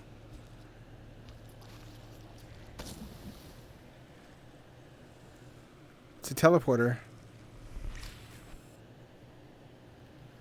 What are they up to down there? What are you fuckers doing?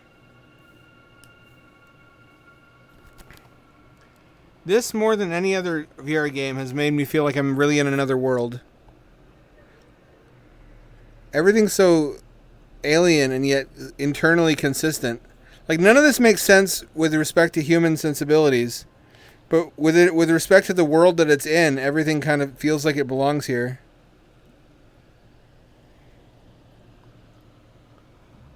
I'm glad I chose to play this one. This is a good this is a good call on my part.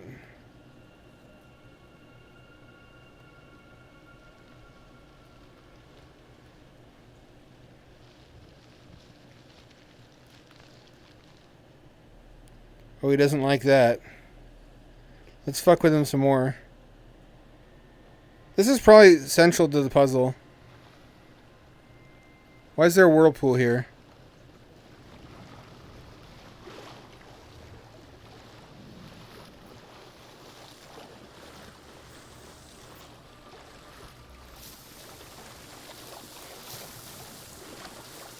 Oh, they all want it. They want it so bad.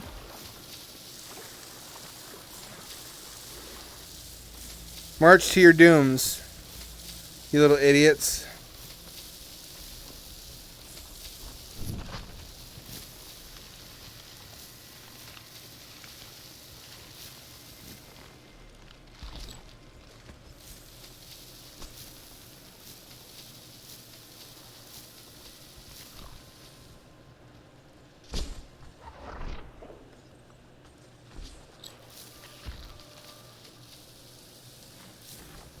I got the glowing thing. Is that good? Was that a positive development? What is this?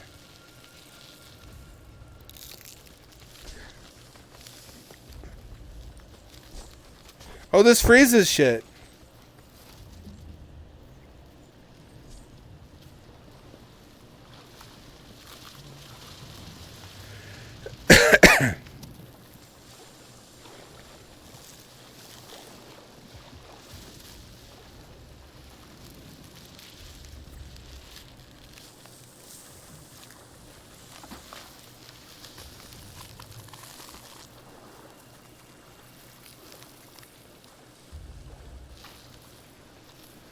If I freeze you. Can I freeze every water source on this map?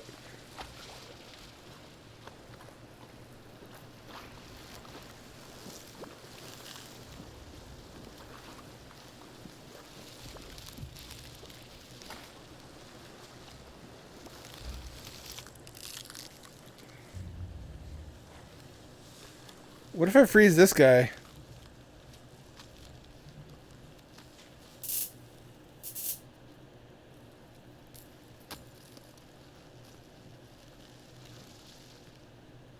Does that not hurt you?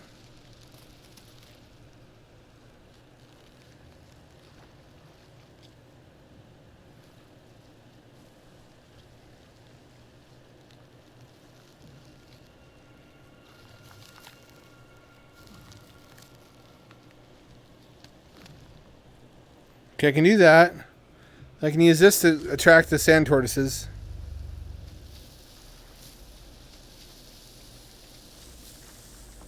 See, it starts to make sense, kind of.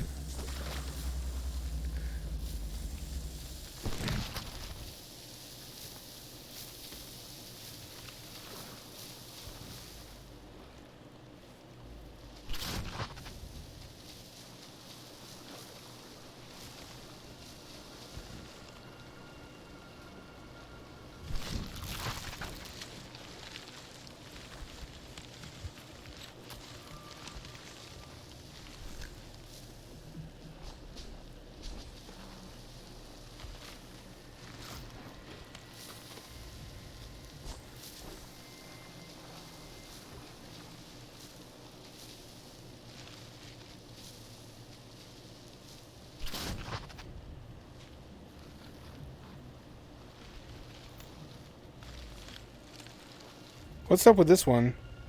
Are you stuck?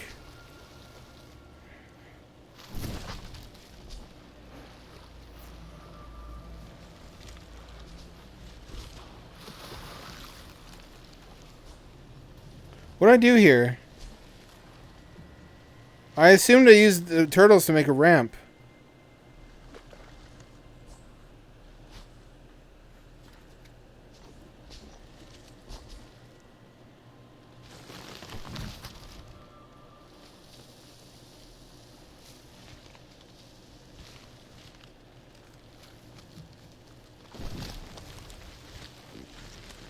Can I grab this?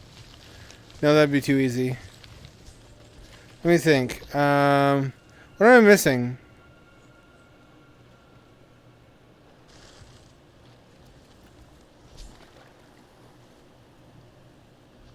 I haven't used the teleporter yet. Maybe this vantage point is necessary to solve the puzzle.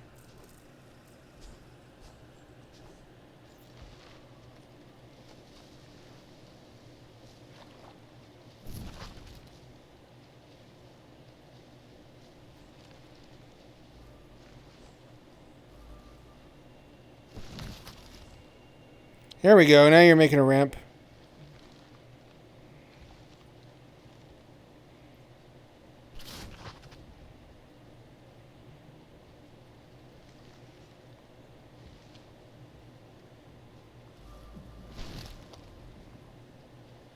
Is that not what I do?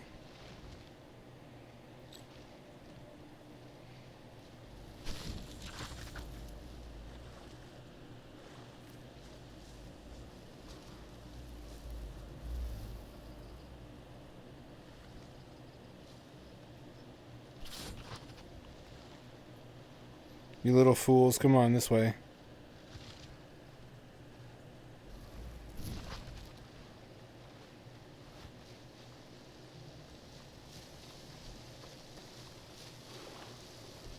Oh no, you know what I know what I do? I'm stupid. It's so obvious now. I used them to fill in these.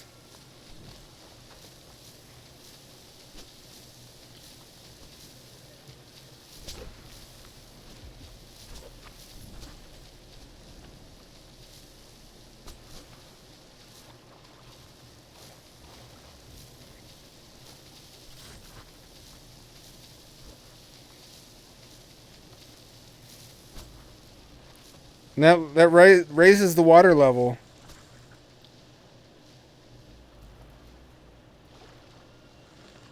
So then I can freeze it and walk across.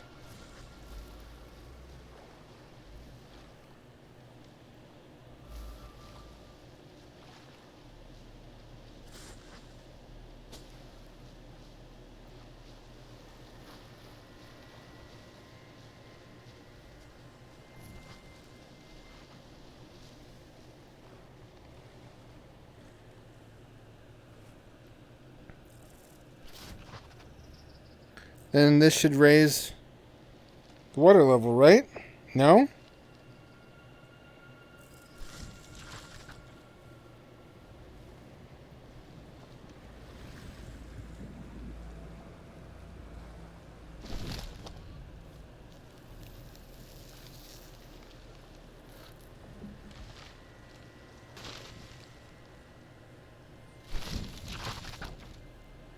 What am I doing wrong?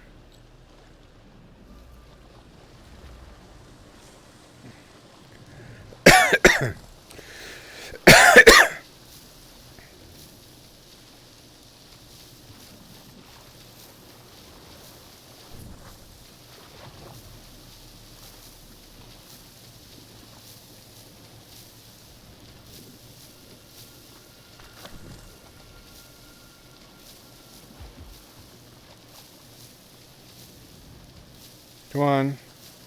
Plug that hole.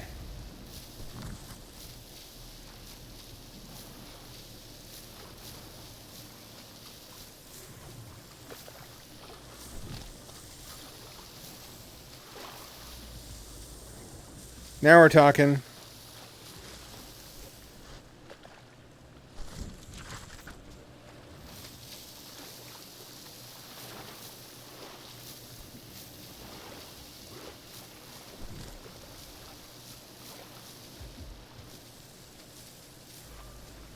There's still some over here. What do they want it so badly? They're gonna fuck it? What are they... What's their motive?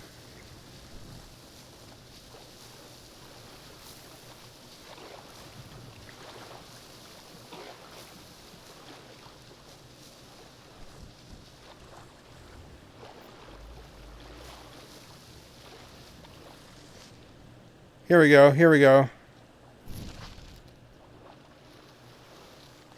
Now it's flooding.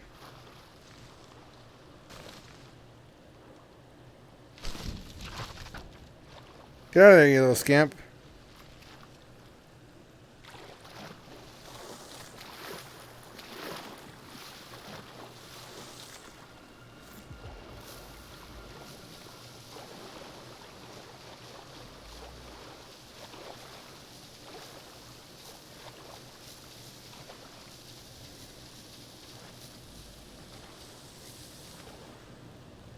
That's gotta do it, right? Oh, look at him. Oons, oons, oons, oons, oons, oons, oons, oons, oons. He's vibing.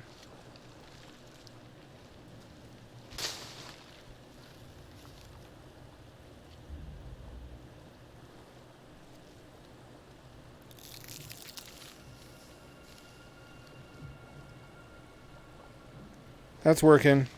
That's working. I knew it. I knew it.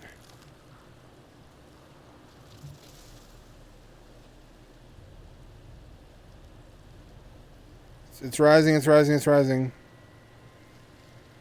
Where is it? It seems to be little by little.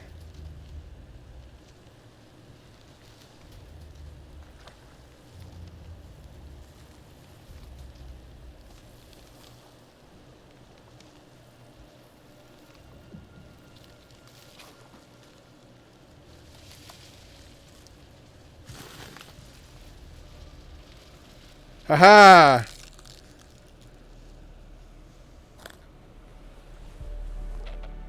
Victory!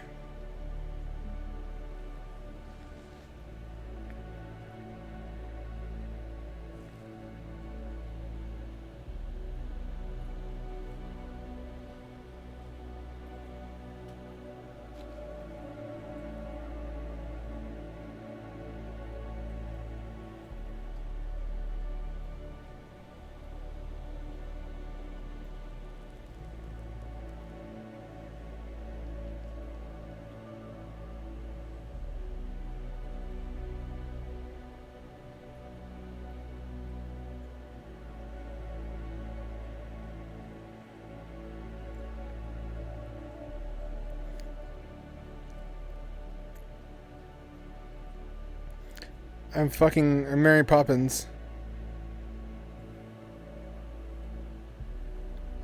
Shit, that reminds me. I should got an ERP with Mary Poppins on character.ai. That'd probably be really funny. Just a spoonful of sugar helps the semen go down. The semen go down. The semen go down. Wasn't it? It's Julie Andrews who played that character, but didn't she also write the book? So she played her own character. Or am I misremembering? I remember being surprised at who wrote it.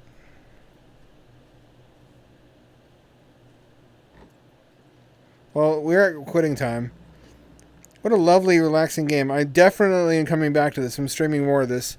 You bet your ass I'm streaming more of this next time.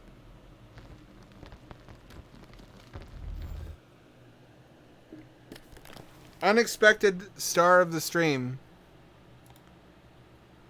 is Paper Beast.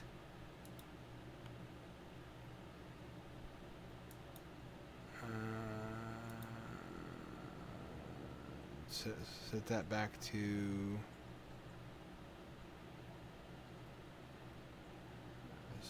Razor and Area Essential.